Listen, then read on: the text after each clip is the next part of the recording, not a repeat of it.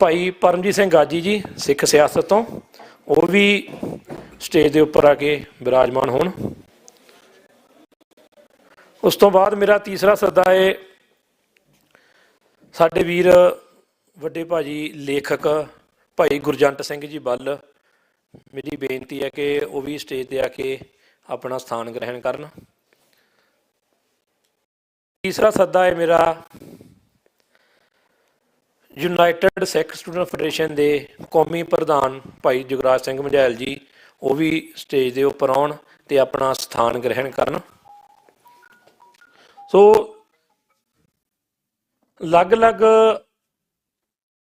ਵਿਸ਼ਿਆਂ ਦੇ ਉੱਪਰ ਗੱਲ ਕਰਨ ਦੇ ਨਾਲ ਨਾਲ ਸਾਡਾ ਇਹ ਵੀ ਕੋਸ਼ਿਸ਼ ਰਹਿੰਦੀ ਹੈ ਕਿ ਅਸੀਂ ਨੌਜਵਾਨ ਵਿਦਿਆਰਥੀ, ਨੌਜਵਾਨ ਬੁਲਾਰੇ ਤੁਹਾਡੇ ਅੱਗੇ ਪੇਸ਼ ਕਰੀਏ। ਸੋ ਪਹਿਲਾਂ ਮੈਂ ਬੁਲਾਰਿਆਂ ਬਾਰੇ ਥੋੜ੍ਹਾ ਜਿਹਾ ਸੰਗਤ ਨੂੰ ਦੱਸ ਦੇਵਾਂ। ਸਾਡੇ ਪਹਿਲੇ ਬੁਲਾਰੇ ਡਾਕਟਰ ਕੰਵਰ ਅਮਰਿੰਦਰ ਸਿੰਘ ਜੀ, ਜੋ ਕਿ ਸ੍ਰੀ ਅੰਮ੍ਰਿਤਸਰ ਸਾਹਿਬ ਤੋਂ ਆਏ ਨੇ। ਪੇਸ਼ੇ ਵਜੋਂ ਇੱਕ ਡਾਕਟਰ ਨੇ, ਪਰ ਜੇ ਅਸੀਂ ਦੇਖੀਏ ਵੀ ਅਕਾਦਮਿਕਤਾ ਦੇ ਵਿੱਚ ਸ਼ਾਇਦ ਬਹੁਤ ਘੱਟ ਵਿਦਵਾਨ ਉੱਥੇ ਪਹੁੰਚਦੇ ਨੇ। ਜਿਹੜੀ ਅਪਰੋਚ, ਜਿਹੜੀ ਪੜ੍ਹਨ ਦੇ ਵਿੱਚ ਅਪਰੋਚ ਆਪਣੀ ਲੈ ਕੇ ਡਾਕਟਰ ਕੰਵਰ ਅਮਰਿੰਦਰ ਸਿੰਘ ਜੀ ਹੁਣੀ ਚੱਲਦੇ ਨੇ, ਜਿਨ੍ਹਾਂ ਦੀ ਸਿੱਖ ਮਸਲਿਆਂ ਦੇ ਉੱਪਰ, ਸਮਾਜਿਕ ਮਸਲਿਆਂ ਦੇ ਉੱਪਰ, ਹਰ ਚੀਜ਼ ਦੇ ਉੱਪਰ ਬਹੁਤ ਹੀ ਡੂੰਘੀ ਅਤੇ ਬਹੁਤ ਹੀ ਸੁਘੜ ਅਪਰੋਚ ਹੈ। ਸੋ ਦੂਸਰੇ ਵਿਦਵਾਨ ਬੁਲਾਰੇ ਸਾਡੇ, ਤੁਹਾਨੂੰ ਸਭ ਨੇ ਲੰਮੇ ਸਮੇਂ ਤੋਂ ਤੁਸੀਂ ਦੇਖਿਆ ਹੀ ਹੈ ਕਿ ਸਾਨੂੰ ਜੇ ਕਿਸੇ ਵੀ ਚੀਜ਼ਾਂ ਦੇ ਨਾਲ ਸਾਨੂੰ ਕੁਝ ਦਰਪੇਸ਼, ਪੰਥ ਦੇ ਦਰਪੇਸ਼ ਮੁਸ਼ਕਿਲਾਂ ਨਾਲ ਜਾਣੂ ਕਰਵਾਉਣ ਵਾਲੀ ਇੱਕ ਧਿਰ, ਜਥੇਬੰਦੀ, ਜਿਸ ਨੂੰ ਤੁਸੀਂ ਸਿੱਖ ਸਿਆਸਤ ਦੇ ਨਾਮ ਨਾਲ ਜਾਣਦੇ ਹੋ, ਸਿੱਖ ਸਿਆਸਤ ਤੋਂ ਭਾਈ ਪਰਮਜੀਤ ਸਿੰਘ ਗਾਜੀ ਜੀ, ਜਿਨ੍ਹਾਂ ਨੇ ਪੰਜਾਬੀ ਯੂਨੀਵਰਸਿਟੀ ਪਟਿਆਲਾ ਤੋਂ ਆਪਣੀ ਵਿੱਦਿਆ ਹਾਸਲ ਕੀਤੀ ਅਤੇ ਆਪਣੇ ਆਪ ਨੂੰ ਇਸ ਕਾਬਿਲ ਬਣਾਇਆ ਕਿ ਉਹ ਪੰਥ ਦੇ ਦਰਪੇਸ਼ ਮੁਸ਼ਕਿਲਾਂ ਨੂੰ, ਜੋ ਪੰਥ ਦਰਪੇਸ਼ ਮੁਸ਼ਕਿਲਾਂ ਆਉਂਦੀਆਂ ਉਹਨਾਂ ਬਾਰੇ ਆਪਣੀ ਸੁਘੜ ਰਾਏ ਪੇਸ਼ ਕਰਦੇ ਨੇ। ਹਰ ਪੱਖ ਤੋਂ ਉਹਨਾਂ ਨੇ ਹਰ ਵਿਸ਼ੇ ਨੂੰ ਚੰਗੀ ਤਰ੍ਹਾਂ ਖੰਗਾਲਿਆ ਅਤੇ ਆਪਣੀ ਅਪਰੋਚ ਉਸ ਵਿਸ਼ੇ 'ਤੇ ਬਣਾਈ ਹੈ। ਤੀਸਰੇ ਵੀਰ ਸਾਡੇ ਬੁਲਾਰੇ ਅੱਜ ਭਾਈ ਗੁਰਜੰਟ ਸਿੰਘ ਜੀ ਬੱਲ, ਜਿਨ੍ਹਾਂ ਦੀ ਕਿਤਾਬ ਪਿੱਛੇ ਜੇ ਵਿਵੇਕਗੜ੍ਹ ਪ੍ਰਕਾਸ਼ਨ ਵੱਲੋਂ ਛਾਪੀ ਗਈ ਸੀ, ਸਿੱਖ ਨਸਲਕੁਸ਼ੀ ਦਾ ਖੁਰਾ ਖੋਜ, ਜੋ ਕਿ ਆਪਣੇ ਆਪ ਵਿੱਚ ਬਹੁਤ ਹੀ ਵੱਡਾ ਕੰਮ ਹੈ। ਅਸੀਂ ਸਿਰਫ ਇੰਨਾ ਹੀ ਜਾਣਦੇ ਹਾਂ ਕਿ ਸਾਡੇ ਨਾਲ ਜੋ ਨਵੰਬਰ 84 ਦੇ ਵਿੱਚ ਸਾਡੀ ਸਿੱਖਾਂ ਦੀ ਨਸਲਕੁਸ਼ੀ ਭਾਰਤ ਸਰਕਾਰ ਵੱਲੋਂ ਕੀਤੀ ਗਈ।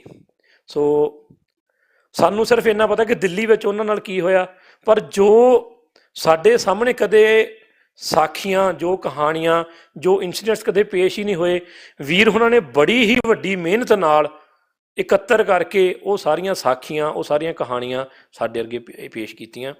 ਸੋ ਜਿਹੜਾ ਅੱਜ ਇਹ ਲੈਕਚਰ ਹੈ, ਜਿਹੜਾ ਅੱਜ ਇਹ ਸੈਮੀਨਾਰ ਹੈ, ਮੈਂ ਦੱਸ ਦੇਵਾਂ ਕਿ ਪਿੱਛੇ ਜੇ ਫੈਡਰੇਸ਼ਨ ਵੱਲੋਂ ਪਟਿਆਲਾ ਯੂਨੀਵਰਸਿਟੀ ਵਿੱਚ ਅਨਾਊਂਸ ਕੀਤਾ ਗਿਆ ਸੀ ਕਿ ਇੱਕ ਵਿਸ਼ੇਸ਼ ਲੈਕਚਰਾਂ ਦੀ ਲੜੀ ਸ਼ੁਰੂ ਕੀਤੀ ਜਾਵੇਗੀ, ਜਿਹੜੀ ਕਿ ਨਵੰਬਰ 2024 ਤੋਂ ਨਵੰਬਰ 2025 ਤੱਕ ਲਗਾਤਾਰ ਵੱਖ-ਵੱਖ ਕਾਲਜਾਂ, ਯੂਨੀਵਰਸਿਟੀਆਂ ਵਿੱਚ ਚੱਲੇਗੀ, ਜਿਹਦੇ ਵਿੱਚ ਸਿੱਖ ਨਸਲਕੁਸ਼ੀ, ਇਹਦਾ ਵਰਤਾਰਾ, ਸਿੱਖ ਰਾਜਨੀਤੀ, ਇਹਦੇ ਕਿਹੜੀਆਂ ਡਾਇਮੈਂਸ਼ਨਸ ਨੇ, ਹਰ ਪੱਖ ਉੱਪਰ ਖੁੱਲ੍ਹ ਕੇ ਲਗਾਤਾਰਤਾ ਦੇ ਵਿੱਚ ਲੜੀਬੱਧ ਗੱਲ ਕੀਤੀ ਜਾਵੇਗੀ। ਸੋ ਉਸ ਲੜੀ ਦਾ ਇਹ ਅੱਜ ਪਹਿਲਾ ਲੈਕਚਰ ਹੈ। ਸੋ ਸਾਨੂੰ ਇਹ ਤੁਹਾਡੇ ਨਾਲ ਸਾਂਝ ਕਰਦਿਆਂ ਬੜੀ ਖੁਸ਼ੀ ਮਹਿਸੂਸ ਹੁੰਦੀ ਹੈ। ਸੋ ਹੁਣ ਮੈਂ ਸਟੇਜ ਦੀ ਅਗਲੀ ਕਾਰਵਾਈ ਲਈ ਯੂਨਿਟ ਦੇ ਬੁਲਾਰੇ ਭਾਈ ਮਨਵੀਰ ਸਿੰਘ ਜੀ ਨੂੰ, ਹਲਵਾਰਾ ਜੀ ਨੂੰ ਬੇਨਤੀ ਕਰੂੰਗਾ ਕਿ ਉਹ ਪ੍ਰੋਗਰਾਮ ਦਾ ਅਗਲਾ ਕੰਮ ਤੁਹਾਡੇ ਨਾਲ ਸਾਂਝਾ ਕਰਨਗੇ। ਭਾਈ ਮਨਵੀਰ ਸਿੰਘ ਜੀ। ਵਾਹਿਗੁਰੂ ਜੀ ਕਾ ਖਾਲਸਾ, ਵਾਹਿਗੁਰੂ ਜੀ ਕੀ ਫਤਿਹ। ਸਾਰੇ ਹੀ ਵਿਦਿਆਰਥੀ ਅਤੇ ਵਿਦਵਾਨ ਸਾਹਿਬਾਨ ਗੱਜ ਵੱਜ ਕੇ ਆਖੋ ਜੀ, ਵਾਹਿਗੁਰੂ ਜੀ ਕਾ ਖਾਲਸਾ, ਵਾਹਿਗੁਰੂ ਜੀ ਕੀ ਫਤਿਹ। ਪਿਛਲੇ ਦਿਨੀ ਯੂਨਾਈਟਿਡ ਸਿੱਖ ਸਟੂਡੈਂਟ ਫੈਡਰੇਸ਼ਨ ਵੱਲੋਂ ਪੌਂਟਾ ਸਾਹਿਬ ਦੀ ਧਰਤੀ ਵਿਖੇ ਗੁਰਮਤ ਵਿਚਾਰ ਕੈਂਪ 2024 ਲਗਾਇਆ ਗਿਆ, ਜਿਸ ਕੈਂਪ ਦੇ ਵਿੱਚ ਵਿਦਿਆਰਥੀਆਂ ਵੱਲੋਂ ਮਤਾ ਪਾਇਆ ਗਿਆ ਕਿ ਮਤਾ ਇਹ ਪਾਇਆ ਗਿਆ ਕਿ ਪੰਜਾਬ ਦੀਆਂ ਕਾਲਜਾਂ ਯੂਨੀਵਰਸਿਟੀਆਂ ਦੇ ਵਿੱਚ ਇੱਕ ਵਿਸ਼ੇਸ਼ ਸੈਮੀਨਾਰਾਂ ਦੀ ਲੜੀ ਦੀ ਸ਼ੁਰੂਆਤ ਕੀਤੀ ਜਾਵੇਗੀ, ਜਿਸ ਦਾ ਸਿਰਲੇਖ ਭਾਰਤੀ ਕਹਿਰ ਦੇ 40 ਸਾਲ ਹੋਵੇਗਾ। ਅੱਜ ਦਾ ਜੋ ਵਿਸ਼ਾ ਹੈ ਉਹ ਹੈ ਸਿੱਖ ਨਸਲਕੁਸ਼ੀ ਦੇ 40 ਸਾਲ। ਅਸੀਂ ਮੇਰਲੀ 1984 ਦਾ ਉਹ ਫਿਜ਼ੀਕਲ ਜੋ ਸਾਡੇ ਨਾਲ ਜੈਨੋਸਾਈਡ ਹੋਇਆ, ਅਸੀਂ ਇਕੱਲਾ ਉਹਨੂੰ ਨਹੀਂ ਦੇਖਣਾ ਜੋ ਸਾਡੇ ਨਾਲ 40 ਸਾਲ ਤੋਂ ਹੋ ਰਿਹਾ ਹੈ। ਸਾਨੂੰ ਮੈਂਟਲੀ ਟਰੋਮੇ ਦਿੱਤੇ ਜਾਂਦੇ ਹਨ, ਸਾਡਾ ਨਸ਼ਾ ਇੱਥੇ ਆ ਗਿਆ ਇੰਨਾ, ਅਸੀਂ ਉਸ ਦਾ ਵੀ ਸਮੀਖਿਆ ਕਰਕੇ ਨਾਲ ਦੀ ਨਾਲ ਤੁਰਨਾ ਹੈ। 84 ਦੇ ਵਿੱਚ ਜੋ ਸਾਨੂੰ ਦਰਦ ਦਿੱਤੇ ਗਏ, ਅੱਜ ਤੱਕ ਨਾ ਕਿਸੇ ਨੇ ਉਸ ਦਰਦ ਦਾ ਅਹਿਸਾਸ ਸਾਡੇ ਵਿਦਿਆਰਥੀ ਜਾਂ ਸਾਡੇ ਲੋਕਾਂ ਨੂੰ ਕਰਵਾਇਆ ਗਿਆ, ਨਾ ਕੋਈ ਇਹ ਲਹਿਰ ਚੱਲੀ ਜਿਸ ਦੇ ਨਾਲ ਸਾਡੇ ਵਿਦਿਆਰਥੀਆਂ ਨੂੰ ਇਹ ਅਹਿਸਾਸ ਹੋ ਸਕੇ, ਜੋ ਅੱਗੇ ਜਾ ਕੇ ਕਿਸੇ ਵੀ ਫੀਲਡ ਦੇ ਵਿੱਚ ਜੋ ਜਾਂਦੇ ਨੇ ਉਹ ਉੱਥੇ ਜਾ ਕੇ ਆਪਣੀ ਕੌਮ ਨੂੰ ਰੀਪ੍ਰਜੈਂਟ ਕਰ ਸਕਣ ਉਸ ਤਰੀਕੇ ਦੇ ਨਾਲ, ਜਿਸ ਤਰੀਕੇ ਦੇ ਨਾਲ ਅੱਜ ਸਾਡੇ ਨਾਲ। ਕਿਉਂਕਿ ਜਦੋਂ ਅਸੀਂ ਦੇਖਦੇ ਹਾਂ ਕਿ ਵੱਡੀਆਂ ਮੁਕਾਮਾਂ ਦੇ ਉੱਤੇ ਇੰਨੇ ਸਿੱਖ ਚਿਹਰੇ ਬੈਠੇ ਨੇ, ਪਰ ਫਿਰ ਵੀ ਸਾਡੇ ਨਾਲ ਹਮੇਸ਼ਾ ਉਹੀ ਵਰਤਾਰੇ ਵਾਰ-ਵਾਰ ਸਾਡੇ ਨਾਲ ਉਹੀ ਚੀਜ਼ਾਂ ਹੋ ਰਹੀਆਂ ਨੇ ਜਿਹੜੀਆਂ ਚੀਜ਼ਾਂ ਅੱਜ ਤੋਂ 40 ਸਾਲ ਪਹਿਲਾਂ ਹੋਈਆਂ ਸਨ। ਸੋ ਮੈਂ ਸਾਰੇ ਹੀ ਵਿਦਿਆਰਥੀਆਂ ਨੂੰ ਇਹ ਅਰਜ਼ ਕਰੂੰਗਾ ਕਿ ਜਿੰਨੇ ਵੀ ਸਾਡੇ ਕੋਲ ਵਿਦਵਾਨ ਸਾਹਿਬ ਪਹੁੰਚੇ ਨੇ, ਹਰ ਇੱਕ ਦੇ ਵਿਚਾਰ ਕੀਮਤੀ ਨੇ, ਹਰ ਇੱਕ ਨੇ ਧਿਆਨ ਨਾਲ ਇਹਨਾਂ ਦੀ ਗੱਲ ਸੁਣਨੀ ਤੇ ਇਸ ਦਰਦ ਦਾ ਅਹਿਸਾਸ ਕਰਨਾ। ਹੁਣ ਮੈਂ ਯੂਨਾਈਟਿਡ ਸਿੱਖ ਸਟੂਡੈਂਟ ਫੈਡਰੇਸ਼ਨ ਦੇ ਕੌਮੀ ਪ੍ਰਧਾਨ ਭਾਈ ਜੁਗਰਾਜ ਸਿੰਘ ਮਜੈਲ ਨੂੰ ਸੈਮੀਨਾਰ ਵਿੱਚ ਆਏ ਪਤਵੰਤੇ ਸੱਜਣਾ ਦਾ ਸਵਾਗਤ ਕਰਨ ਲਈ ਅਰਜ਼ ਕਰੂੰਗਾ। ਭਾਈ ਜੁਗਰਾਜ ਸਿੰਘ ਮਜੈਲ ਜੀ।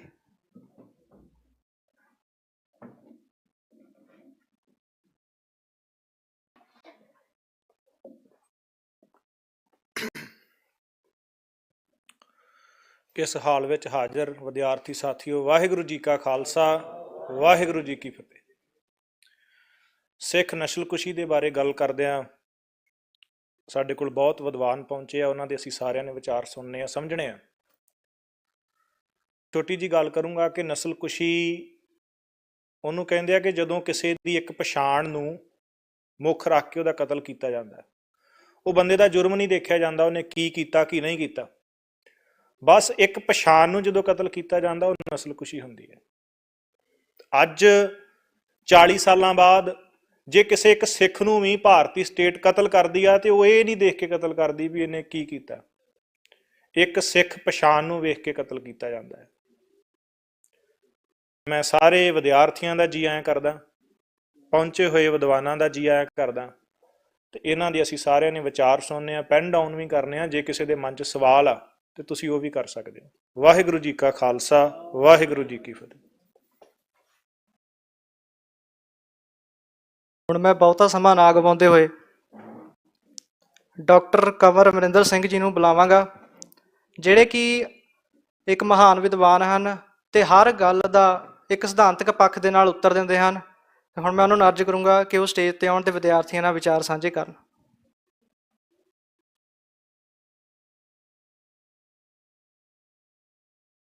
ਸਭ ਤੋਂ ਪਹਿਲਾਂ ਗੱਜ ਕੇ ਫਤਿਹ ਬੁਲਾਓ ਜੀ।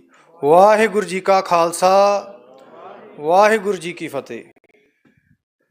ਸਭ ਤੋਂ ਪਹਿਲੀ ਚੀਜ਼ ਤਾਂ ਇਹ ਕਿ ਮੈਂ ਇਹਨਾਂ ਸਾਰੇ ਵਿਦਿਆਰਥੀਆਂ ਦਾ ਧੰਨਵਾਦੀ ਹਾਂ ਕਿ ਜਿਹੜਾ ਉਹਨਾਂ ਨੇ ਨਸਲਕੁਸ਼ੀ ਦੇ ਬਾਰੇ ਇਹ ਸੈਮੀਨਾਰ ਰੱਖਿਆ, ਕਿਉਂਕਿ ਨਸਲਕੁਸ਼ੀ ਦੇ ਬਾਰੇ ਸਭ ਤੋਂ ਵੱਡੀ ਤੇ ਜ਼ਰੂਰੀ ਚੀਜ਼ ਇਹ ਹੈ ਕਿ ਜਿਹੜੀ ਕੌਮ ਆਪਣੀ ਨਸਲਕੁਸ਼ੀ ਭੁੱਲ ਜਾਂਦੀ ਹੈ, ਤੁਸੀਂ ਉਸ ਚੀਜ਼ ਨੂੰ ਦੁਬਾਰਾ ਹੋਣ ਦੇ ਲਈ ਰਾਹ ਪੱਧਰਾ ਕਰਦੇ ਜੇ। ਸੋ ਇਸ ਕਰਕੇ ਜਿਹੜਾ ਇੱਕ ਅਸੀਂ ਆਮ ਸਿੱਖ ਸਲੋਗਨ ਵਰਤਦੇ ਹਾਂ ਕਿ ਨੈਵਰ ਫੋਰਗੇਟ 1984, ਉਹ ਤੁਹਾਡੇ ਦਿਮਾਗ ਦੇ ਵਿੱਚ ਜ਼ਿਹਨੀ ਤੌਰ ਦੇ ਉੱਤੇ ਹਮੇਸ਼ਾ ਉਕਰਿਆ ਰਹਿਣਾ ਚਾਹੀਦਾ ਹੈ। ਸੋ ਅੱਜ ਵੈਸੇ ਤਾਂ ਨਸਲਕੁਸ਼ੀ ਦਾ ਜਿਹੜਾ ਵਰਤਾਰਾ ਹੈ ਉਹ ਉਹਦੀ ਜਿਹੜੀ ਡਿਮੈਂਸ਼ਨ ਆ ਬਹੁਤ ਵੱਡੀ ਹੈ, ਪਰ ਮੈਂ ਇੱਕ ਤਾਂ ਛੋਟੀ ਜਿਹੀ ਜਿਹੜੀ ਟਰਮ ਆ ਜੀਨੋਸਾਈਡ ਤੇ UN ਦੀ ਜਿਹੜੀ ਡੈਫੀਨੇਸ਼ਨ ਆ 2 ਮਿੰਟ ਉਹਦੇ ਬਾਰੇ ਬੋਲਾਂਗਾ। ਉਸ ਤੋਂ ਬਾਅਦ ਇਹਦੇ ਵਿੱਚ ਜਿਹੜੇ ਮਾਨਸਿਕ ਪੱਖ ਨੇ ਜੀਨੋਸਾਈਡ ਦੇ ਵਰਤਾਰੇ ਦੇ ਵਿੱਚ, ਉਹਨਾਂ ਬਾਰੇ ਤੁਹਾਡੇ ਨਾਲ ਵਿਚਾਰ ਕਰਾਂਗਾ। ਸਭ ਤੋਂ ਪਹਿਲੀ ਗੱਲ ਤਾਂ ਇਹ ਕਿ ਇਹ ਜੀਨੋਸਾਈਡ ਟਰਮ ਆਈ ਕਿੱਥੋਂ। ਇੱਕ ਪੋਲੈਂਡ ਦਾ ਯਹੂਦੀ ਸੀ ਰਫੇਲ ਲੈਮਕਿਨ, ਉਹਦੀ ਇੱਕ ਕਿਤਾਬ ਆਈ ਸੀ ਸਨ 1944 ਦੇ ਵਿੱਚ, ਐਕਸਿਸ ਰੂਲ ਇਨ ਆਕੂਪਾਈਡ ਯੂਰਪ। ਉਹਦੇ ਵਿੱਚ ਉਹਨੇ ਗ੍ਰੀਕ ਭਾਸ਼ਾ ਦਾ ਜਿਹੜਾ ਲਫ਼ਜ਼ ਹੈ ਜੀਨਸ ਤੇ ਲੈਟਿਨ ਦਾ ਸਾਈਡ, ਜੀਨਸ ਤੋਂ ਭਾਵ ਹੈ ਕੋਈ ਟਰਾਈਬ ਜਾਂ ਕਬੀਲਾ ਤੇ ਸਾਈਡ ਦਾ ਮਤਲਬ ਮਾਰਨਾ, ਉਹਨਾਂ ਨੂੰ ਮਿਕਸ ਕਰਕੇ ਸਭ ਤੋਂ ਪਹਿਲੀ ਵਾਰ ਜਿਹੜੀ ਟਰਮ ਸੀਗੀ ਜੀਨੋਸਾਈਡ ਉਹ ਡਰਾਈਵ ਕੀਤੀ। ਇਹਦੀ ਮੋਟੇ ਰੂਪ ਦੇ ਵਿੱਚ ਇਹਦੀ ਵਿਆਖਿਆ ਇਹ ਹੈ ਕਿ ਕਿਸੇ ਵੀ ਪਛਾਣ ਨੂੰ ਮਿੱਥ ਕੇ ਖਤਮ ਕਰਨਾ। ਇੱਥੇ ਤੁਸੀਂ ਇੱਕ ਚੀਜ਼ ਸਮਝੋ ਕਿ ਖਤਮ ਕਰਨ ਦਾ ਮਤਲਬ ਕੱਲਾ ਸਰੀਰ ਨਹੀਂ ਹੁੰਦਾ, ਖਤਮ ਕਰਨ ਦੇ ਬਹੁਤ ਸਾਰੇ ਪੱਖ ਹੁੰਦੇ ਨੇ। ਉਹਦੇ ਵਿੱਚ ਜਿਹੜਾ ਇਹ ਸਾਰਾ ਵਰਤਾਰਾ ਹੈ ਉਹਦੇ ਵਿੱਚ ਮਾਨਸਿਕ ਪੱਧਰ ਦੇ ਉੱਤੇ ਜੇ ਆਪਾਂ ਮੋਟੀ ਗੱਲ ਕਰੀਏ ਤਾਂ ਜਿਹੜੇ ਮਾਰਨ ਵਾਲੇ ਨੇ ਉਹਨਾਂ ਦੇ ਦਿਮਾਗ ਦੇ ਵਿੱਚ ਜੇ ਆਪਾਂ ਇੱਕ ਲਾਈਨ ਦੇ ਵਿੱਚ ਕੋਈ ਸਿਧਾਂਤ ਘੜਨਾ ਹੋਵੇ ਤਾਂ ਉਹਦਾ ਕੰਮ ਹੁੰਦਾ ਹੈ ਕਿ ਕਤਲ ਕਰਨ ਵਾਲੀ ਪੀੜਤ ਧਿਰ ਉਹਦੀ ਸਮੁੱਚੀ ਮਾਨਸਿਕਤਾ ਸਮੁੱਚੇ ਸਿਧਾਂਤ ਨੂੰ ਖਤਮ ਕਰਨਾ ਔਰ ਉਹਨੂੰ ਖਤਮ ਕਰਕੇ ਕਾਤਲ ਧਿਰ ਦਾ ਜਿਹੜਾ ਸਿਧਾਂਤ ਆ ਉਹਨੂੰ ਖੜਾ ਕਰਨਾ। ਇਹਦੇ ਵਿੱਚ ਦੋ ਚੀਜ਼ਾਂ ਹੁੰਦੀਆਂ ਨੇ ਜੀ। ਅੱਠ ਖੇਤਰ ਨੇ ਜਿਹੜੀ ਧਿਰ ਜਦੋਂ ਸਾਨੂੰ ਕੋਈ ਮਾਰਦੀ ਆ ਤਾਂ ਉਹਦੇ ਦਿਮਾਗ ਦੇ ਵਿੱਚ ਕਾਤਲ ਜਿਹੜਾ ਧਿਰ ਆ ਉਹਦੇ ਦਿਮਾਗ ਦੇ ਵਿੱਚ ਕਤਲ ਕਰਨ ਵਾਲੀ ਜਿਹੜੀ ਧਿਰ ਆ ਜਿਹਨੂੰ ਮਾਰਿਆ ਜਾਂਦਾ, ਜਿਹੜੇ ਵਿਕਟਮਸ ਨੇ, ਉਹਨਾਂ ਦੀਆਂ 8 ਖੇਤਰ ਨੇ ਜਿਹੜੇ ਉਹਨਾਂ ਨੂੰ ਮੁੱਖ ਰੂਪ ਦੇ ਵਿੱਚ ਟਾਰਗੇਟ ਕੀਤਾ ਜਾਂਦਾ ਹੈ। ਉਹ ਜਿਹੜੀ ਪਲਾਨਿੰਗ ਹੈ ਸਮੁੱਚੇ ਵਰਤਾਰੇ ਦੀ ਉਹ ਇਸ ਤਰੀਕੇ ਨਾਲ ਹੁੰਦੀ ਹੈ। ਉਹਦੇ ਵਿੱਚ ਜਿਹੜਾ ਸਭ ਤੋਂ ਪਹਿਲਾਂ ਹੈ ਉਹ ਹੈ ਪੋਲੀਟੀਕਲ ਫੀਲਡ, ਰਾਜਨੀਤਿਕ ਖੇਤਰ, ਕਿ ਜਿਹੜਾ ਕੋਈ ਰਾਜਨੀਤਿਕ ਖੇਤਰ ਦੇ ਵਿੱਚ ਇਹਨਾਂ ਦਾ ਬੰਦਾ ਹੈ ਉਹਨੂੰ ਫੜੋ, ਡੀਫੇਮ ਕਰੋ ਜਾਂ ਮਾਰੋ ਔਰ ਉਹਦੇ ਬਰਾਬਰ ਉਹਨਾਂ ਦੀਆਂ ਧਿਰਾਂ ਦੇ ਵਿੱਚ ਹੀ ਉਹ ਬੰਦੇ ਖੜੇ ਕਰੋ ਜਿਹੜੇ ਵੇਖਣ ਦੇ ਵਿੱਚ ਤਾਂ ਸਾਡੇ ਵਰਗੇ ਲੱਗਦੇ ਨੇ ਪਰ ਉਹ ਹੁੰਦੇ ਕਾਤਲਾਂ ਦੇ ਨੇ। ਔਰ ਇਹਦੀ ਐਗਜ਼ਾਮਪਲ ਸਾਨੂੰ ਅੱਜ ਦੱਸਣ ਦੀ ਲੋੜ ਨਹੀਂ ਵੀ ਸਾਡੀਆਂ ਜਿਹੜੀਆਂ ਕੋਈ ਵੀ ਰਾਜਨੀਤਿਕ ਧਿਰ ਆ ਜਿਹੜੀ ਪੰਜਾਬ ਦਾ ਹਾਮੀ ਹੁੰਦੀ ਹਾਮੀ ਵੀ ਭਰਦੀ ਹੈ, ਉਹਦੇ ਜਿਹੜੇ ਬੰਦੇ ਨੇ ਉਹ ਸਾਡੇ ਕਿੰਨੇ ਕੁ ਨੇ ਤੇ ਦਿੱਲੀ ਦੇ ਕਿੰਨੇ ਕੁ ਨੇ। ਉਸ ਤੋਂ ਬਾਅਦ ਆ ਜਾਂਦਾ ਜੀ ਸੋਸ਼ਲ ਫੀਲਡ। ਸੋਸ਼ਲ ਫੀਲਡ ਦਾ ਜਿਹੜਾ ਵਰਤਾਰਾ ਹੈ ਉਹ ਅਸੀਂ ਖੁੱਲ੍ਹੇ ਰੂਪ ਦੇ ਵਿੱਚ ਸਨ 1978 ਤੋਂ ਲੈ ਕੇ 95 ਤੱਕ ਵੀ ਵੇਖਿਆ ਔਰ ਹੁਣ ਵੀ ਵੇਖ ਰਹੇ ਹਾਂ। ਉਹਦਾ ਸਿੱਧਾ ਹਿਸਾਬ ਇਹ ਹੈ ਕਿ ਉਸ ਪਨੀਰੀ ਨੂੰ ਜਿਹਦੇ ਵਿੱਚ ਹੁਣ ਤੁਸੀਂ ਜਿਹੜੀ ਸਟੇਜ 'ਚ ਬੈਠੇ ਜੇ, ਉਹ ਬੱਚਿਆਂ ਨੂੰ ਚੁਣਨਾ, ਉਹਨਾਂ ਨੂੰ ਟਾਰਗੇਟ ਕਰਨਾ ਜਿਹੜੇ ਕੱਲ੍ਹ ਨੂੰ ਕਿਸੇ ਕੌਮ ਦਾ ਇੰਟੈਲੈਕਟ ਬਣ ਸਕਦੇ ਨੇ, ਉਹਦਾ ਮਾਨਸਿਕ ਤੌਰ ਦੇ ਉੱਤੇ ਬ੍ਰੇਨ ਬਣ ਸਕਦੇ ਨੇ ਔਰ ਉਹਦਾ ਸਰਮਾਇਆ ਬਣ ਸਕਦੇ ਨੇ, ਉਹਨਾਂ ਨੂੰ ਟਾਰਗੇਟ ਕਰਨਾ, ਉਹਨਾਂ ਦੀ ਪਛਾਣ ਖਤਮ ਕਰਨਾ। ਉਸ ਤੋਂ ਬਾਅਦ ਕਲਚਰਲ ਫੀਲਡ। ਕਲਚਰਲ ਫੀਲਡ ਦੇ ਵਿੱਚ ਕੀ ਆਉਂਦਾ ਹੈ ਕਿ ਜਿਹੜਾ ਕਿਸੇ ਕੌਮ ਨੂੰ ਰਿਪਰੈਜ਼ੈਂਟ ਕਰਦਾ ਹੈ, ਸੱਭਿਆਚਾਰਕ ਖਿੱਤੇ ਦੇ ਵਿੱਚ ਕੋਈ ਵੀ ਚੀਜ਼, ਸਾਡੀ ਬੋਲੀ, ਸਾਡਾ ਪਹਿਰਾਵਾ, ਸਾਡੀ ਸ਼ੈਲੀ। ਇਹਦੀ ਆਪਾਂ ਐਗਜ਼ਾਮਪਲ ਦੇਖੀ ਹੈ ਕਿ ਮੈਂ ਮਾਝੇ ਤੋਂ ਆਉਣਾ, ਤਰਨਤਾਰਨ ਇਲਾਕੇ ਦੇ ਵਿੱਚੋਂ। ਸਾਡੇ ਵੇਲੇ ਜਦੋਂ ਅਸੀਂ ਛੋਟੇ ਸੀ ਬਜ਼ੁਰਗ ਦੱਸਦੇ ਹੁੰਦੇ ਸੀ ਵੀ 14 ਸਾਲ ਤੋਂ ਉੱਪਰ ਜਿਹਦੇ ਸਿਰ ਦੇ ਉੱਤੇ ਕੇਸਰੀ ਦਸਤਾਰ ਲੱਭਦੀ ਸੀ ਉਹਨੂੰ ਚੁੱਕ ਲਿਆ ਜਾਂਦਾ ਸੀ। ਉਦੋਂ ਉਹ ਦਾੜੀ ਕੇਸ ਹੈਗੇ ਜਾਂ ਨਹੀਂ ਹੈਗੇ, ਸਿਰਫ ਤੁਹਾਡਾ ਪਹਿਰਾਵਾ, ਤੁਹਾਡੇ ਸਿਰ ਦੀ ਕੇਸਰੀ ਦਸਤਾਰ, ਉਹ ਪਛਾਣ ਹੀ ਤੁਹਾਨੂੰ ਮਾਰਨ ਲਈ ਕਾਫੀ ਸੀ। ਔਰ ਇਹਦਾ ਇੱਕ ਹੋਰ ਪੱਖ ਇਹ ਹੈ ਕਿ ਸਾਨੂੰ ਤਾਂ ਮਾਰਿਆ ਜਾਂਦਾ ਸੀ ਪਰ ਆਪਰੇਸ਼ਨ ਨਾਈਟ ਡੋਮੀਨੈਂਸ ਦੇ ਨਾਂ ਦੇ ਉੱਤੇ, ਅਖੌਤੀ ਸੱਭਿਆਚਾਰ ਦੇ ਨਾਂ ਦੇ ਉੱਤੇ, ਸਰਕਾਰੀ ਸੰਦ, ਲੱਚਰ ਗੀਤ, ਇਹ ਜਿਹੜਾ ਲੱਚਰਤਾ ਇਹ ਸਾਨੂੰ ਪਰੋਸੀ ਗਈ, ਜਿਹੜੀ ਸਰਕਾਰ ਨੇ ਪਰੋਸੀ। ਔਰ ਉਹਦਾ ਇੱਕ ਪਿੱਛੇ ਜਿਹਾ ਲੰਬਰਦਾਰ ਅਸੀਂ ਦੇਖਿਆ ਵੀ ਜਿਹੜਾ ਸਾਡੀ ਮਾਂ ਬੋਲੀ ਦੀ ਖੁੱਲ੍ਹ ਕੇ ਵਿਰੋਧਤਾ ਕਰ ਰਿਹਾ ਸੀ। ਉਸ ਤੋਂ ਬਾਅਦ ਆ ਜਾਂਦਾ ਜੀ ਵਿੱਤੀ ਸਾਧਨ। ਬਹੁਤ ਸਾਰੇ ਵੀਰਾਂ ਭੈਣਾਂ ਨੂੰ ਲੱਗਦਾ ਹੈਗਾ ਕਿ ਸ਼ਾਇਦ ਜਿਹੜਾ 84 ਦਾ ਨਸਲਕੁਸ਼ੀ ਦਾ ਵਰਤਾਰਾ ਹੈ ਉਹ ਸਿਰਫ ਸਾਨੂੰ ਸਰੀਰਕ ਤੌਰ ਤੇ ਮਾਰਨ ਲਈ ਕੀਤਾ ਗਿਆ। ਨਹੀਂ, ਟਰਾਂਸਪੋਰਟ ਜਿਹੜੀ ਸੀਗੀ ਉਹਦੇ ਵਿੱਚ ਸਿੱਖਾਂ ਦਾ ਬੜਾ ਵੱਡਾ ਯੋਗਦਾਨ ਸੀਗਾ, ਬੜੇ ਸੋਲਿਡ ਸੀ। ਵਿੱਤੀ ਤੌਰ ਦੇ ਉੱਤੇ ਇੱਕ ਤੁਸੀਂ ਕੈਂਪਾ ਕੰਪਨੀ ਦਾ ਸ਼ਾਇਦ ਨਾਮ ਸੁਣਿਆ ਹੋਵੇਗਾ ਜਿਹੜੀ ਕੋਲਡ ਡਰਿੰਕ ਬਣਾਉਂਦੀ ਹੈ। ਜੇ 84 ਦਾ ਵਰਤਾਰਾ ਨਾ ਵਾਪਰਦਾ ਤਾਂ ਸ਼ਾਇਦ ਇੰਡੀਆ ਦੇ ਵਿੱਚ ਉਹ ਕੋਕਾ ਕੋਲਾ ਦੇ ਟੱਕਰ ਦੀ ਹੁੰਦੀ। ਉਹ ਸਰਦਾਰ ਦੀ ਸੀ ਔਰ ਉਹਨੂੰ ਇਸ ਚੀਜ਼ ਦੀ ਸਜ਼ਾ ਵੀ ਦਿੱਤੀ ਗਈ। ਏਅਰ ਫੋਰਸ ਦੇ ਵਿੱਚ ਸਾਡੀ ਜਿਹੜੀ ਗਿਣਤੀ ਸੀ ਉਹਨੂੰ ਕੰਟਰੋਲ ਕੀਤਾ ਗਿਆ। ਉਸ ਤੋਂ ਇਲਾਵਾ ਇਹ ਸਾਰੇ ਜਿਹੜਾ ਹੋਲੋਕਾਸਟ ਦਾ ਪੀਰੀਅਡ ਚੱਲ ਰਿਹਾ ਸੀਗਾ ਜੀਨੋਸਾਈਡ ਦਾ, ਉਹਦੇ ਦੌਰਾਨ ਸਾਡੇ ਹੋਰ ਵੀ ਜਿਹੜੇ ਵਿੱਤੀ ਸਾਧਨ ਸੀਗੇ ਉਹਨਾਂ ਦੀ ਜਿਹੜੀ ਰੱਜ ਕੇ ਜਿਹੜੀ ਆ ਲੁੱਟ ਖਸੁੱਟ ਜਿਹੜੀ ਉਹ ਕੀਤੀ ਗਈ। ਉਸ ਤੋਂ ਬਾਅਦ ਸਾਡਾ ਅਗਲਾ ਖੇਤਰ ਹੁੰਦਾ ਜੀ ਬਾਇਓਲੋਜੀਕਲ ਫੀਲਡ। ਉਹਦੇ ਵਿੱਚ ਜਿਹੜਾ ਕਿਸੇ ਬੀਬੀ ਦੀ ਬੇਪਤੀ ਕਰਨਾ, ਇਹ ਆਪਣੇ ਆਪ ਦੇ ਵਿੱਚ ਇੱਕ ਖੋਜ ਦਾ ਵੱਖਰਾ ਵਿਸ਼ਾ ਹੈ ਔਰ ਇਹਦੇ ਬਾਰੇ ਕਾਫੀ ਜਿਹੜੀ ਰਿਸਰਚ ਹੋ ਚੁੱਕੀ ਹੈ ਕਿ ਜਦੋਂ ਕਿਸੇ ਕੌਮ ਦਾ ਜੀਨੋਸਾਈਡ ਕੀਤਾ ਜਾਂਦਾ ਹੈ ਤਾਂ ਉਹਦੇ ਪਿੱਛੇ ਜਿਹੜਾ ਟੌਰਚਰ ਕੀਤਾ ਜਾਂਦਾ ਜਾਂ ਜਿਹੜਾ ਬੀਬੀਆਂ ਦਾ ਰੇਪ ਕੀਤਾ ਜਾਂਦਾ ਉਹਦੇ ਪਿੱਛੇ ਕੀ ਸਾਈਕੋਲੋਜੀ ਹੁੰਦੀ ਹੈ। ਇਸ ਬਾਇਓਲੋਜੀਕਲ ਇਫੈਕਟ ਹੁੰਦਾ। ਤੁਹਾਡੀ ਨਸਲ ਦੇ ਨਾਲ ਨਫ਼ਰਤ ਨੂੰ ਜ਼ਾਹਰ ਕਰਨਾ, ਤੁਹਾਡੀ ਨਸਲ ਨੂੰ ਬਦਲਣ ਦੀ ਕੋਸ਼ਿਸ਼ ਕਰਨੀ ਜਾਂ ਤੁਹਾਡੀ ਨਸਲ ਦੇ ਲਈ ਹੀ ਨਫ਼ਰਤ ਰੱਖਣੀ। ਔਰ ਜਿਹੜੀ ਸਾਡੀ ਇੱਥੋਂ ਮਾਈਗ੍ਰੇਸ਼ਨ ਆ ਉਹ ਬਾਇਓਲੋਜੀਕਲ ਡਿਸਪਲੇਸਮੈਂਟ ਦੇ ਖੇਤਰ ਦੇ ਵਿੱਚ ਆਉਂਦੀ ਹੈ ਕਿ ਹਾਲਾਤ ਇਦਾਂ ਦੇ ਪੈਦਾ ਕਰਦੇ ਨੇ। ਇੱਕ ਹੈਲਨ ਫੇਨ ਹੈ, ਉਹ ਚੰਗੀ ਜੀਨੋਸਾਈਡ ਦੀ ਵਿਦਵਾਨ ਮੰਨੀ ਜਾਂਦੀ ਹੈ। ਉਹਨੇ ਇੱਕ ਆਰਟੀਕਲ ਲਿਖਿਆ ਸੀਗਾ ਜੀਨੋਸਾਈਡ ਬਾਈ ਅਟਰੀਜਨ। ਉਹਦਾ ਮਤਲਬ ਹੈ ਕਿ ਕਿਸੇ ਨੂੰ ਮਾਰਨਾ ਨਹੀਂ, ਕੋਈ ਗਾਲ ਵੀ ਨਹੀਂ ਕੱਢਣੀ, ਪਰ ਤੁਸੀਂ ਹਾਲਾਤ ਇਦਾਂ ਦੇ ਪੈਦਾ ਕਰਦੇ ਨੇ ਕਿ ਬੰਦਾ ਉਹ ਜਗ੍ਹਾ ਛੱਡ ਕੇ ਚਲਾ ਜਾਏ। ਤੁਸੀਂ ਇਹ ਚੀਜ਼ ਸਾਰੇ ਮੇਰੇ ਭੈਣ ਭਰਾ ਛੋਟੇ ਜਿਹੇ ਇੱਕ ਚੀਜ਼ ਦਿਮਾਗ 'ਚ ਰੱਖੋ, ਕਦੀ ਵੀ ਮੂੰਹ ਇਹ ਨਹੀਂ ਕਹਿਣਾ ਕਿ ਇੱਥੇ ਰੱਖਿਆ ਕੀ ਹੈ। ਇਹ ਟਰਮ ਜੀਨੋਸਾਈਡ ਬਾਈ ਅਟਰੀਜਨ ਦਾ ਜਿਹੜਾ ਥਾਟ ਆ ਉਹਨੇ ਸਾਡੇ ਦਿਮਾਗ 'ਚ ਪਾਈ ਹੈ। ਸਾਡੇ ਬਜ਼ੁਰਗਾਂ ਦੇ ਜਦੋਂ ਸਿਰਾਂ ਦੇ ਮੁੱਲ ਪੈਂਦੇ ਸੀ, ਕਦੀ ਉਹਨਾਂ ਨੇ ਉਦੋਂ ਵੀ ਆਪਣਾ ਪੰਜਾਬ, ਆਪਣਾ ਖਿੱਤਾ ਨਹੀਂ ਛੱਡਿਆ।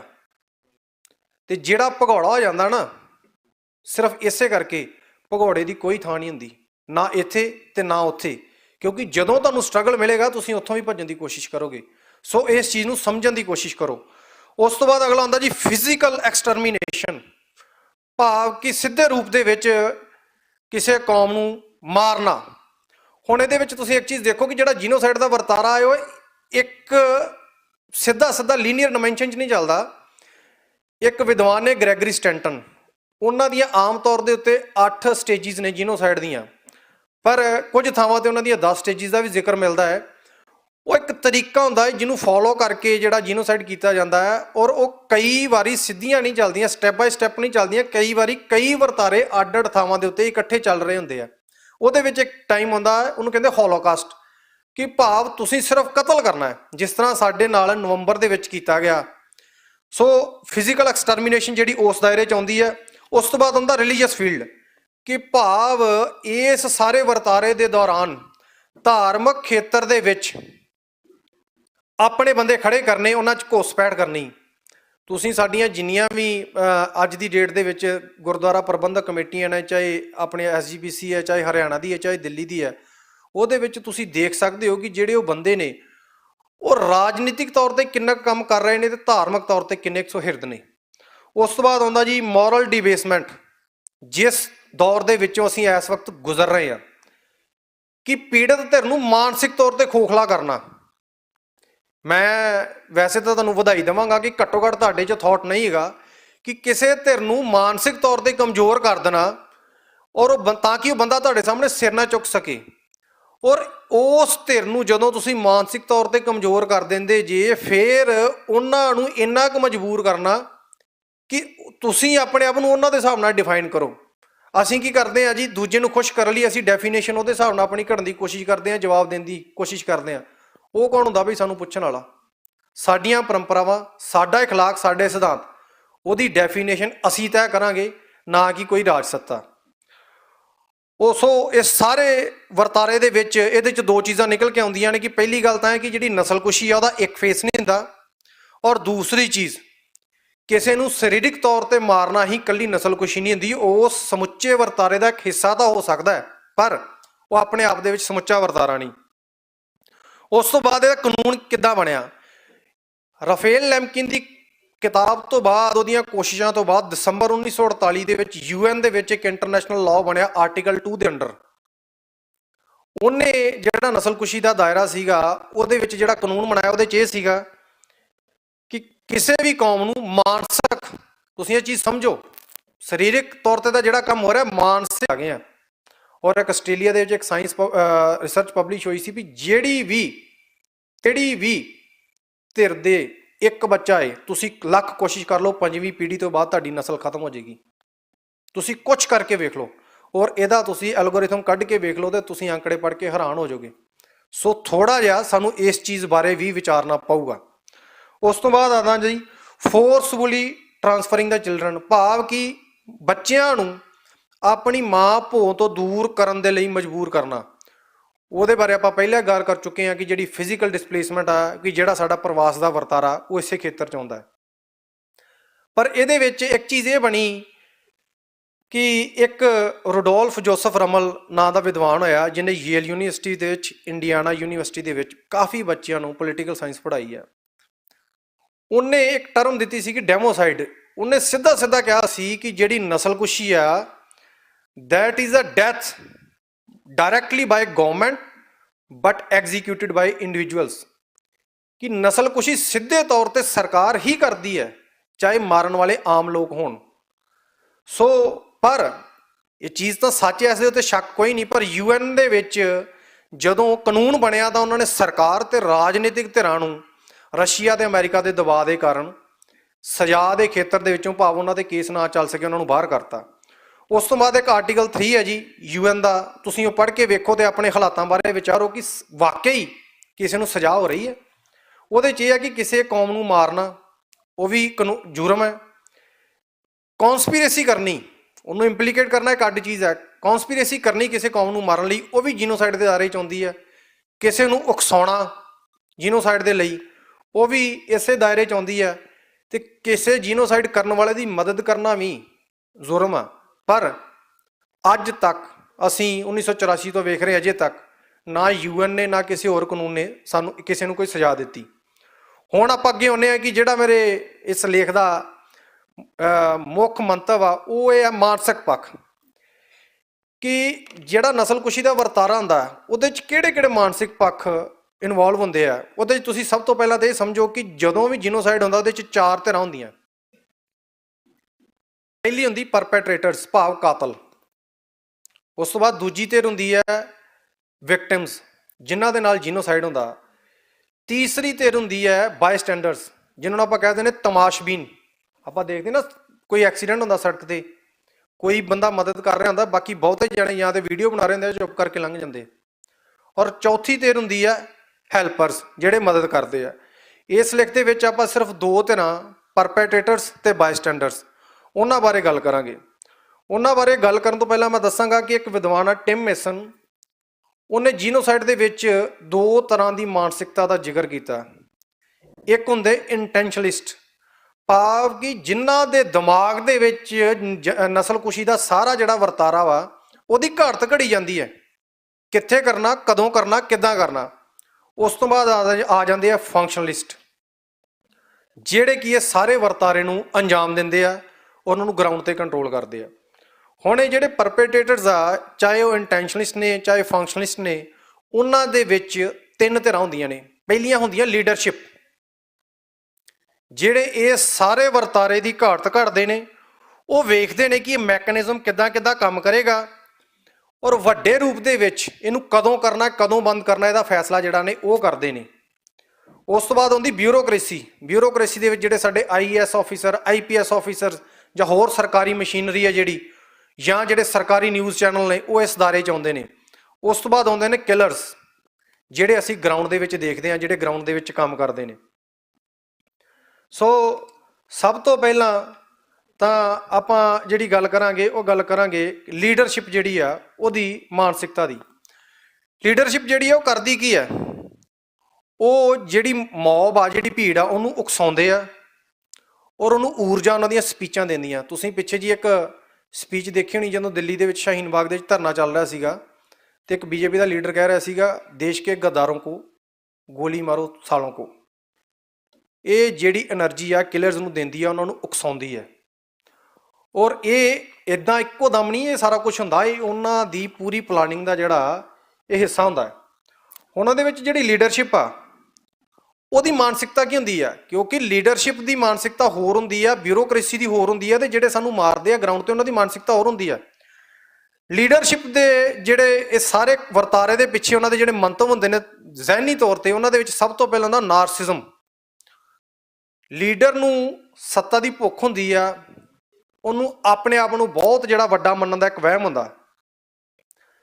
ਨਸਲਕੁਸ਼ੀ ਦੇ ਨਾਲ ਉਹਨਾਂ ਨੂੰ ਕੀ ਹੁੰਦਾ? ਉਹਨਾਂ ਨੂੰ ਅਥਾਰਟੀ ਮਿਲਦੀ ਆ, ਤਾਕਤ ਦਾ ਅਹਿਸਾਸ ਹੁੰਦਾ ਹੈ। ਜਿਹੜੀ ਧਿਰ ਇੱਕ ਧਿਰ ਮਾਰਦੀ ਹੈ, ਇੱਕ ਧਿਰ ਮਰਦੀ ਹੈ, ਉਹਨਾਂ ਨੂੰ ਸਾਈਕੋਲੋਜੀਕਲੀ ਇਸ ਚੀਜ਼ ਦਾ ਬੈਨੀਫਿਟ ਹੁੰਦਾ ਕਿ ਯਾਰ ਮੈਂ ਵੱਡਾ ਵਾਂ, ਮੇਰੇ ਤੇ ਮੇਰੀ ਇੰਨੀ ਪਕੜ ਆ ਕਿ ਮੇਰੇ ਕਹਿਣ ਤੇ ਇੱਕ ਬੰਦਾ ਦੂਸਰੇ ਬੰਦੇ ਨੂੰ ਮਾਰ ਰਿਹਾ ਬਿਨਾਂ ਸੋਚੇ ਸਮਝੇ। ਇਹ ਆਪਾਂ ਪੰਜਾਬੀ ਕਹਿੰਦੇ ਹਉਮੈ ਨੂੰ ਪੱਠੇ, ਇਹ ਉਹਨਾਂ ਨੂੰ ਹਉਮੈ ਨੂੰ ਪੱਠੇ ਪਾਉਣ ਦਾ ਕੰਮ ਕਰਦੀ ਹੈ ਚੀਜ਼। ਔਰ ਉਹਨਾਂ ਨੂੰ ਅਥਾਰਟੀ ਮਿਲਦੀ ਹੈ, ਜ਼ਹਿਨੀ ਤੌਰ ਤੇ ਤਾਕਤ ਦਾ ਅਹਿਸਾਸ ਹੁੰਦਾ ਹੈ। ਉਸ ਤੋਂ ਬਾਅਦ ਹੁੰਦਾ ਲਾਲਚ।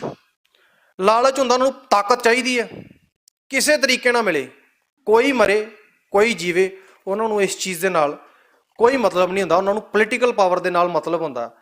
ਤੁਸੀਂ ਇਹ ਚੀਜ਼ ਦੇਖੋ ਕਿ ਜਦੋਂ ਵੀ ਕਿਸੇ ਲੀਡਰ ਦੀ ਕੁਰਸੀ ਡਾਊਨ ਹੁੰਦੀ ਹੈ ਨਾ, ਨਸਲਕੁਸ਼ੀ ਦੇ ਵਰਤਾਰੇ ਉਦੋਂ ਜ਼ਿਆਦਾ ਵਾਪਰਦੇ ਆ, ਔਰ ਉਹ ਉਦੋਂ ਹਾਈਲਾਈਟ ਵੀ ਜ਼ਿਆਦਾ ਹੁੰਦੇ ਆ।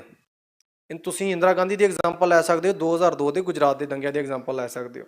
ਤੀਸਰਾ ਕਾਰਨ ਹੁੰਦਾ ਡਰ। ਡਰ ਜਿਹੜਾ ਵਾ, ਡਰ ਦੇ ਵਿੱਚ ਵੀ ਫਿਰ ਇਹੋ ਫਰਕ ਹੈ ਕਿ ਇੱਕ ਲੀਡਰ ਦਾ ਡਰ ਤੇ ਇੱਕ ਜਿਹੜਾ ਕਿਲਰ ਆ ਉਹਦੇ ਦੋਵਾਂ ਦੇ ਡਰ ਦੇ ਵਿੱਚ ਫਰਕ ਹੁੰਦਾ। ਲੀਡਰ ਨੂੰ ਇਹ ਹੁੰਦਾ ਵਾ ਕਿ ਜੇ ਮੈਨੂੰ ਕੋਈ ਇਨਸਿਕਿਉਰਿਟੀ ਆ ਪੋਲੀਟੀਕਲੀ, ਜਾਂ ਕੋਈ ਦੂਜੀ ਧਿਰ ਜਿਹੜੀ ਆ ਮੇਰੇ ਬਰਾਬਰ ਖੜੀ ਹੋ ਰਹੀ ਆ, ਤਾਂ ਉਹਨੂੰ ਹੁੰਦਾ ਕਿ ਯਾਰ ਮੇਰੀ ਕੁਰਸੀ ਨਾ ਜਾਵੇ। ਉਹ ਫਿਰ ਪੋਲਰਾਈਜੇਸ਼ਨ ਸ਼ੁਰੂ ਕਰਦਾ, ਬਾਏ ਹੁੱਕ ਔਰ ਬਾਏ ਕਰੁਕ। ਔਰ ਜਿਹੜੀ ਪੋਲੀਟੀਕਲ ਇਨਸਟੇਬਿਲਿਟੀ ਆ ਉਹਨੂੰ ਆਪਣੇ ਪਾਸੇ ਵੱਲ ਮੋੜਨ ਦੇ ਲਈ, ਆਪਣੇ ਫਾਇਦੇ ਲਈ ਵਰਤਣ ਦੇ ਲਈ, ਉਹ ਫਿਰ ਜਿਹੜੀ ਜੀਨੋਸਾਈਡ ਆ ਸੋਚ ਆ, ਉਹ ਦੇਸ਼ ਦੀ ਸੋਚ ਆ, ਦੇਸ਼ ਹਿੱਤ ਦੀ ਸੋਚ ਹੈ। ਔਰ ਇਹੋ ਜਿਹੀਆਂ ਚੀਜ਼ਾਂ ਦਾ ਜਿਹੜਾ ਬੇਸ ਆ, ਉਹ ਕਿਤੇ ਨਾ ਕਿਤੇ ਉਸ ਕਾਤਲ ਧਿਰ ਦੀ, ਚਾਹੇ ਉਹ ਕਿਸੇ ਵੀ ਆਈਡੀਓਲੋਜੀ ਦੀ ਹੋਵੇ, ਦੋ ਚੀਜ਼ਾਂ 'ਚ ਪਿਆ ਹੁੰਦਾ, ਜਾਂ ਉਹਦੀਆਂ ਸਕ੍ਰਿਪਚਰਸ ਦੇ ਵਿੱਚ ਪਿਆ ਹੁੰਦਾ, ਜਾਂ ਉਹਦੇ ਲਿਟਰੇਚਰ ਦੇ ਵਿੱਚ ਪਿਆ ਹੁੰਦਾ, ਤੇ ਜਾਂ ਫਿਰ ਉਹਨਾਂ ਦੀ ਜਿਹੜੀ ਹੈ ਹਿਸਟਰੀ ਉਹਦੇ ਵਿੱਚ ਪਿਆ ਹੁੰਦਾ। ਇਹਦੇ ਵਿੱਚ ਅਸੀਂ ਦੇਖ ਸਕਦੇ ਹਾਂ ਕਿ ਜਿਹੜਾ ਗ੍ਰੈਗਰੀ ਸਟੈਂਟਨ ਆ, ਮਨੂ ਸਮ੍ਰਿਤੀ ਆ, ਮਨੂ ਸਮ੍ਰਿਤੀ ਦੇ ਵਿੱਚ ਜਿਹੜਾ ਮਨੂਵਾਦੀ ਸਿਧਾਂਤ ਆ ਕਿ ਜਿਹੜਾ ਬੰਦਿਆਂ ਨੂੰ ਬਰਾਬਰ ਹੀ ਨਹੀਂ ਮੰਨਦਾ, ਉਦੋਂ ਫਿਰ ਇਹਨੂੰ ਹਿੰਦੂਤਵਾ ਦਾ ਜਿਹੜਾ ਟੂਲ ਆ ਉਹਦੇ ਨਾਲ ਜਿਹੜਾ ਵਾ ਸਾਡੀ ਜਿਹੜੀ ਕਾਤਲ ਧਿਰ ਆ ਉਹਨੂੰ ਯੂਜ਼ ਕਰਦੀ ਹੈ। ਔਰ ਜਿਹੜੀ ਡਿਸਕ੍ਰਿਮੀਨੇਸ਼ਨ ਵੀ ਹੁੰਦੀ ਹੈ ਜਨਰਲ ਰੂਪ ਦੇ ਵਿੱਚ ਸਾਡੇ ਨਾਲ, ਉਹ ਵੀ ਇਸੇ ਹੀ ਜਿਹੜਾ ਲਿਟਰੇਰੀ ਜਾਂ ਹਿਸਟੋਰੀਕਲ ਜਿਹੜਾ ਇਨਡਿਫਰੈਂਸ ਆ, ਜਾਂ ਜਿਹੜਾ ਆਈਡੀਓਲੋਜੀਕਲ ਸੁਪਰੀਮੇਸੀ ਦਾ ਵਹਿਮ ਆ ਕਿਸੇ ਨੂੰ, ਉਹਦੇ ਵਿੱਚੋਂ ਜਿਹੜੀ ਇਹ ਸਾਰੀ ਚੀਜ਼ ਜਿਹੜੀ ਆ ਨਿਕਲਦੀ ਆ। ਉਸ ਤੋਂ ਬਾਅਦ ਆਪਾਂ ਗੱਲ ਕਰਾਂਗੇ ਜਿਹੜੇ ਕਿਲਰਸ ਆ, ਕਿਉਂਕਿ ਜਿਹੜੀ ਬਿਊਰੋਕ੍ਰੇਸੀ ਉਹਦੀ ਮੈਂ ਗੱਲ ਬਾਅਦ ਚ ਕਰਾਂਗਾ। ਕਿਲਰਸ ਜਿਹੜੇ ਸਾਨੂੰ ਮਾਰਦੇ ਆ, ਕਿਉਂ ਮਾਰਦੇ ਆ? ਆਪਾਂ ਇੱਕ ਬੰਦਾ ਵਾ ਸਾਡਾ ਗੁਆਂਢੀ, ਆਪਾਂ ਦੇਖਦੇ ਹਾਂ ਕਿ ਦਿੱਲੀ ਦੇ ਵਿੱਚ ਜਿਹੜੇ ਆਸੇ-ਪਾਸੇ ਰਹਿਣ ਵਾਲੇ ਉਹਨਾਂ ਨੇ ਸਾਨੂੰ ਮਾਰਿਆ, ਉਹ ਇੱਕੋ ਦਮ ਨਹੀਂ ਹੁੰਦਾ। ਉਹਨਾਂ ਦੇ ਪਿੱਛੇ ਕਿਹੜੇ ਮਾਨਸਿਕ ਜਿਹੜੇ ਖੇਤਰ ਆ ਉਹ ਕੰਮ ਕਰਦੇ ਆ, ਉਹਦੇ ਬਾਰੇ ਸਭ ਤੋਂ ਪਹਿਲਾਂ ਤਾਂ ਹੈਗਾ ਵਾ ਡੋਮੀਨੈਂਸ ਆਫ ਅਥਾਰਟੀ। ਸਾਡਾ ਜਿਹੜਾ ਐਜੂਕੇਸ਼ਨ ਸਿਸਟਮ ਆ, ਸਾਡਾ ਜਿਹੜਾ ਮੀਡੀਆ ਵਾ, ਇਹ ਸਾਨੂੰ ਵਹਿਮ ਆ ਕਿ ਉਹ ਆਜ਼ਾਦ ਆ ਜਾਂ ਸਾਡੇ ਭਲੇ ਲਈ ਬਣਿਆ, ਰੈਦਰ ਦੈਨ ਉਹ ਸਾਨੂੰ ਕੰਟਰੋਲ ਕਰਨ ਲਈ ਬਣਿਆ। ਸਾਨੂੰ ਸਿਖਾਇਆ ਹੀ ਇਹ ਜਾਂਦਾ ਕਿ ਜਿਹੜੀ ਕੋਈ ਸਰਕਾਰ ਆ, ਜਿਹੜਾ ਕੋਈ ਅਫਸਰ ਆ, ਜਾਂ ਕੋਈ ਵੀ ਅਥਾਰਟੀ ਹੈ ਜਿਹੜੀ ਗੱਲ ਕਰਦੀ ਉਹ ਸਹੀ ਹੈ। ਤੁਸੀਂ ਕੋਈ ਚੀਜ਼ ਸਾਹਮਣੇ ਵੀ ਦੇਖੋਗੇ, ਪਰ ਮੀਡੀਆ ਜਾਂ ਅਥਾਰਟੀ ਨੂੰ ਇਦਾਂ ਰਿਪਰੈਜ਼ੈਂਟ ਟ੍ਰੇਨਿੰਗ ਦਿੱਤੀ ਗਈ ਜੀਨੋਸਾਈਡ ਸਿਰਫ ਆਪਣੇ ਆਪ ਨੂੰ ਸਹੀ ਸਮਝਣਾ ਜਾਂ ਚੰਗਾ ਸਮਝਣਾ, ਆਪਣੇ ਟ੍ਰੇਨਿੰਗ ਦਿੱਤੀ ਗਈ ਜੀਨੋਸਾਈਡ ਸਿਰਫ ਆਪਣੇ ਆਪ ਨੂੰ ਸਹੀ ਸਮਝਣਾ ਜਾਂ ਚੰਗਾ ਸਮਝਣਾ। ਆਪਣੇ ਧਰਮ ਨੂੰ ਚੰਗਾ ਕਹਿਣਾ ਕੋਈ ਮਾੜੀ ਗੱਲ ਨਹੀਂ, ਆਪਣੇ ਧਰਮ ਨੂੰ ਸਭ ਤੋਂ ਚੰਗਾ ਕਹਿਣਾ ਇਹ ਵੀ ਖੂਬਸੂਰਤ ਗੱਲ ਹੈ, ਪਰ ਕਿਸੇ ਦਾ ਧਰਮ ਮਾੜਾ ਇਹ ਕਹਿਣਾ ਮਾੜੀ ਗੱਲ ਹੈ। ਸੋ ਜਿਹੜਾ ਮੋਨੋਲਿਥਿਕ ਕਲਚਰ ਹੈ, ਉਹ ਇਹ ਕਹਿੰਦੇ ਆ ਵੀ ਉਹ ਹਵਾ ਹੀ ਇਦਾਂ ਦੀ ਕ੍ਰੀਏਟ ਕੀਤੀ ਜਾਂਦੀ ਆ, ਔਰਾ ਹੀ ਇਦਾਂ ਦਾ ਕ੍ਰੀਏਟ ਕੀਤਾ ਜਾਂਦਾ ਮੀਡੀਆ ਦੇ ਰਾਹੀਂ, ਜਾਂ ਪ੍ਰਿੰਟ ਹੈ ਚਾਹੇ ਉਹ ਡਿਜੀਟਲ ਹੈ, ਕਿ ਸਿਰਫ ਅਸੀਂ ਚੰਗੇ ਆ, ਜਾਂ ਜਿਹੜੇ ਲੀਡਰ ਉਹਨਾਂ ਦੀ ਸਪੀਚ ਇਦਾਂ ਦੀ ਦਿੱਤੀ ਜਾਂਦੀ ਅਸੀਂ ਚੰਗੇ ਆ ਤੇ ਦੂਜੇ ਗਲਤ ਆ। ਇਹਦੇ ਨਾਲ ਕੀ ਹੁੰਦਾ ਵਾ ਕਿ ਸਮੇਂ ਦੇ ਨਾਲ ਹੌਲੀ ਹੌਲੀ ਜਿਹੜੇ ਕਿਲਰਸ ਆ ਉਹਨਾਂ ਦੇ ਦਿਮਾਗ ਦੇ ਵਿੱਚ ਪੱਕਾ ਹੋਣ ਲੱਗ ਪੈਂਦਾ ਹੈ ਕਿ ਇਹ ਜਿਹੜੀ ਧਿਰ ਆ ਇਹ ਸਾਡੀ ਵਿਰੋਧੀ ਹੈ ਜਾਂ ਸਾਡੀ ਦੁਸ਼ਮਣ ਆ। ਉਸ ਤੋਂ ਬਾਅਦ ਡਰ।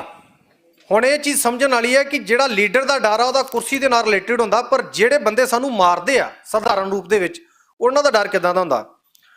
ਉਹਨਾਂ ਦਾ ਡਰ ਜਿਹੜਾ ਹੁੰਦਾ ਦੋ ਤਰ੍ਹਾਂ ਦਾ ਹੁੰਦਾ, ਇੱਕ ਹੁੰਦਾ ਮੋਰਟਲ ਤੇ ਇੱਕ ਹੁੰਦਾ ਐਗਜ਼ਿਸਟੈਂਸ ਦੇ ਨਾਲ ਰਿਲੇਟਡ। ਮੋਰਟਲ ਤੋਂ ਹੁੰਦਾ ਕਿ ਉਹਨਾਂ ਨੂੰ ਹਾਲਾਤ ਪੈਦਾ ਕਰਕੇ ਉਹਨਾਂ ਦੇ ਮਨ ਦੇ ਵਿੱਚ ਡਰ ਇਦਾਂ ਦਾ ਬਣਾ ਦਿੱਤਾ ਜਾਂਦਾ ਕਿ ਯਾਰ ਜੇ ਅਸੀਂ ਇਹਨਾਂ ਨੂੰ ਨਾ ਮਾਰਾਂਗੇ ਸਾਨੂੰ ਮਾਰ ਦੇਣਗੇ।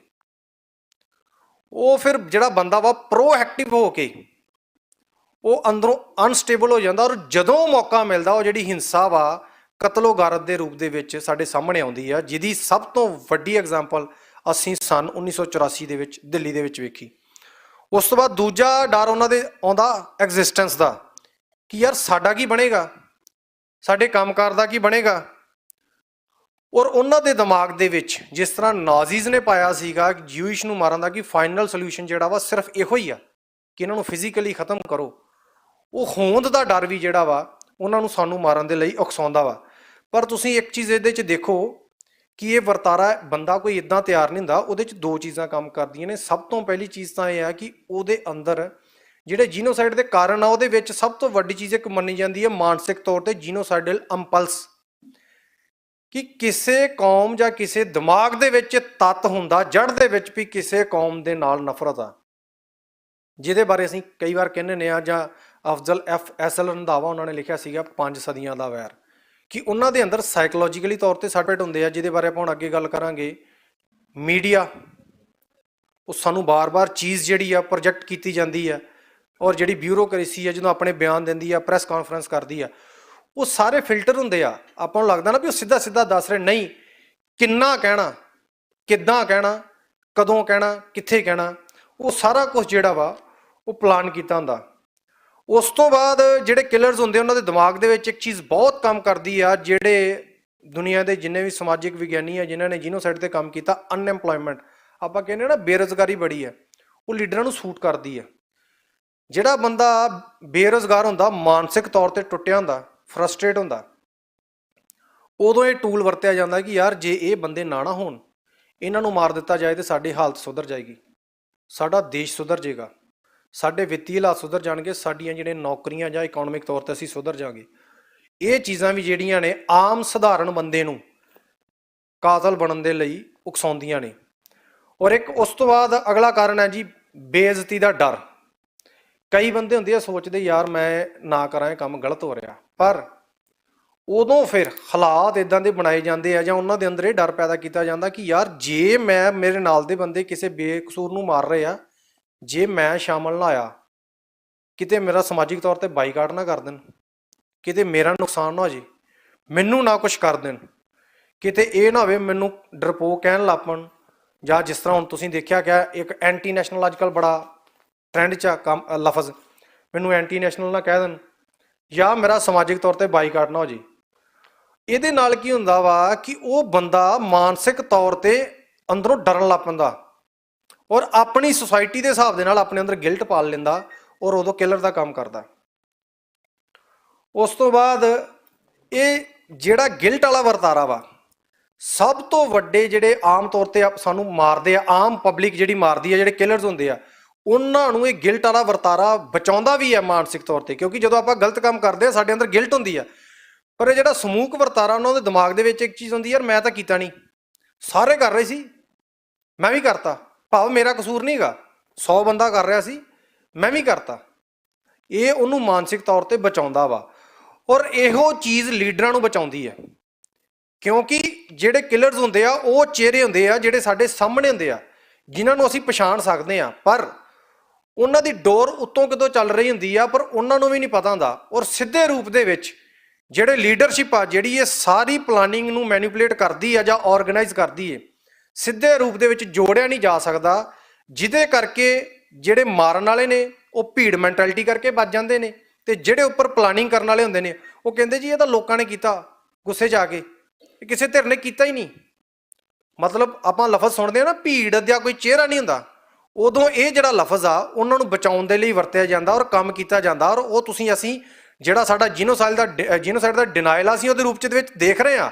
ਔਰ ਡਿਨਾਇਲ ਇਕੱਲਾ ਜਸਟਿਸ ਦੇ ਹਿਸਾਬ ਨਾਲ ਨਹੀਂ ਹੁੰਦਾ, ਉਹ ਸਾਈਕੋਲੋਜੀਕਲ ਵੀ ਹੁੰਦਾ, ਫਾਈਨੈਂਸ਼ੀਅਲ ਵੀ ਹੁੰਦਾ, ਐਂਥਰੋਪੋਲੋਜੀਕਲ ਵੀ ਹੁੰਦਾ, ਉਹਦੇ ਬੜੇ ਪਰਸਪੈਕਟਿਵ ਹੁੰਦੇ ਆ। ਪਰ ਇਹ ਜਿਹੜਾ ਭੀੜ ਦਾ ਵਰਤਾਰਾ ਹੈ ਔਰ ਇਨਡਾਇਰੈਕਟ ਜਿਹੜੀ ਕੰਟਰੋਲਿੰਗ ਆ ਲੀਡਰਸ਼ਿਪ ਦੇ ਦੁਆਰਾ, ਉਹ ਜਿਹੜੀ ਸਾਰੀ ਚੀਜ਼ ਆ ਉਹ ਇਹਨਾਂ ਦੋਵਾਂ ਧਿਰਾਂ ਨੂੰ ਬਚਾਉਂਦੀ ਆ।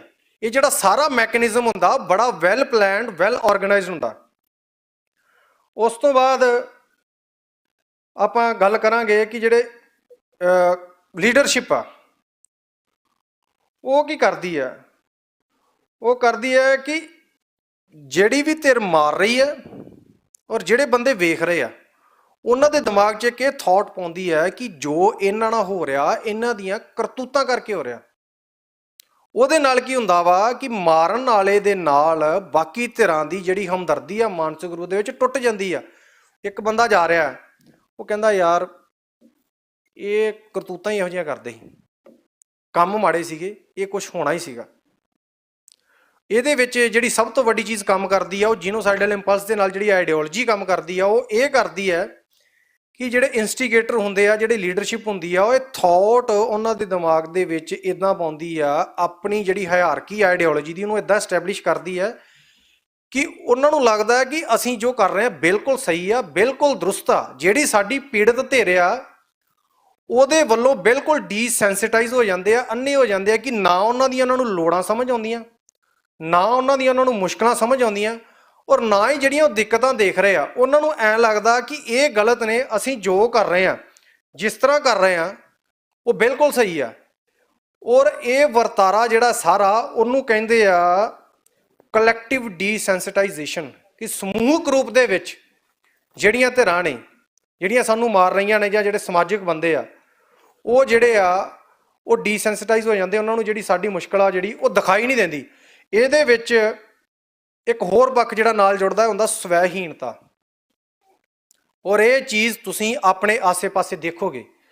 ਸਵੈਹੀਣਤਾ ਤੋਂ ਭਾਵ ਇਹ ਹੈ ਕਿ ਜਿਹੜੀ ਧਿਰ ਪੀੜਤ ਆ, ਵਿਕਟਮ ਆ, ਜਦੋਂ ਉਹ ਸਾਈਕੋਲੋਜੀਕਲੀ ਸਟਰੋਂਗ ਹੋਏਗੀ, ਗਿਣਤੀ 'ਚ ਘੱਟ ਹੋਣ ਦੇ ਬਾਵਜੂਦ ਇਖਲਾਕੀ ਤੌਰ ਤੇ ਸਿਧਾਂਤੀ ਤੌਰ ਤੇ ਮਜ਼ਬੂਤ ਹੋਏਗੀ, ਤਾਂ ਜਿਹੜੀ ਜਾਬਰ ਧਿਰ ਹੈ ਨਾ ਉਹਨੂੰ ਆਪਣੇ ਅੰਦਰ ਸਵੈ ਘਿਰਣਾ ਮਹਿਸੂਸ ਹੁੰਦੀ ਹੈ, ਸਵੈਹੀਣਤਾ ਮਹਿਸੂਸ ਹੁੰਦੀ ਹੈ। ਪਰ ਉਹ ਆਪਣੇ ਆਪ ਨੂੰ ਇੰਪਰੂਵ ਕਰਨ ਦੀ ਜਗ੍ਹਾ ਆਪਣੀ ਜਿਹੜੀ ਨਫ਼ਰਤ ਦਾ ਜਿਹੜਾ ਆਪਣਾ ਗੁੱਸਾ ਵਾ ਉਹਨਾਂ ਦਾ ਜਿਹੜਾ ਕਤਲ ਕਰਕੇ ਉਹ ਕੱਢਦੀ ਹੈ। ਉਹਦੇ ਵਿੱਚ ਉਸ ਤੋਂ ਬਾਅਦ ਮੈਂ ਅੱਗੇ ਗੱਲ ਕਰਾਂਗਾ ਬਾਈ ਸਟੈਂਡਰਡਸ, ਜਿਹੜੇ ਤਮਾਸ਼ਬੀਨ ਆ। ਤਮਾਸ਼ਬੀਨ ਦੋ ਤਰ੍ਹਾਂ ਦੇ ਆ ਜੀ, ਇੱਕ ਇੰਟਰਨੈਸ਼ਨਲ ਤੇ ਇੱਕ ਇੰਟਰਨਲ। ਇੰਟਰਨੈਸ਼ਨਲ ਤੋਂ ਭਾਵ ਜਿਹੜੀਆਂ ਇੰਟਰਨੈਸ਼ਨਲ ਕੰਟਰੀਜ਼ ਆ, ਆਪਾਂ ਦੇਖਦੇ ਆ ਫਿਲਿਸਤੀਨ ਜਾਂ ਹੋਰ ਮੁਲਕਾਂ ਦੇ ਵਿੱਚ ਕੀ ਹੋ ਰਿਹਾ, ਪਰ ਕੋਈ ਬੋਲ ਰਿਹਾ ਨਹੀਂ। ਉਹ ਉਹਨਾਂ ਕੁ ਬੋਲਦੇ ਆ ਜਿੰਨਾ ਕੁ ਉਹਨਾਂ ਨੂੰ ਫਾਇਦਾ ਹੁੰਦਾ। ਜਿੱਦਾਂ ਆਪਾਂ ਕਹਿ ਲਈਏ ਬਾਣੀ ਆਪਣਾ ਫਾਇਦਾ ਵੇਖਦਾ, ਉਹਨਾਂ ਨੇ ਬੋਲਣ ਦੇ 3-4 ਬਹਾਨੇ ਬਣਾਏ ਹੁੰਦੇ ਆ। ਪਹਿਲਾ ਤਾਂ ਉਹਨਾਂ ਦਾ ਇਹ ਹੁੰਦਾ ਜੀ ਇਹ ਉਸ ਕੰਟਰੀ ਦਾ ਇੰਟਰਨਲ ਮੈਟਰ ਆ, ਸਾਡਾ ਉਹਦੇ ਨਾਲ ਕੋਈ ਲੱਗ ਲਾਣਾ ਨਹੀਂ। ਦੂਜਾ ਹੁੰਦਾ ਰੌਲਾ ਰੂਲਾ ਪਾ ਕੇ ਆਪਣੇ ਮਤਲਬ ਦੇ ਜਾਂ ਸਮਝੌਤੇ ਕਰਨਗੇ ਜਾਂ ਕੋਈ ਪੈਸੇ ਦਾ ਟ੍ਰੇਡ ਕਰਨਗੇ, ਔਰ ਆਪਣੇ ਹਿਸਾਬ ਦੇ ਨਾਲ ਕੋਈ ਫੋਰਨ ਪਾਲਿਸੀ ਦੇ ਵਿੱਚ ਅਮੈਂਡਮੈਂਟ ਕਰਵਾ ਕੇ ਤੇ ਚੁੱਪ ਕਰ ਜਾਣਗੇ। ਉਸ ਤੋਂ ਬਾਅਦ ਆ ਜਾਂਦੇ ਆ ਇੰਟਰਨਲ ਬਾਈ ਸਟੈਂਡਰਡਸ, ਭਾਵ ਜਿਹੜੇ ਸਾਡੇ ਲਾਗੇ ਬੰਨੇ ਅਸੀਂ ਦੇਖਦੇ ਹਾਂ ਜਦੋਂ ਨਸਲਕੁਸ਼ੀ ਦਾ ਵਰਤਾਰਾ ਚੱਲ ਰਿਹਾ ਹੁੰਦਾ, ਜਿਹੜੇ ਤਮਾਸ਼ਬੀਨ ਹੁੰਦੇ ਆ। ਉਹ ਤਮਾਸ਼ਬੀਨ ਵੀ ਦੋ ਤਰ੍ਹਾਂ ਦੇ ਹੁੰਦੇ ਆ। ਇੱਕ ਹੁੰਦੇ ਆ ਸੈਮੀ ਐਕਟਿਵ ਬਾਈ ਸਟੈਂਡਰਡਸ, ਉਹ ਤੁਹਾਨੂੰ ਸਿੱਧੇ ਰੂਪ 'ਚ ਤਾਂ ਨਹੀਂ ਮਾਰਦੇ, ਪਰ ਜਦੋਂ ਕਿਸੇ ਧਿਰ ਦਾ ਨੁਕਸਾਨ ਹੋ ਰਿਹਾ ਹੁੰਦਾ ਉਹ ਵੇਖਦੇ ਆ ਯਾਰ ਜੇ ਮੇਰੀ ਜੇਬ 'ਚ ਕਿਸੇ ਦਾ ਘਰ ਲੁੱਟਿਆ ਜਾਂਦਾ, ਸੋਨਾ ਕਾਬੂ ਹੁੰਦਾ, ਸੋਨਾ ਕਾਬੂ ਕਰ ਲਾਂ। ਜੇ ਕਿਸੇ ਦਾ ਪਲਾਟ ਕਾਬੂ ਹੈ, ਪਲਾਟ ਕਾਬੂ ਕਰ ਲਾਂ। ਜੇ ਕਿਸੇ ਦੀ ਗੱਡੀ ਦਫ਼ਤਰ ਜੋ ਵਿੱਤੀ ਤੌਰ ਤੇ ਉਹਨਾਂ ਨੂੰ ਫਾਇਦਾ ਮਿਲਦਾ ਉਹਨੂੰ ਉਹ ਜਿਹੜੀ ਉਹ ਲੁੱਟਣ ਦੀ ਕੋਸ਼ਿਸ਼ ਕਰਦੇ ਆ। ਔਰ ਇਹਨਾਂ ਸਾਰਿਆਂ ਲੋਕਾਂ ਦੇ ਦਿਮਾਗ ਦੇ ਵਿੱਚ ਸਭ ਤੋਂ ਪਹਿਲਾਂ ਪਤਾ ਕੀ ਹੁੰਦਾ, ਯਾਰ ਸਾਨੂੰ ਕੀ ਹੈ, ਸਾਡਾ ਥੋੜਾ ਕੋਈ ਲੱਗ ਲੈਣਾ, ਜੋ ਹੋ ਰਿਹਾ ਉਹਦੇ ਨਾਲ ਹੋ ਰਿਹਾ। ਪਰ ਅਸਲ ਦੇ ਵਿੱਚ ਨਸਲਕੁਸ਼ੀ ਦੇ ਵਰਤਾਰੇ ਦੇ ਵਿੱਚ ਸਭ ਤੋਂ ਵੱਡੀ ਦੋਸ਼ੀ ਧਿਰ ਬਾਈ ਸਟੈਂਡਰਡਸ ਹੁੰਦੇ ਆ, ਕਿਉਂਕਿ ਬਾਕੀ ਜਿਹੜੇ ਕੰਮ ਕਰ ਰਹੇ ਆ ਉਹ ਕਿਸੇ ਉਕਸਾਵੇ ਦੇ ਵਿੱਚ ਕਰ ਰਹੇ ਆ। ਇਹ ਉਕਸਾਵੇ 'ਚ ਨਹੀਂ ਆ ਰਹੇ, ਇਹਦਾ ਮਤਲਬ ਕਿਤੇ ਨਾ ਕਿਤੇ ਸ਼ਾਇਦ ਉਹਨਾਂ ਦੇ ਵਿੱਚ ਸੋਚਣ ਦਾ ਮਾਦਾ ਹੋਵੇ, ਪਰ ਉਹ ਤਮਾਸ਼ਬੀਨ ਬਣ ਕੇ ਜਿਹੜੇ ਆ ਖਲੋਤੇ ਰਹਿੰਦੇ ਆ। ਜਾਂ ਉਹਨਾਂ ਨੂੰ ਇਹ ਡਰ ਹੋਊਗਾ ਸਾਡੇ ਨਾਲ ਕੀ ਹੋਊਗਾ, ਜਾਂ ਉਹਨਾਂ ਨੂੰ ਜਿਹੜੀ ਆਪਾਂ ਅੱਗੇ ਗੱਲ ਕਰ ਰਹੇ ਆ ਕਿ ਉਹ ਇੰਟਲੈਕਚੁਅਲੀ ਡੀਸੈਂਸਿਟਾਈਜ਼ ਹੋ ਜਾਂਦੇ ਆ ਪੀੜਤ ਧਿਰ ਵੱਲੋਂ, ਵੀ ਯਾਰ ਇਹ ਆਪਣੀਆਂ ਕਰਤੂਤਾਂ ਕਰਕੇ ਇਹਨਾਂ ਨਾਲ ਇੱਦਾਂ ਹੋ ਰਿਹਾ, ਜਾਂ ਇਹਨਾਂ ਨੇ ਕੰਮ ਹੀ ਇੱਦਾਂ ਦੇ ਕੀਤੇ ਆ, ਜਾਂ ਇਹ ਸਾਡੇ ਨਾਲ ਦੇ ਤਾਂ ਹੈ ਹੀ ਨਹੀਂ। ਤੁਸੀਂ ਇੱਕ ਚੀਜ਼ ਦੇਖੋ ਕਿ ਜਦੋਂ ਨਸਲਕੁਸ਼ੀ ਦਾ ਵਰਤਾਰਾ ਵਾਪਰਦਾ ਹੈ ਤਾਂ ਸਭ ਤੋਂ ਪਹਿਲਾਂ ਪੋਲਰਾਈਜੇਸ਼ਨ ਕਰਕੇ ਬੰਦੇ ਨੂੰ ਜਿਹਨੂੰ ਮਾਰਨਾ ਦਾ ਉਹਨੂੰ ਅੱਡ ਕੀਤਾ ਜਾਂਦਾ। ਪੋਲਰਾਈਜੇਸ਼ਨ ਕਰਕੇ ਉਦੋਂ ਕੀ ਕੀਤਾ ਜਾਂਦਾ, ਅਸੀਂ ਤੇ ਉਹ, ਵੀ ਤੇ ਦੈਮ। ਉਹ ਬੰਦੇ ਨੂੰ ਐ ਲੱਗਦਾ ਵੀ ਯਾਰ ਸਾਡਾ ਹਿੱਸਾ ਹੀ ਨਹੀਂਗਾ, ਸਾਡੇ ਤੋਂ ਅੱਡ ਨੇ। ਉਸ ਤੋਂ ਬਾਅਦ ਸਿੰਬਲਾਈਜੇਸ਼ਨ ਤੋਂ ਬਾਅਦ ਇੱਕ ਸਟੈਪ ਆਉਂਦਾ ਡਿਸਕ੍ਰਿਮੀਨੇਸ਼ਨ। ਜਿਹੜੀ ਡਿਸਕ੍ਰਿਮੀਨੇਸ਼ਨ ਉਹ ਕੀਤੀ ਜਾਂਦੀ ਆ ਕਿ ਕਾਨੂੰਨ ਭਾਵੇਂ ਇੱਕ ਹੀ ਹੋਵੇ, ਪਰ ਬੰਦਿਆਂ ਦੇ ਲਈ ਵਿਹਾਰ ਉਸ ਕਾਨੂੰਨ ਦਾ ਅੱਡ-ਅੱਡ ਹੋ ਜਾਂਦਾ। ਉਹ ਇਸ ਸਾਰੇ ਵਰਤਾਰੇ ਦੇ ਵਿੱਚੋਂ ਹੀ ਬਾਈ ਸਟੈਂਡਰਡਸ ਨਿਕਲਦੇ ਆ ਕਿ ਯਾਰ ਜੇ ਕਾਨੂੰਨ ਵੀ ਇਹਨਾਂ ਨਾਲ ਇਦਾਂ ਕਰ ਰਿਹਾ, ਇਹਦਾ ਮਤਲਬ ਇਹ ਆ ਕਿ ਇਹ ਦੋਸ਼ੀ ਹੋਣੇ ਆ। ਜਿਹੜੀ ਡਿਸਕ੍ਰਿਮੀਨੇਸ਼ਨ ਆ ਉਹ ਤਮਾਸ਼ਬੀਨਾਂ ਦੇ ਦਿਮਾਗ ਦੇ ਉੱਤੇ ਬਹੁਤ ਡੂੰਘਾ ਅਸਰ ਪਾਉਂਦੀ ਆ। ਉਹਨਾਂ ਨੂੰ ਲੱਗ ਰਿਹਾ ਵੀ ਯਾਰ ਜੇ ਕਾਨੂੰਨ ਵੀ ਇਦਾਂ ਕਰ ਰਿਹਾ ਨਾ, ਕਾਨੂੰਨ ਤਾਂ ਸਹੀ ਆ ਨਾ, ਕਾਨੂੰਨ ਆਪਾਂ ਨੂੰ ਪਤਾ ਕਿ ਗਰਾਊਂਡ ਤੇ ਕਿੱਦਾਂ ਕੰਮ ਕਰ ਰਿਹਾ, ਪਰ ਕਾਗਜ਼ਾਂ 'ਚ ਤਾਂ ਸਭ ਲਈ ਇੱਕ ਆ। ਉਹਨਾਂ ਨੂੰ ਲੱਗਦਾ ਵੀ ਯਾਰ ਕਾਨੂੰਨ ਤਾਂ ਸਹੀ ਆ, ਪਰ ਇਹਨਾਂ ਨਾਲ ਜੇ ਇਦਾਂ ਹੋ ਰਿਹਾ ਨਾ, ਇਹਦਾ ਮਤਲਬ ਇਹ ਗਲਤ ਹੋਣਗੇ। ਪਰ ਜੀਨੋਸਾਈਡ ਦੇ ਰਿਪੀਟ ਹੋਣ ਦਾ ਕਾਰਨ ਸਭ ਤੋਂ ਵੱਡਾ ਇਹ ਬਾਈ ਸਟੈਂਡਰਡਸ ਹੁੰਦੇ ਆ, ਕਿਉਂਕਿ ਬਾਈ ਸਟੈਂਡਰਡਸ ਦੀ ਗਿਣਤੀ ਹਮੇਸ਼ਾ ਕਿਲਰਸ ਨਾਲੋਂ ਜ਼ਿਆਦਾ ਹੁੰਦੀ ਹੈ। ਪਰ ਉਹਨਾਂ ਦੇ ਵਿੱਚੋਂ ਕੋਈ ਵੀ ਬੰਦਾ ਨਾ ਤਾਂ ਹਮਦਰਦੀ ਵਿਖਾਉਂਦਾ, ਨਾ ਮਦਦ ਕਰਨ ਆਉਂਦਾ, ਚੁੱਪ ਕਰਕੇ ਬੈਠਾ ਰਹਿੰਦਾ। ਔਰ ਹੋ ਸਕਦਾ ਹੈ ਕਿ ਇਸ ਵਰਤਾਰੇ ਦੇ ਵਿੱਚੋਂ ਅਗਲਾ ਸ਼ਿਕਾਰ ਉਹ ਆਪ ਬਣਨ ਉਹਦਾ ਵਰਤਾਰਾ ਜਿਹੜਾ ਵਾ ਉਹ ਅੱਡ ਰੂਪ ਦੇ ਵਿੱਚ ਹੋਵੇ। ਪਰ ਇਹ ਸਾਰੇ ਵਰਤਾਰੇ ਦੇ ਵਿੱਚੋਂ ਇੱਕ ਚੀਜ਼ ਨਿਕਲਦੀ ਹੈ ਕਿ ਜਿਹੜੇ ਤਮਾਸ਼ਬੀਨ ਹੁੰਦੇ ਆ ਉਹ ਇਖਲਾਕੀ ਤੌਰ ਤੇ ਬਿਲਕੁਲ ਖਾਲੀ ਹੁੰਦੇ ਆ। ਹੁਣ ਆਪਾਂ ਗੱਲ ਕਰਾਂਗੇ ਜੀ ਅਖੀਰ ਦੇ ਉੱਤੇ, ਜਿਹਨੂੰ ਮੈਂ ਅਖੀਰ ਦੇ ਉੱਤੇ ਸਾਂਭ ਕੇ ਰੱਖਿਆ ਸੀਗਾ, ਬਿਊਰੋਕ੍ਰੇਸੀ ਦੇ ਬਾਰੇ। ਉਹਦਾ ਕਾਰਨ ਇਹ ਹੈ, ਸਿੱਧੇ ਜਾਂ ਸਿੱਧੇ ਰੂਪ ਦੇ ਵਿੱਚ ਅਸੀਂ ਸਾਰੇ ਉਸ ਚੀਜ਼ ਦਾ ਸ਼ਿਕਾਰ ਹਾਂ। ਬਿਊਰੋਕ੍ਰੇਸੀ ਹੁੰਦੀ ਕੀ ਆ?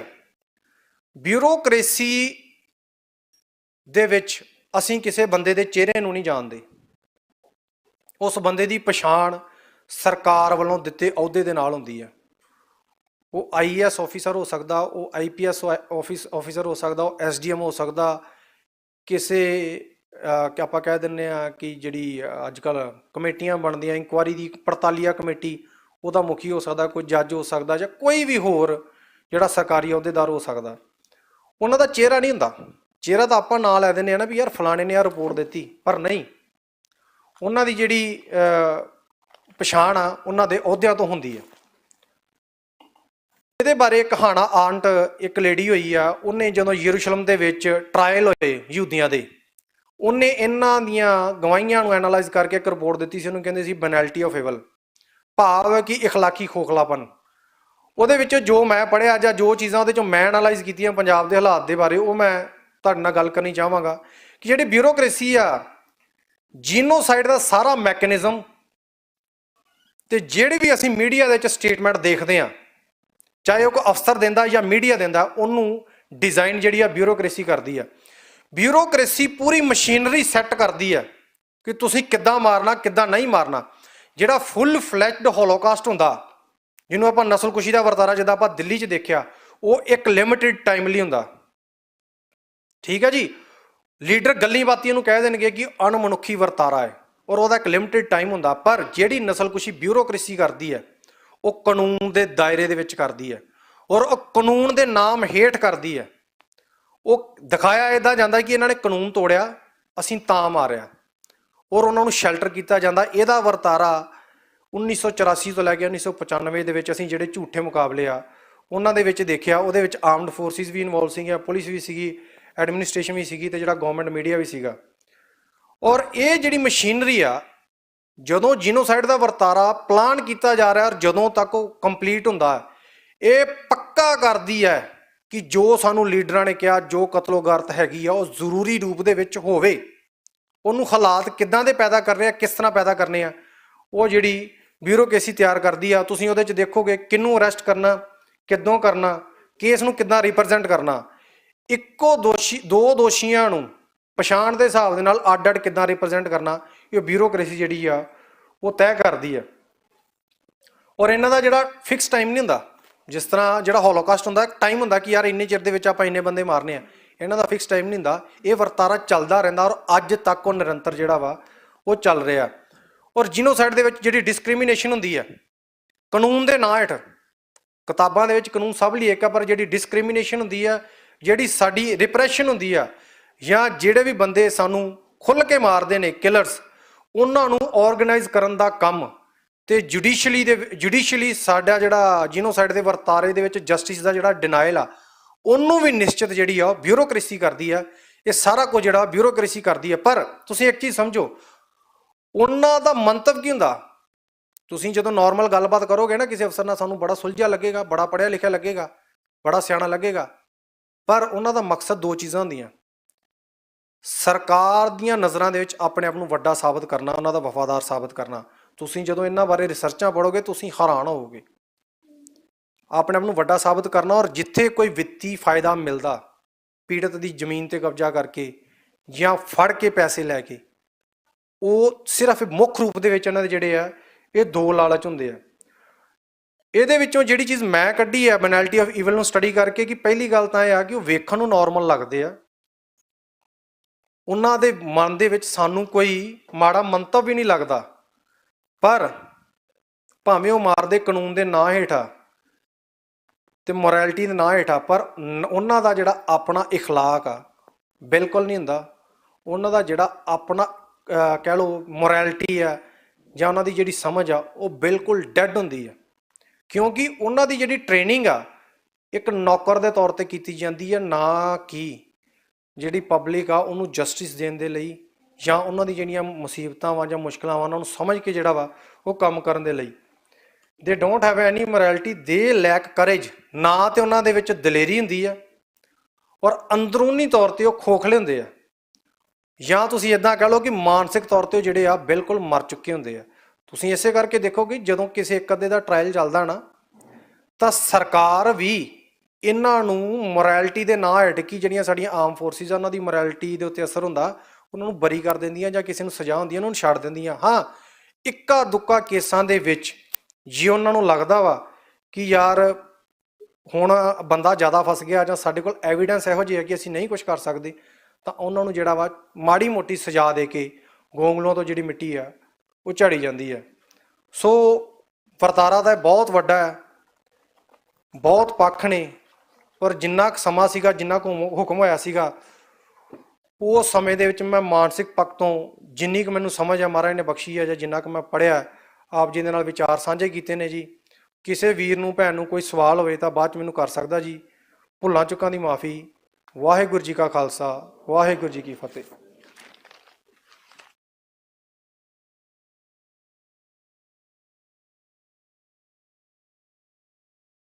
ਡਾਕਟਰ ਕੁੰਵਰ ਅਮਰਿੰਦਰ ਸਿੰਘ ਜੀ ਦੀ ਰਿਸਰਚ ਸਾਨੂੰ ਇਹ ਸਮਝਾਉਂਦੀ ਹੈ ਕਿ 1984 ਦੀ ਨਸਲਕੁਸ਼ੀ ਸਿਰਫ ਹਿੰਸਾ ਨਹੀਂ ਸੀ, ਸਗੋਂ ਉਸ ਨੇ ਪੀੜਤ ਪਰਿਵਾਰਾਂ ਤੇ ਕੌਮ ਦੀ ਮਾਨਸਿਕ ਪੱਖਾਂ ਤੇ ਵੀ ਗਹਿਰੇ ਨਿਸ਼ਾਨ ਛੱਡੇ ਸੀ। ਸੋ ਹੁਣ ਸਿੱਖ ਨਸਲਕੁਸ਼ੀ ਦੇ 40 ਸਾਲ ਬਾਅਦ ਅੱਜ ਦੇ ਸਿੱਖ ਹਾਲਾਤ ਬਾਰੇ ਗਹਿਰਾਈ ਨਾਲ ਚਰਚਾ ਕਰਨ ਲਈ ਅਸੀਂ ਸੱਦਾ ਦਿੰਦੇ ਹਾਂ ਸ਼੍ਰੀ ਪਰਮਜੀਤ ਸਿੰਘ ਗਾਜੀ, ਜੋ ਸਿੱਖ ਸਿਆਸਤ ਦੇ ਸੰਪਾਦਕ ਹਨ। ਉਹਨਾਂ ਦੀ ਦ੍ਰਿਸ਼ਟੀ ਸਾਨੂੰ ਸਮਝਾਉਣ ਵਿੱਚ ਮਦਦ ਕਰੇਗੀ ਕਿ ਇਤਿਹਾਸ ਅੱਜ ਦੇ ਸਮਾਜ ਵਿੱਚ ਕਿਵੇਂ ਅਸਰ ਪਾ ਰਿਹਾ ਹੈ।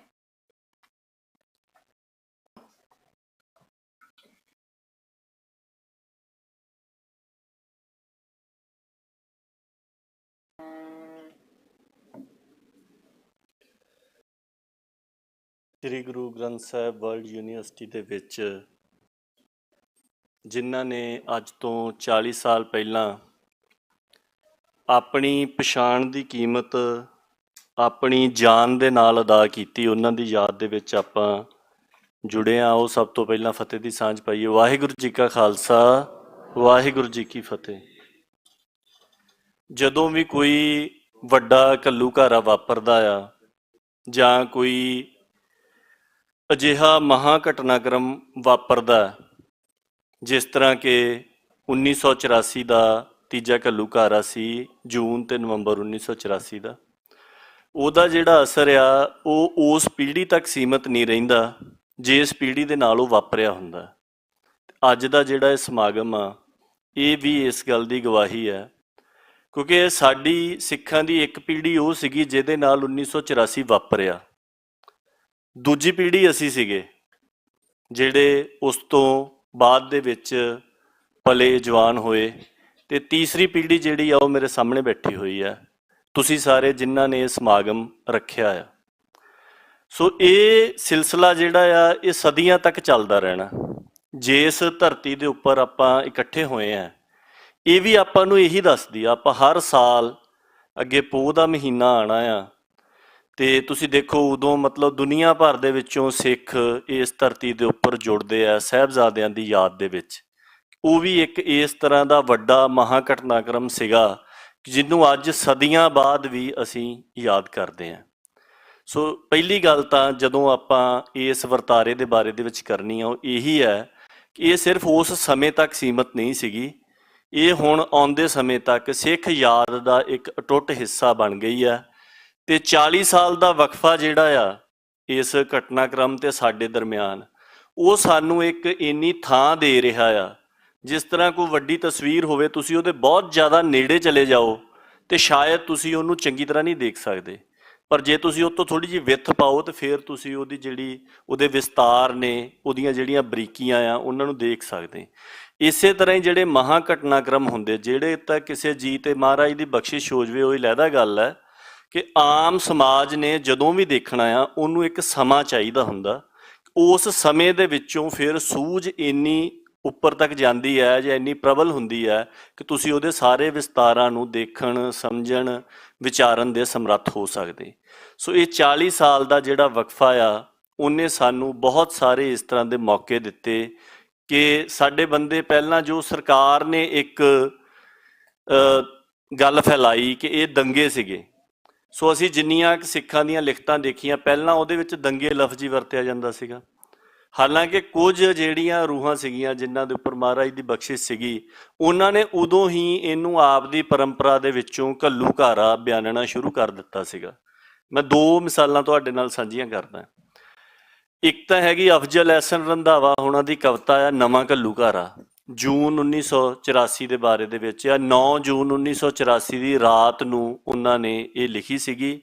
ਔਰ ਅਫਜ਼ਲ ਅਹਿਸਨ ਰੰਧਾਵਾ ਪੱਛਮੀ ਪੰਜਾਬ ਦੇ ਵਿੱਚ ਸੀ, ਧਰਮ ਦੇ ਪੱਖੋਂ ਮੁਸਲਮਾਨ ਸੀਗੇ, ਪਰ ਉਹਨੀ ਜੋ ਸਿੱਖਾਂ ਨੂੰ ਜਾਣਿਆ ਸੀਗਾ, ਇਤਿਹਾਸ ਨੂੰ ਜਾਣਿਆ ਸੀ, ਜਿਹੜਾ ਇੱਕ ਰਿਸ਼ਤਾ ਦਰਬਾਰ ਸਾਹਿਬ ਦੇ ਨਾਲ ਉਹਨਾਂ ਦਾ ਸੀਗਾ, ਉਹਦੇ ਵਿੱਚੋਂ ਉਹਨਾਂ ਨੇ ਇਹ ਬਿਆਨ ਕੀਤਾ ਕਿ ਇਹ ਇੱਕ ਨਵਾਂ ਘੱਲੂਘਾਰਾ ਵਾਪਰਿਆ।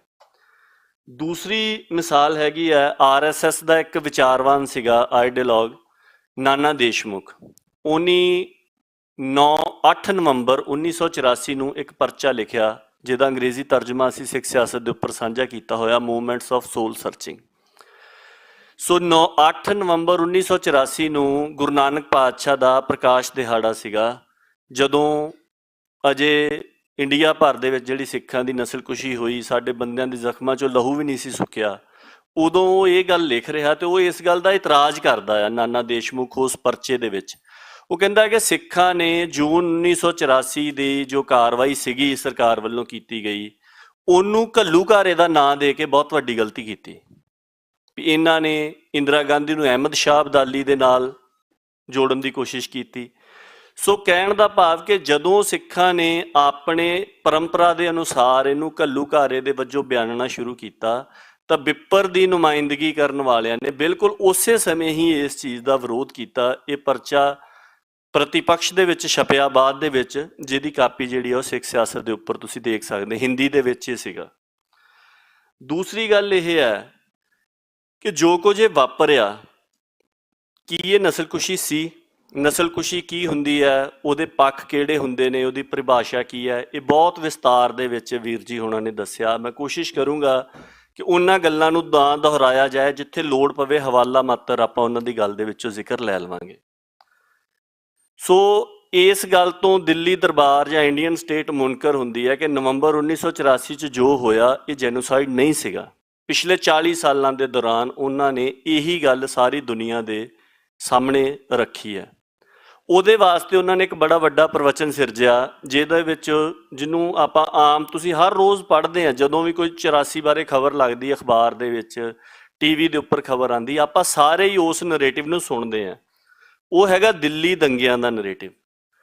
ਹੁਣ ਦਿੱਲੀ ਦੰਗੇ ਕਹਿਣ ਦੇ ਨਾਲ 2 ਚੀਜ਼ਾਂ ਸਾਹਮਣੇ ਆਉਂਦੀਆਂ ਕਿ ਨੰਬਰ 1 ਕਿ ਨਵੰਬਰ 1984 'ਚ ਜੋ ਹੋਇਆ that was not a genocide, ਉਹ ਨਸਲਕੁਸ਼ੀ ਨਹੀਂ ਸੀਗੀ, ਉਹ ਰਾਈਟ ਸੀਗੇ, ਉਹ ਦੰਗੇ ਸੀਗੇ। ਦੂਸਰਾ ਕਿ ਉਹ ਦਿੱਲੀ ਤੱਕ ਸੀਮਤ ਸੀ। ਪਰ ਆ ਇੱਕ ਛੋਟੀ ਜਿਹੀ ਕਿਤਾਬ ਹੈ, ਇਹਦਾ ਨਾਂ ਹੈਗਾ ਸਿਰਫ ਦਿੱਲੀ ਨਹੀਂ, ਨਵੰਬਰ 1984।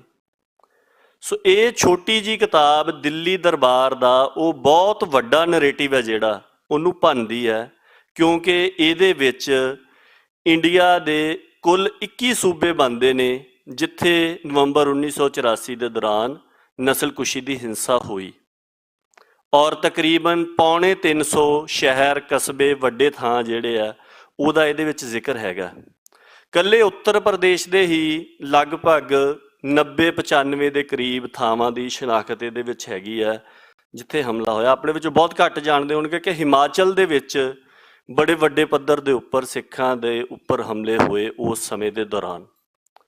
ਇਹਦੇ ਵਿੱਚ ਦਿੱਲੀ ਦਾ ਜ਼ਿਕਰ ਹਾਲੀ ਨਹੀਂ ਹੈਗਾ, ਕਿਉਂਕਿ ਜਿਹੜਾ ਕਾਰਜ ਕਰ ਰਹੇ ਗੁਰਜੰਟ ਸਿੰਘ ਹੋਣੀ, ਉਹਦੇ ਵਿੱਚੋਂ ਦਿੱਲੀ ਦੇ ਵੇਰਵੇ ਅਜੇ ਇਕੱਤਰ ਕਰਨੇ ਬਾਕੀ ਨੇ, ਪਰ ਇਹਦੇ ਵਿੱਚ ਉਹ ਬਾਕੀ ਸਾਰੇ ਵੇਰਵੇ ਜਿਹੜੇ ਆ ਉਹ ਦਰਜ ਹੈ। ਦੂਸਰੀ ਗੱਲ ਜਿਹੜੀ ਹੈ, ਇੱਕ ਰਿਪੋਰਟ ਆ, ਤੁਹਾਡੇ ਵਿੱਚੋਂ ਬਹੁਤੇ ਦੇਖਣਗੇ, ਇਹ ਮਿਲ ਜਾਂਦੀ ਹੈ ਉਹਦੇ ਉੱਪਰ ਇੰਟਰਨੈਟ ਤੇ, ਹੂ ਆਰ ਦਾ ਗਿਲਟੀ। ਇਹ ਉਹ ਪਹਿਲੀ ਰਿਪੋਰਟ ਸੀਗੀ ਜਿਹੜੀ ਨਵੰਬਰ 1984 ਦੇ ਕਤਲੇਆਮ ਦੇ ਬਾਰੇ ਦੇ ਵਿੱਚ ਛਪੀ। ਸਿੱਖਾਂ ਦੇ ਵੱਲੋਂ ਨਹੀਂ ਕੀਤੀ ਗਈ। ਦੋ ਸੰਸਥਾਵਾਂ ਸੀਗੀਆਂ ਇੰਡੀਆ ਦੀਆਂ, ਤੁਹਾਡੇ ਚੋਂ ਜੇਕਰ ਕੋਈ ਕਾਨੂੰਨ ਦੀ ਪੜ੍ਹਾਈ ਕਰ ਰਹੇ ਹੋਣਗੇ ਤੇ ਉਹਦੇ ਵਿੱਚ ਇਹਨਾਂ ਦੋਵਾਂ ਸੰਸਥਾਵਾਂ ਦਾ ਜਦੋਂ ਤੁਸੀਂ ਪਬਲਿਕ ਇੰਟਰਸਟ ਲਿਟੀਗੇਸ਼ਨ ਪੜ੍ਹਦੇ ਆ ਉਹਦੇ ਵਿੱਚ ਬਹੁਤ ਜ਼ਿਆਦਾ ਜ਼ਿਕਰ ਆਉਂਦਾ ਆ, people's union for democratic rights ਤੇ people's union for civil liberties. ਜਿਹੜੇ ਤੁਹਾਡੇ ਚੋਂ ਜੇ ਕੋਈ LLB ਕਰਦੇ ਹੋਏ ਤਾਂ ਉਹਨਾਂ ਨੂੰ ਜ਼ਰੂਰ ਪਤਾ ਹੋਊਗਾ, ਪਹਿਲੇ ਸਾਲ ਦੇ ਵਿੱਚ ਹੀ ਇਹਨਾਂ ਦਾ ਜ਼ਿਕਰ ਆ ਜਾਂਦਾ ਆ। ਸੋ ਇਹ ਜਿਹੜੀ ਰਿਪੋਰਟ ਆ ਉਹਦਾ ਪਹਿਲਾ ਪੈਰਾ ਕੀ ਕਹਿੰਦਾ ਉਹ ਮੈਂ ਤੁਹਾਡੇ ਨਾਲ ਸਾਂਝਾ ਕਰਦਾ। ਆਪਾਂ ਇਹ ਦੇਖਣਾ ਚਾਹ ਰਹੇ ਹਾਂ ਕਿ ਕੀ ਇਹ ਨਸਲਕੁਸ਼ੀ ਸੀ ਜਾਂ ਨਹੀਂ ਸੀ। ਸੋ ਦਿੱਲੀ ਦਰਬਾਰ ਨੇ ਕਿਹਾ ਕਿ ਦਿੱਲੀ ਤੱਕ ਸੀਮਤ ਸੀ, ਉਹ ਆਪਾਂ ਦੇਖ ਲਿਆ ਕਿ ਦਿੱਲੀ ਤੱਕ ਸੀਮਤ ਨਹੀਂ ਸੀ। ਦੂਜਾ ਉਹਨਾਂ ਨੇ ਕਿਹਾ ਕਿ ਦੰਗੇ ਸੀਗੇ, ਕੀ ਦੰਗੇ ਸੀਗੇ ਜਾਂ ਨਹੀਂ। ਇਸ ਰਿਪੋਰਟ ਦੇ ਵਿੱਚ ਉਹਨਾਂ ਨੇ ਦਰਜ ਕੀਤਾ ਕਿ ਇਹਨਾਂ ਦੋਵਾਂ ਸੰਸਥਾਵਾਂ ਦੇ ਮੈਂਬਰ 1 ਨਵੰਬਰ ਤੋਂ ਲੈ ਕੇ 10 ਨਵੰਬਰ ਤੱਕ ਦਿੱਲੀ ਦੇ ਵੱਖ-ਵੱਖ ਇਲਾਕਿਆਂ ਦੇ ਵਿੱਚ ਜੋ ਕੁਝ ਉਹਨਾਂ ਨੇ ਦੇਖਿਆ ਉਹਦੇ ਤੋਂ ਉਹਨਾਂ ਨੂੰ ਕੀ ਪਤਾ ਲੱਗਾ।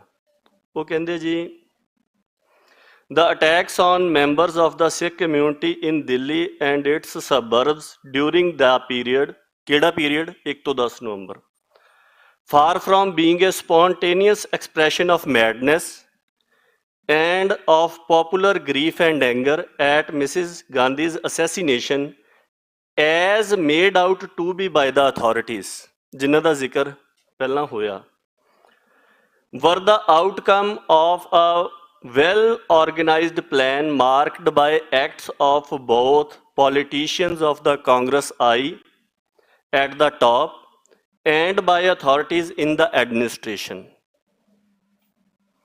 So, ਇਸ ਚੀਜ਼ ਦਾ ਕਹਿੰਦੇ ਪ੍ਰਗਟਾਵਾ ਆ deliberate commission and omissions by important politicians of Congress and people in the administration.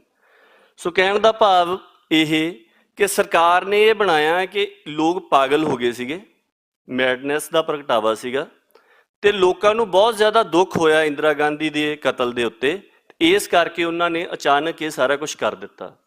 ਉਹ ਕਹਿੰਦੇ ਨਹੀਂ ਸੀਗਾ, ਇਸ ਤਰ੍ਹਾਂ ਨਹੀਂ ਸੀਗਾ ਜਿਸ ਤਰ੍ਹਾਂ ਸਰਕਾਰ ਨੇ ਬਣਾਉਣ ਦੀ ਕੋਸ਼ਿਸ਼ ਕੀਤੀ। ਕੀ ਸੀਗਾ? ਡੈਲੀਬਰੇਟ ਕਮਿਸ਼ਨ ਐਂਡ ਅਮਿਸ਼ਨ। ਕੁਛ ਕੰਮ ਮਿੱਥ ਕੇ ਕੀਤੇ ਗਏ ਤੇ ਕੁਛ ਕੰਮ ਮਿੱਥ ਕੇ ਨਹੀਂ ਕੀਤੇ ਗਏ। ਲੋਕਾਂ ਦਾ ਕਤਲੇਆਮ ਮਿੱਥ ਕੇ ਕੀਤਾ ਗਿਆ ਤੇ ਜਿਹੜੇ ਕਤਲੇਆਮ ਕਰ ਰਹੇ ਸੀਗੇ ਉਹਨਾਂ ਨੂੰ ਮਿੱਥ ਕੇ ਨਹੀਂ ਰੋਕਿਆ ਗਿਆ। ਕਿੰਨਾਂ ਦੇ ਵੱਲੋਂ? ਇੱਕ ਤਾਂ ਸਿਆਸਤਦਾਨਾਂ ਦੇ ਵੱਲੋਂ ਤੇ ਦੂਸਰਾ ਬਿਊਰੋਕ੍ਰੇਸੀ ਜਾਂ ਅਥਾਰਟੀਜ਼ ਦੇ ਵੱਲੋਂ। ਸੋ ਕਿਸੇ ਵੀ ਨਸਲਕੁਸ਼ੀ ਦੇ ਵਿੱਚ ਦੋ ਚੀਜ਼ਾਂ ਜਿਹੜੀਆਂ ਨੇ, ਕਿਸੇ ਵੀ ਜੁਰਮ ਦੇ ਵਿੱਚ, ਇੱਕ ਕਾਨੂੰਨ ਦਾ ਵਿਦਿਆਰਥੀ ਹੋਣ ਦੇ ਨਾਤੇ ਮੈਂ ਇਹ ਗੱਲ ਦੱਸ ਸਕਦਾ ਕਿ ਕਿਸੇ ਵੀ ਜੁਰਮ ਦੇ ਵਾਸਤੇ ਦੋ ਚੀਜ਼ਾਂ ਜ਼ਰੂਰੀ ਚਾਹੀਦੀਆਂ ਨੇ। ਇੱਕ ਕੁਛ ਨਾ ਕੁਛ ਕੰਮ ਜਾਂ ਕਾਰਜ ਤੇ ਦੂਜਾ ਇੱਕ ਖਾਸ ਤਰ੍ਹਾਂ ਦੀ ਮਾਨਸਿਕ ਸਥਿਤੀ।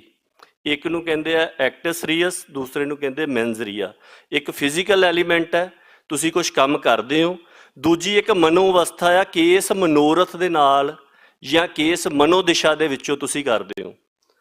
ਹੁਣ ਜਿਸ ਤਰ੍ਹਾਂ ਮਿਸਾਲ ਦੇ ਵਜੋਂ ਚੋਰੀ ਹੈ, ਜੇ ਤਾਂ ਇੱਕ ਪੈਨ ਪਿਆ ਇੱਥੇ, ਕੋਈ ਇਹਨੂੰ ਚੋਰੀ ਕਰਨ ਦੀ ਮਨਸ਼ਾ ਦੇ ਨਾਲ, ਮੇਰਾ ਇਹ ਪੈਨ ਆ, ਕੋਈ ਆਇਆ ਉਹਨੇ ਇਹਨੂੰ ਆਪਣਾ ਬਣਾਉਣ ਦੇ ਵਾਸਤੇ ਇਹ ਪੈਨ ਚੱਕ ਲਿਆ, ਚੋਰੀ ਪੂਰੀ ਹੋ ਗਈ। ਪਰ ਕਿਸੇ ਨੇ ਵੈਸੇ ਹੀ ਦੇਖਣ ਲਈ ਚੱਕ ਲਿਆ, ਹੁਣ ਪੈਨ ਤਾਂ ਚੱਕਿਆ ਗਿਆ ਪਰ ਉਹਨੇ ਬੇਈਮਾਨੀ ਦੇ ਨਾਲ ਜਾਂ ਆਪਣਾ ਬਣਾਉਣ ਦੇ ਲਈ ਨਹੀਂ ਚੱਕਿਆ, ਇਸ ਕਰਕੇ ਚੋਰੀ ਨਹੀਂ ਹੈ। ਸੋ ਦੋ ਚੀਜ਼ਾਂ ਚਾਹੀਦੀਆਂ ਨੇ, ਇੱਕ ਤਾਂ ਫਿਜ਼ੀਕਲ ਐਕਟ ਚਾਹੀਦਾ ਜਿਹੜਾ ਕਿ ਕਤਲੇਆਮ ਦੇ ਰੂਪ ਦੇ ਵਿੱਚ ਵਾਪਰਿਆ। ਸੋ ਵੱਡੀ ਗੱਲ ਇਹ ਸੀਗੀ ਕਿ ਕੀ ਜੈਨੋਸਾਈਡ ਦਾ ਮੈਂਟਲ ਐਲੀਮੈਂਟ ਮੌਜੂਦ ਹੈਗਾ ਆ ਜਾਂ ਨਹੀਂ ਹੈਗਾ। ਸੋ ਉਹਦੇ ਬਾਰੇ ਦੇ ਵਿੱਚ ਅਗਲੀ ਲਾਈਨ ਦੇ ਵਿੱਚ ਇਹ ਰਿਪੋਰਟ ਕੀ ਕਹਿੰਦੀ ਹੈ, ਬਿਲਕੁਲ ਰਿਪੋਰਟ ਦਾ ਪਹਿਲਾ ਪੈਰਾ ਆ, ਕਹਿੰਦੇ although there was a popular grief and anger, but what happened was the handiwork of a determined group which was inspired by a different sentiment altogether. ਉਹ ਕਹਿੰਦੇ ਠੀਕ ਆ, ਲੋਕਾਂ ਨੂੰ ਇਸ ਗੱਲ ਦੀ ਤੋਂ ਲੋਕ ਖਫਾ ਸੀਗੇ ਕਿ ਇੰਦਰਾ ਗਾਂਧੀ ਦਾ ਕਤਲ ਹੋਇਆ, ਪਰ ਜੋ ਕੁਝ ਹੋਇਆ ਆ ਉਹ ਇੱਕ ਬਿਲਕੁਲ ਹੀ ਵੱਖਰੀ ਮਾਨਸਿਕ ਸਥਿਤੀ ਦਾ ਇੱਕ ਡਿਫਰੈਂਟ ਸੈਂਟੀਮੈਂਟ ਦਾ ਨਤੀਜਾ ਸੀਗਾ। ਸੋ ਇਹ ਡਿਫਰੈਂਟ ਸੈਂਟੀਮੈਂਟ ਜਿਹੜਾ ਆ ਇਹ ਅਸਲ ਦੇ ਵਿੱਚ ਜੈਨੋਸਾਈਡ ਦੀ ਇੰਪਲਸ ਹੈ ਜਾਂ ਉਹ ਮਨੋਸਥਿਤੀ ਹੈ ਜਿਹਦੇ ਵਿੱਚੋਂ ਇਹ ਨਤੀਜਾ ਨਿਕਲਿਆ ਕਿ ਸਿੱਖਾਂ ਦਾ ਘਾਣ ਬੱਚਾ ਜਿਹੜਾ ਆ ਉਹ ਪੀੜਨਾ। ਅਗਲੇ ਪੈਰੇ ਦੇ ਵਿੱਚ ਕੁਝ ਗੱਲਾਂ ਨੇ ਜਿਨ੍ਹਾਂ ਦੇ ਵਿੱਚੋਂ ਉਹਨਾਂ ਨੇ ਕਿਹਾ ਕਿ ਅਸੀਂ 4 ਧਿਰਾਂ ਦੇ ਨਾਲ ਗੱਲਬਾਤ ਕੀਤੀ ਤੇ ਜੋ ਕੁਝ ਸਾਹਮਣੇ ਦੇਖਿਆ, ਇੱਕ ਤਾਂ ਜੋ ਸਾਹਮਣੇ ਦੇਖਿਆ, ਉਸ ਤੋਂ ਇਲਾਵਾ ਜਿਨ੍ਹਾਂ ਨਾਲ ਵਾਪਰਿਆ ਉਹਨਾਂ ਦੇ ਨਾਲ ਗੱਲਬਾਤ ਕੀਤੀ, ਪੁਲਿਸ ਅਫਸਰਾਂ ਦੇ ਨਾਲ ਗੱਲਬਾਤ ਕੀਤੀ, ਗੁਆਂਢੀਆਂ ਦੇ ਨਾਲ ਗੱਲਬਾਤ ਕੀਤੀ, ਸਿਆਸਤਦਾਨਾਂ ਦੇ ਨਾਲ ਗੱਲਬਾਤ ਕੀਤੀ। ਉਹ ਕਹਿੰਦੇ ਕਿ ਸਾਰੇ ਦੇ ਵਿੱਚੋਂ 2 ਗੱਲਾਂ ਸਾਹਮਣੇ ਆਈਆਂ। ਪਹਿਲੀ ਗੱਲ ਕੀ ਸਾਹਮਣੇ ਆਈ ਕਿ ਜਿੱਥੇ ਵੀ ਸਿੱਖਾਂ ਦਾ ਕਤਲੇਆਮ ਹੋਇਆ, ਇਹ ਉਹ ਦਿੱਲੀ ਦੀ ਗੱਲ ਕਰ ਰਹੇ ਆ ਕਿ ਜਿੱਥੇ ਵੀ ਸਿੱਖਾਂ ਦਾ ਕਤਲੇਆਮ ਹੋਇਆ, ਚਾਹੇ ਉਹ ਮੁੰਡਰਿਕਾ ਦੇ ਵਿੱਚ ਹੋਇਆ ਹੋਵੇ, ਸਾਊਥ ਦਿੱਲੀ ਦੇ ਵਿੱਚ ਹੋਇਆ ਹੋਵੇ, ਵੈਸਟ ਦਿੱਲੀ ਦੇ ਵਿੱਚ ਹੋਇਆ ਹੋਵੇ, ਜਿਹੜੀ ਵੀ ਥਾਂ ਦੇ ਉੱਪਰ ਸਿੱਖਾਂ ਦਾ ਕਤਲੇਆਮ ਹੋਇਆ, ਉਹਦਾ ਸਾਰੇ ਕਾਸੇ ਦਾ ਜਿਹੜਾ ਤਰੀਕਾਕਾਰ ਸੀਗਾ ਉਹ ਇੱਕੋ ਹੀ ਸੀਗਾ, ਕਾਮਨ ਪੈਟਰਨ ਸੀਗਾ। ਹਰ ਥਾਂ ਦੇ ਉੱਪਰ ਇੱਕੋ ਤਰੀਕੇ ਦੇ ਨਾਲ ਬੰਦਿਆਂ ਨੂੰ ਕਤਲ ਕੀਤਾ ਗਿਆ। ਦੂਸਰੀ ਗੱਲ ਜਿਹੜੀ ਉਹਨਾਂ ਨੇ ਕਹੀ ਹੈ ਉਹ ਇਹ ਕਹੀ ਕਿ uniformity of sequence of events, ਕਿ ਜਿਹੜਾ ਘਟਨਾਵਾਂ ਦੇ ਵਾਪਰਨ ਦਾ ਜੋ ਅਮਲ ਸੀਗਾ ਉਹ ਸਾਰੀਆਂ ਥਾਵਾਂ ਦੇ ਉੱਪਰ ਇੱਕੋ ਤਰ੍ਹਾਂ ਦਾ ਹੀ ਸੀਗਾ। ਕਿ ਜਿਹੜੀ ਘਟਨਾਵਾਂ ਵਾਪਰਨ ਦੀ ਤਰਤੀਬ ਸੀਗੀ ਵੀ ਕਿਸ ਤਰੀਕੇ ਦੇ ਨਾਲ ਪਹਿਲਾਂ ਅਫਵਾਹਾਂ ਫੈਲਾਈਆਂ ਗਈਆਂ, ਅਫਵਾਹਾਂ ਫੈਲਾਉਣ ਤੋਂ ਬਾਅਦ ਬੰਦਿਆਂ ਨੂੰ ਇਕੱਠੇ ਕੀਤਾ ਗਿਆ, ਇਕੱਠੇ ਕਰਨ ਤੋਂ ਬਾਅਦ ਸਿੱਖਾਂ ਦੇ ਗੁਰਦੁਆਰਾ ਸਾਹਿਬਾਨ ਦੇ ਉੱਪਰ, ਉਹਨਾਂ ਦੇ ਘਰਾਂ ਦੇ ਉੱਪਰ ਹਮਲੇ ਕੀਤੇ ਗਏ ਤੇ ਸਿੱਖਾਂ ਨੂੰ ਕਤਲ ਕੀਤਾ ਗਿਆ, ਲੁੱਟਮਾਰ ਕੀਤੀ ਗਈ, ਕਤਲੋਗਾਰਤ ਕੀਤੀ ਗਈ। ਇਹ ਸਾਰੀਆਂ ਥਾਵਾਂ ਦੇ ਉੱਪਰ ਇਹੀ ਤਰੀਕਾਕਾਰ ਰਿਹਾ। ਸੋ ਜਦੋਂ ਪਿਛਲੇ ਸਮੇਂ ਦੇ ਦੌਰਾਨ ਇੰਡੀਆ ਦੇ ਵਿੱਚ ਇਸ ਸਾਰੀ ਨਸਲਕੁਸ਼ੀ ਦਾ ਖੁਰਾ ਖੋਜ ਲੱਭਣ ਦਾ ਕਾਰਜ ਚੱਲਿਆ, ਉਹਦੇ ਵਿੱਚ ਇਹ ਗੱਲ ਸਾਹਮਣੇ ਆਈ ਕਿ ਜਿਹੜੀ ਗੱਲ ਇਹ ਉਹ ਦਿੱਲੀ ਦੇ ਬਾਰੇ ਦੇ ਵਿੱਚ ਕਹਿ ਰਹੇ ਆ, ਇਹੀ ਦੋਵੇਂ ਚੀਜ਼ਾਂ ਸਾਰੇ ਇੰਡੀਆ ਦੇ ਵਿੱਚ ਹੀ ਸੇਮ ਨੇ। ਜਿਹੜਾ ਪੈਟਰਨ ਸੀਗਾ ਉਹ ਸਾਰੇ ਇੰਡੀਆ ਦੇ ਵਿੱਚ ਕਾਮਨ ਪੈਟਰਨ ਸੀਗਾ, ਤੇ ਦੂਸਰੀ ਗੱਲ ਜਿਹੜੀ ਘਟਨਾਵਾਂ ਦੀ ਤਰਤੀਬ ਸੀਗੀ ਉਹ ਸਾਰੇ ਇੰਡੀਆ ਦੇ ਵਿੱਚ ਹੀ ਬਿਲਕੁਲ ਉਸੇ ਤਰੀਕੇ ਦੇ ਨਾਲ ਸੀਗੀ। ਸੋ ਬਹੁਤ ਸਾਰੀਆਂ ਥਾਵਾਂ ਦੇ ਉੱਪਰ ਇਸ ਤਰੀਕੇ ਦੇ ਨਾਲ ਹੋਇਆ ਕਿ ਸਰਕਾਰੀ ਗੱਡੀਆਂ ਦੇ ਵਿੱਚ ਕਤਲ ਕਰਨ ਵਾਲੇ ਜਿਹੜੇ ਬੰਦੇ ਸੀਗੇ ਉਹਨਾਂ ਨੂੰ ਢੋਇਆ ਗਿਆ। ਦਿੱਲੀ ਦਾ ਜ਼ਿਕਰ ਜਿਹੜਾ ਆ ਉਹ ਇਸ ਰਿਪੋਰਟ ਦੇ ਵਿੱਚ ਕੀਤਾ ਹੋਇਆ ਕਿ ਜਿੱਥੇ ਬੰਦਿਆਂ ਨੂੰ ਢੋਇਆ ਗਿਆ। ਇਸ ਤੋਂ ਇਲਾਵਾ ਤੁਸੀਂ ਦੇਖੋ, ਦਿੱਲੀ ਤੋਂ ਇਲਾਵਾ ਬੰਗਾਲ ਦੇ ਵਿੱਚ ਅੰਡਾਲ ਨਾਂ ਦੀ ਜਗ੍ਹਾ ਆ, ਹੋਨ ਚਿੱਲੜ, ਰਿਵਾੜੀ ਹਰਿਆਣਾ, ਜਮਾਲਪੁਰ ਗਵਾਲੀਅਰ ਮੱਧ ਪ੍ਰਦੇਸ਼, ਕੋਠਾ ਸਾਹਿਬ ਹਿਮਾਚਲਪੁਰ ਜਿੱਥੇ ਸੁਜਾਨਪੁਰ ਤੋਂ ਬੰਦੇ ਲਿਆਂਦੇ ਸੀਗੇ। ਇਸੇ ਤਰ੍ਹਾਂ ਹੀ ਅਸਾਮ ਦੇ ਵਿੱਚ ਗੁਹਾਟੀ ਤੋਂ ਬੰਦੇ ਢੋ ਕੇ ਉੱਥੇ ਵੀ ਮਤਲਬ ਬਾਹਰੋਂ ਬੰਦੇ ਲਿਆ ਕੇ ਕਤਲ ਕਰਨ ਦੀਆਂ ਕੋਸ਼ਿਸ਼ਾਂ ਜਿਹੜੀਆਂ ਉਹ ਸਿੱਖਾਂ ਨੂੰ ਕੀਤੀਆਂ ਗਈਆਂ। ਸੋ ਇਹਨਾਂ ਸਾਰੀਆਂ ਥਾਵਾਂ ਦੇ ਉੱਪਰ ਹੀ ਇਹ ਸਾਂਝੀ ਗੱਲ ਰਹੀ ਕਿ ਜਿਹੜੇ ਹਮਲਾਵਰ ਸੀਗੇ ਉਹ ਦੂਸਰੀਆਂ ਥਾਵਾਂ ਤੋਂ ਲਿਆਂਦੇ ਗਏ। ਸੋ ਇਹ ਸਾਰਾ ਕੁਝ ਹੀ ਇਹ ਗੱਲ ਦਰਸਾਉਂਦਾ ਹੈ। ਇਸੇ ਤਰ੍ਹਾਂ ਹੀ ਜਿਹੜੀ ਘਟਨਾਵਾਂ ਦੀ ਤਰਤੀਬ ਹੈ, ਆਪਾਂ ਇਹ ਸੋਚਦੇ ਹਾਂ ਕਿ ਸ਼ਾਇਦ ਜੂਨ 1984 ਦੇ ਵਿੱਚ ਗੁਰਦੁਆਰਾ ਸਾਹਿਬਾਨ ਦੇ ਉੱਪਰ ਹਮਲਾ ਹੋਇਆ ਤੇ ਨਵੰਬਰ 1984 ਦੇ ਵਿੱਚ ਸਿੱਖਾਂ ਦੇ ਉੱਪਰ ਹਮਲਾ ਹੋਇਆ। ਨਵੰਬਰ 1984 ਦੇ ਵਿੱਚ ਜੂਨ 1984 ਤੋਂ ਕਿਤੇ ਵੱਡੇ ਵਿਆਪਕ ਪੱਧਰ ਦੇ ਉੱਪਰ ਗੁਰਦੁਆਰਾ ਸਾਹਿਬਾਨ ਦੇ ਉੱਪਰ ਹਮਲੇ ਹੋਏ। ਬਹੁਤੀਆਂ ਥਾਵਾਂ ਦੇ ਉੱਪਰ ਘਟਨਾਵਾਂ ਦੀ ਤਰਤੀਬ ਇਸ ਤਰ੍ਹਾਂ ਰਹੀ ਕਿ ਸਭ ਤੋਂ ਪਹਿਲਾ ਹਮਲਾ ਹੀ ਗੁਰਦੁਆਰਾ ਸਾਹਿਬ ਦੇ ਉੱਪਰ ਕੀਤਾ ਗਿਆ। ਸੋ ਇਹ ਸਾਰਾ ਕੁਝ ਇਹ ਗੱਲ ਦਰਸਾਉਂਦਾ ਆ ਕਿ ਇੱਕ ਬੜੇ ਵਿਆਪਕ ਘੇਰੇ ਦੇ ਵਿੱਚ ਇਹ ਸਾਰੀ ਗੱਲ ਵਾਪਰੀ ਸੀਗੀ ਔਰ ਇਹਦੇ ਪਿੱਛੇ ਕੰਮ ਕਰਦੀ ਜਿਹੜੀ ਮਨਸ਼ਾ ਆ ਉਹ ਬਿਲਕੁਲ ਇਹੀ ਸੀਗੀ। ਜਿਸ ਤਰ੍ਹਾਂ ਇਸ ਤੋਂ ਹੀ ਅਗਲਾ ਪੈਰਾ, ਇਸ ਰਿਪੋਰਟ ਦਾ ਤੀਸਰਾ ਪੈਰਾ ਜਿਹੜਾ ਆ, ਉਹਦੇ ਵਿੱਚ ਉਹ ਕਹਿੰਦੇ ਨੇ ਕਿ ਦਿੱਲੀ ਦੇ ਵਿੱਚ 1971 ਦੀ ਸੈਂਸਸ ਦੇ ਮੁਤਾਬਕ 20 ਤੋਂ 50 ਸਾਲ ਦੇ ਜਿਹੜੇ ਸਿੱਖ ਮਰਦ ਸੀਗੇ, ਨੌਜਵਾਨ ਮੁੰਡੇ, ਨੌਜਵਾਨ ਜਾਂ ਮਰਦਾਂ ਦੀ ਜਿਹੜੀ ਗਿਣਤੀ ਆ ਉਹ 1 ਲੱਖ ਦੇ ਕਰੀਬ ਸੀਗੀ। ਤੇ ਇਹੀ ਵੱਡਾ ਉਹ ਗਰੁੱਪ ਰਿਹਾ ਜਿਹਨੂੰ ਇਸ ਨਵੰਬਰ 1984 ਦੀ ਨਸਲਕੁਸ਼ੀ ਦੇ ਦੌਰਾਨ ਮਾਰਿਆ ਗਿਆ। ਕਿ ਮਾਰਨ ਦੇ ਵਾਸਤੇ ਤੁਸੀਂ ਕਿਹੜੇ ਹਿੱਸਿਆਂ ਦੀ ਚੋਣ ਕੀਤੀ, ਜਿਹੜੇ 20 ਤੋਂ 50 ਸਾਲ ਤੱਕ ਦੇ ਸਿੱਖ ਮਰਦ ਸੀਗੇ। ਇਹ ਤੀਸਰਾ ਪੈਰਾ ਹੂ ਆਰ ਗਿਲਟੀ ਰਿਪੋਰਟ ਦਾ ਆ। ਸੋ ਇਹ ਸਾਰੀਆਂ ਗੱਲਾਂ ਜਿੰਨੀਆਂ ਇਹਨਾਂ ਨੇ ਦੱਸੀਆਂ ਨੇ ਇਸ ਰਿਪੋਰਟ ਦੇ ਵਿੱਚ ਦਿੱਲੀ ਦੇ ਤਜਰਬੇ ਦੇ ਆਧਾਰ ਤੇ, ਇਹ ਸਾਰੀਆਂ ਗੱਲਾਂ ਇਨ ਬਿਨ ਸਾਰੇ ਇੰਡੀਆ ਦੇ ਵਿੱਚ ਲਾਗੂ ਹੁੰਦੀਆਂ। ਕਿਉਂਕਿ ਇੰਡੀਆ ਦੇ ਵਿੱਚ ਜਾ ਕੇ ਜਦੋਂ ਦੇਖਿਆ ਗਿਆ ਤਾਂ ਬਹੁਤੀਆਂ ਥਾਵਾਂ ਦੇ ਉੱਪਰ ਜਿੱਥੇ ਮਾਰਿਆ ਗਿਆ ਉਹ ਇਸੇ ਤਰੀਕੇ ਦੇ ਨਾਲ ਹੀ ਮਾਰਿਆ ਗਿਆ। ਹਾਲਾਂਕਿ ਮੰਗੋਲਪੁਰੀ ਦਿੱਲੀ ਦੇ ਵਿੱਚ ਇਸ ਤਰ੍ਹਾਂ ਹੋਇਆ ਕਿ ਜਿੱਥੇ ਬੱਚਿਆਂ ਨੂੰ ਵੀ ਨਹੀਂ ਬਖਸ਼ਿਆ ਗਿਆ। ਸੋ ਜਿੱਥੇ ਬਿਲਕੁਲ ਬੱਚਿਆਂ ਨੂੰ ਜਾਂ ਮਾਸੂਮ ਬੱਚਿਆਂ ਨੂੰ ਵੀ ਨਿਸ਼ਾਨਾ ਬਣਾਇਆ ਗਿਆ, ਉਹਦੇ ਤੋਂ ਇਹ ਗੱਲ ਸਾਹਮਣੇ ਆਉਂਦੀ ਕਿ ਜਿਹਨੂੰ ਆਪਾਂ ਪੰਜਾਬੀ ਦੇ ਵਿੱਚ ਕਹਿ ਦਿੰਦੇ ਆ ਕਿ ਇੱਕ ਘਾਣ ਬੱਚਾ ਪੀੜਨ ਦੀ ਮਨਸ਼ਾ, ਕਿ ਮੁਕੰਮਲ ਸਫਾਇਆ ਕਰਨ ਦੀ। ਤੇ ਜੈਨੋਸਾਈਡ ਦੀ ਜਦੋਂ ਆਪਾਂ ਡੈਫੀਨੇਸ਼ਨ ਪੜ੍ਹਦੇ ਆ, ਜਿਹਦਾ ਜ਼ਿਕਰ ਪਹਿਲਾਂ ਹੋਇਆ, ਉਹਦੇ ਵਿੱਚ ਇੱਕ ਸ਼ਬਦ ਆਉਂਦਾ ਆ ਕਿ ਕਿਸੇ ਵੀ ਸਮੂਹ ਨੂੰ ਖਤਮ ਕਰਨ ਦੀ ਮਨਸ਼ਾ ਦੇ ਨਾਲ, ਕਿੱਦਾਂ, ਇਨ ਹੋਲ ਔਰ ਇਨ ਪਾਰਟ, ਉਹਨੂੰ ਮੁਕੰਮਲ ਤੌਰ ਦੇ ਉੱਪਰ ਜਾਂ ਅੰਸ਼ਕ ਤੌਰ ਦੇ ਉੱਪਰ ਖਤਮ ਕਰਨ ਦੀ ਮਨਸ਼ਾ ਦੇ ਨਾਲ ਜਿਹੜੇ 7-8 ਚੀਜ਼ਾਂ ਵੀਰ ਜੀ ਨੇ ਗਣਾਈਆਂ ਸੀਗੀਆਂ ਉਹ ਕਰਨੀਆਂ, ਜਿਨ੍ਹਾਂ ਦੇ ਵਿੱਚੋਂ ਕਤਲੇਆਮ ਜਿਹੜਾ ਆ ਉਹ ਨਸਲਕੁਸ਼ੀ ਦਾ ਪ੍ਰਮੁੱਖ ਤਰੀਕਾਕਾਰ ਜਿਹੜਾ ਆ ਉਹ ਹੁੰਦਾ। ਸੋ ਹੁਣ ਇੰਡੀਆ ਮੁਨਕਰ ਹੋ ਰਿਹਾ। ਅਸੀਂ ਇੱਕ ਕਾਰਜ ਪਿਛਲੇ ਸਮੇਂ ਦੇ ਦੌਰਾਨ ਕੀਤਾ, ਸਿੱਖ ਨਸਲਕੁਸ਼ੀ 1984 ਅੱਖੀਂ ਡਿੱਠੇ ਹਾਲ, ਸਿਧਾਂਤਕ ਪੜਚੋਲ ਤੇ ਦਸਤਾਵੇਜ਼। ਇਸ ਪੁਸਤਕ ਦਾ ਜਿਹੜਾ ਆਖਰੀ ਭਾਗ ਹੈ ਉਹਦੇ ਵਿੱਚ ਇਹ ਭਾਗ ਹੈ ਹਾਹਾ ਦਸਤਾਵੇਜ਼ਾਂ ਦਾ।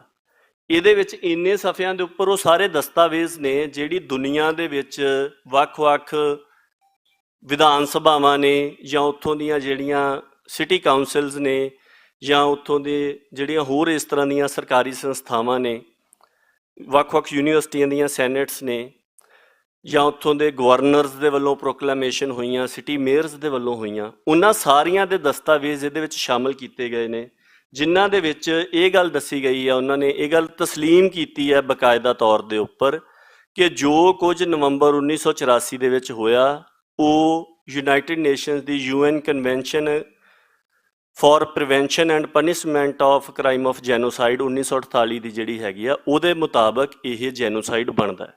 ਸੋ ਅੱਜ ਦੁਨੀਆ ਇਸ ਗੱਲ ਨੂੰ ਮਾਨਤਾ ਦੇ ਰਹੀ ਹੈ ਕਿ ਇਹ ਜੈਨੋਸਾਈਡ ਹੈ, ਤੇ ਇੰਡੀਆ ਦੇ ਵੱਲੋਂ ਹਰ ਇੱਕ ਹੀਲਾ ਵਰਤ ਕੇ ਇਸ ਗੱਲ ਤੋਂ ਮੁਨਕਰ ਹੋਣ ਦਾ ਯਤਨ ਕੀਤਾ ਜਾ ਰਿਹਾ। ਮੈਂ ਤੁਹਾਡੇ ਨਾਲ ਇੱਕ ਮਿਸਾਲ ਸਾਂਝੀ ਕਰਦਾ, ਅੱਗੇ ਵੀ ਕਾਫੀ ਥਾਵਾਂ ਦੇ ਉੱਪਰ ਕੀਤੀ ਹੈ। ਕਨੈਕਟੀਕਟ ਅਮਰੀਕਾ ਦੀ ਇੱਕ ਸੂਬਾ ਹੈ, ਇੱਕ ਸਟੇਟ ਹੈ ਕਨੈਕਟੀਕਟ। ਉੱਥੋਂ ਦੀ ਸਟੇਟ ਅਸੈਂਬਲੀ, ਜਿਹਨੂੰ ਆਪਾਂ ਵਿਧਾਨ ਸਭਾ ਆਪਣੇ ਪੰਜਾਬੀ 'ਚ ਕਹਿ ਲੈਂਦੇ ਹਾਂ, ਉਹਦੇ ਵਿੱਚ ਇੱਕ ਮੋਸ਼ਨ ਜਾਂ ਇੱਕ ਬਿੱਲ ਪੇਸ਼ ਹੋਣਾ ਸੀਗਾ ਕਿ ਹਰ ਸਾਲ 1 ਨਵੰਬਰ ਜਿਹੜਾ ਆ ਉਹਨੂੰ ਅਸੀਂ ਸਿੱਖ ਜੈਨੋਸਾਈਡ ਰਿਮੈਂਬਰੈਂਸ ਡੇ ਦੇ ਉੱਪਰ ਮਨਾਇਆ ਕਰਾਂਗੇ, ਕਿਉਂਕਿ ਨਵੰਬਰ 1984 'ਚ ਥਰੂ ਆਊਟ ਇੰਡੀਆ ਜੋ ਕੁਝ ਸਿੱਖਾਂ ਦੇ ਨਾਲ ਵਾਪਰਿਆ ਉਹ ਇੱਕ ਜੈਨੋਸਾਈਡ ਸੀਗਾ। ਸੋ ਉਹਦੇ ਵਾਸਤੇ ਇੱਕ ਸੈਨੇਟਰ ਸੀਗੀ ਉੱਥੋਂ ਦੀ, ਕੈਥੀ ਆਸਟਿਨ, ਉਹਦੀ ਪੇਸ਼ਕਦਮੀ ਕਰ ਰਹੀ ਸੀਗੀ ਕਿ ਇਹ ਕਾਨੂੰਨ ਵਿਧਾਨ ਸਭਾ ਦੇ ਵਿੱਚ ਪਾਸ ਹੋ ਜਾਵੇ। ਉਹਨੂੰ ਇੰਡੀਅਨ ਹਾਈ ਕਮਿਸ਼ਨ ਦੇ ਵੱਲੋਂ ਇੱਕ ਚਿੱਠੀ ਲਿਖੀ ਗਈ, ਤੇ ਜਿਸ ਦਿਨ ਉਹਨਾਂ ਨੇ ਜਦੋਂ ਬਿੱਲ ਪਾਸ ਹੋ ਗਿਆ, ਉਹਨਾਂ ਦੀ ਜਿਹੜੀ ਸਟੇਟ ਕੈਪੀਟਲ ਸੀਗੀ, ਜਿਸ ਤਰ੍ਹਾਂ ਆਪਾਂ ਰਾਜ ਭਵਨ ਕਹਿੰਦੇ ਆ, ਜਿਹੜੀ ਉਹਨਾਂ ਦੀ ਉਹ ਇਮਾਰਤ ਆ ਰਾਜ ਭਵਨ ਸੀਗਾ, ਉਹਦੇ ਵਿੱਚ ਉਹ ਦਿਨ ਮਨਾਇਆ ਜਾ ਰਿਹਾ ਸੀ। ਉਹਨੇ ਉੱਥੇ ਉਹ ਚਿੱਠੀ ਦਾ ਇੱਕ ਹਿੱਸਾ ਪੜ੍ਹ ਕੇ ਸੁਣਾਇਆ। ਉਹ ਹਿੱਸਾ ਜਿਹੜਾ ਉਹ ਵੀ ਅਸੀਂ ਸਿੱਖ ਸਿਆਸਤ ਦੇ ਉੱਪਰ ਨਸ਼ਰ ਕੀਤਾ। ਉਹਦੇ ਵਿੱਚ ਇੰਡੀਅਨ ਹਾਈ ਕਮਿਸ਼ਨ ਨੇ ਇਹ ਗੱਲ ਕਹੀ ਕਿ ਇਹ ਨਸਲਕੁਸ਼ੀ ਨਹੀਂ ਸੀਗੀ, ਇਹ ਰਾਇਟ ਸੀਗੇ, ਤੇ ਇਹ ਜੋ ਕੁਝ ਸਿੱਖਾਂ ਦੇ ਵੱਲੋਂ ਪੰਜਾਬ 'ਚ ਕੀਤਾ ਜਾ ਰਿਹਾ ਸੀਗਾ ਉਹਦੇ ਪ੍ਰਤੀਕਰਮ ਦੇ ਵਿੱਚ ਇਹ ਸਾਰਾ ਕੁਝ ਹੋਇਆ ਸੀਗਾ। ਤੇ ਅਗਲੀ ਗੱਲ ਇਹ ਕਹੀ ਕਿ ਜਿਹੜੇ ਲੋਕ ਤੁਹਾਨੂੰ ਇਹ ਕਹਿ ਰਹੇ ਨੇ ਕਿ ਇਹਨੂੰ ਨਸਲਕੁਸ਼ੀ ਤਸਲੀਮ ਕਰੋ, ਉਹ ਐਂਟੀ ਇੰਡੀਆ ਲੋਕ ਨੇ। ਹੁਣ ਗ੍ਰੈਗਰੀ ਐਚ ਸਟੈਂਟਨ ਦਾ ਪਹਿਲਾਂ ਜ਼ਿਕਰ ਹੋਇਆ, ਉਹ ਕਹਿੰਦਾ ਕਿ ਡਿਨਾਇਲ ਦੇ ਕਿੰਨੇ ਤਰੀਕੇ ਹੋ ਸਕਦੇ, ਜਦੋਂ ਕੋਈ ਮੁਨਕਰ ਹੋਣ ਦੇ ਉੱਪਰ ਆਂਦਾ ਉਹਦੇ ਅਣਗਿਣਤ ਤਰੀਕੇ ਹੋ ਸਕਦੇ ਆ, ਪਰ ਉਹਦੇ ਵਿੱਚੋਂ ਇੱਕ ਤਰੀਕਾ ਇਹ ਹੈਗਾ ਆ ਕਿ ਜੋ ਕੁਝ ਵਾਪਰਿਆ ਇਹ ਕਹਿਣਾ ਕਿ ਇਹ ਨਸਲਕੁਸ਼ੀ ਨਹੀਂ ਸੀ, ਇਹ ਕੁਛ ਹੋਰ ਸੀ। ਉਹ ਰਾਈਟ ਕਹਿ ਦਿਓ, ਉਹਨੂੰ ਤੁਸੀਂ ਕਤਲੇਆਮ ਕਹਿ ਦਿਓ, ਪੋਗਰੋਮ ਕਹਿ ਦਿਓ, ਪਾਰਟੀਕੂਲਰ ਟਰਮ ਆ ਜਿਹੜੀ ਜੈਨੋਸਾਈਡ ਦੀ ਉਹ ਨਹੀਂ ਵਰਤਣ ਦਿੱਤੀ ਜਾਂਦੀ ਜਾਂ ਵਿਰੋਧ ਕੀਤਾ ਜਾਂਦਾ ਇਸ ਗੱਲ ਦਾ। ਸੋ ਪਹਿਲੀ ਗੱਲ ਇਹ ਆ ਗਈ। ਦੂਜਾ ਗੱਲ ਉਹ ਕਹਿੰਦਾ ਕਿ ਜਿਹੜੀ ਵਿਕਟਮ ਕਮਿਊਨਿਟੀ ਆ ਉਹਨੂੰ ਬਲੇਮ ਕਰਨਾ। ਇਹ ਗੱਲ ਉਸ ਚਿੱਠੀ ਦੇ ਵਿੱਚ ਲਿਖਣੀ ਕਿ ਜੋ ਕੁਝ ਸਿੱਖ ਪੰਜਾਬ 'ਚ ਕਰ ਰਹੇ ਸੀਗੇ ਉਹਦੇ ਨਤੀਜੇ ਦੇ ਵਜੋਂ ਹੋ ਗਿਆ। ਇਹਦਾ ਮਤਲਬ ਜਿਹੜੇ ਜਿਨ੍ਹਾਂ ਧਿਰਾਂ ਦੇ ਨਾਲ ਸਿੱਖਾਂ ਦੇ ਨਾਲ ਇਹ ਗੱਲ ਵਾਪਰ, ਉਹ ਕਹਿੰਦੀ ਕਿ ਇਸ ਚਿੱਠੀ ਦੀ ਮੇਰੀ ਨਜ਼ਰ ਦੇ ਵਿੱਚ ਹੋਰ ਕੋਈ ਕੀਮਤ ਨਹੀਂ ਹੈ ਬਜਾਏ ਇਸ ਗੱਲ ਦੇ ਕਿ ਇਹ ਇੱਕ ਡਾਕੂਮੈਂਟ ਆਫ ਡਿਨਾਇਲ ਆ, ਇੰਡੀਆ ਮੁਨਕਰ ਹੋ ਰਿਹਾ ਹੈ ਇਸ ਗੱਲ ਤੋਂ। ਹੁਣ ਆਪਾਂ ਇਸ ਗੱਲ ਦੇ ਉੱਪਰ ਆਉਂਦੇ ਹਾਂ ਕਿ ਇਹ ਸਾਰੇ ਕਾਸੇ ਦਾ ਅੱਜ ਦੇ ਸੰਦਰਭ ਦੇ ਵਿੱਚ ਕੀ ਗੱਲ ਬਣਦੀ ਹੈ ਕਿ ਇਹ ਪਿਛਲੇ ਸਮੇਂ ਦੇ ਵਿੱਚ ਵਾਪਰ ਗਿਆ। ਠੀਕ ਹੈ, ਆਪਾਂ ਯਾਦ ਕਰ ਰਹੇ ਹਾਂ, ਸਾਰੇ ਯਾਦ ਕਰਦੇ ਨੇ, ਤੇ ਹਰ ਕੋਈ ਇਹ ਗੱਲ ਕਹਿੰਦਾ ਕਿ ਇਹ ਯਾਦ ਨਹੀਂ ਕਰੋਗੇ ਤਾਂ ਇਹ ਦੁਬਾਰਾ ਵਾਪਰੂਗਾ। ਇਹ ਗੱਲ ਹਰ ਕੋਈ ਕਹਿੰਦਾ ਹੈ, ਕਿਸੇ ਵੀ ਤੁਸੀਂ ਵਿਦਵਾਨ ਨੂੰ ਪੜ੍ਹ ਲਓ, ਕਿਸੇ ਨੂੰ ਵੀ ਦੇਖ ਲਓ, ਤੇ ਸਿੱਖਾਂ ਦੇ ਮਾਮਲੇ ਦੇ ਵਿੱਚ ਤਾਂ ਵੈਸੇ ਹੀ ਭੁੱਲ ਜਾਣ ਦਾ ਕੋਈ ਮਤਲਬ ਨਹੀਂ ਬਣਦਾ। ਅਸੀਂ ਤਾਂ ਜਿੰਨਾ ਕੁਝ ਸਾਡੇ ਨਾਲ ਵਾਪਰਿਆ ਅਸੀਂ ਤਾਂ ਉਹਨੂੰ ਹਰ ਰੋਜ਼ 2 ਵਾਰ ਯਾਦ ਕਰਦੇ ਹਾਂ। ਜਿੰਨੇ ਵੱਡੇ ਘਟਨਾਕ੍ਰਮ ਸੀਗੇ ਉਹ ਸਾਰੇ ਸਿੱਖਾਂ ਦੀ ਅਰਦਾਸ ਦਾ ਹਿੱਸਾ ਨੇ। 10 ਪਾਤਸ਼ਾਹੀਆਂ ਨੂੰ ਯਾਦ ਕਰਨ ਤੋਂ ਬਾਅਦ, ਉਸ ਤੋਂ ਬਾਅਦ 4 ਸਾਹਿਬਜ਼ਾਦਿਆਂ ਨੂੰ, 40 ਮੁਕਤਿਆਂ ਨੂੰ, 5 ਪਿਆਰਿਆਂ ਨੂੰ, ਉਸ ਤੋਂ ਬਾਅਦ ਦੇ ਵਿੱਚ ਪੂਰੇ ਸੂਰੇ 2 ਬੰਦ ਜਿਹੜੇ ਨੇ ਉਹ ਜੋ ਕੁਝ ਸਾਡੇ ਇਤਿਹਾਸ ਦੇ ਵਿੱਚ ਸਿੱਖਾਂ ਦੇ ਨਾਲ ਵਾਪਰਿਆ ਉਹ ਉਹਨਾਂ ਨੂੰ ਯਾਦ ਕਰਨ ਦਾ ਹੀ ਹੈ। ਸੋ ਅਸੀਂ ਤਾਂ ਉਹਨੂੰ ਆਪਣੇ ਨਿਤਨੇਮ ਦਾ, ਆਪਣੀ ਅਰਦਾਸ ਦਾ ਹਿੱਸਾ ਬਣਾਇਆ ਹੋਇਆ। ਪਰ ਦੁਨੀਆ ਵੀ ਇਹ ਗੱਲ ਕਹਿੰਦੀ ਹੈ ਕਿ ਜਿੱਥੇ ਵੀ ਇਸ ਤਰ੍ਹਾਂ ਦਾ ਘਟਨਾਕ੍ਰਮ ਵਾਪਰਦਾ ਹੈ, ਜੇ ਉਹਨੂੰ ਭੁੱਲ ਜਾਓਗੇ ਤਾਂ ਉਹ ਯਕੀਨਨ ਦੁਬਾਰਾ ਵਾਪਰੇਗਾ। ਤੇ ਡਿਨਾਇਲ ਦੇ ਮਾਮਲੇ ਦੇ ਵਿੱਚ ਇਹ ਗੱਲ ਬੜੀ ਮਹੱਤਵਪੂਰਨ ਹੈ ਕਿ ਡਿਨਾਇਲ ਇਸ ਗੱਲ ਦਾ ਸੂਚਕ ਹੁੰਦਾ ਹੈ ਕਿ ਤੁਹਾਨੂੰ ਖਤਮ ਕਰਨ ਦੀ ਮਨਸ਼ਾ ਜਿਹੜੀ ਹੈ ਉਹ ਅਜੇ ਵੀ ਬਰਕਰਾਰ ਹੈ।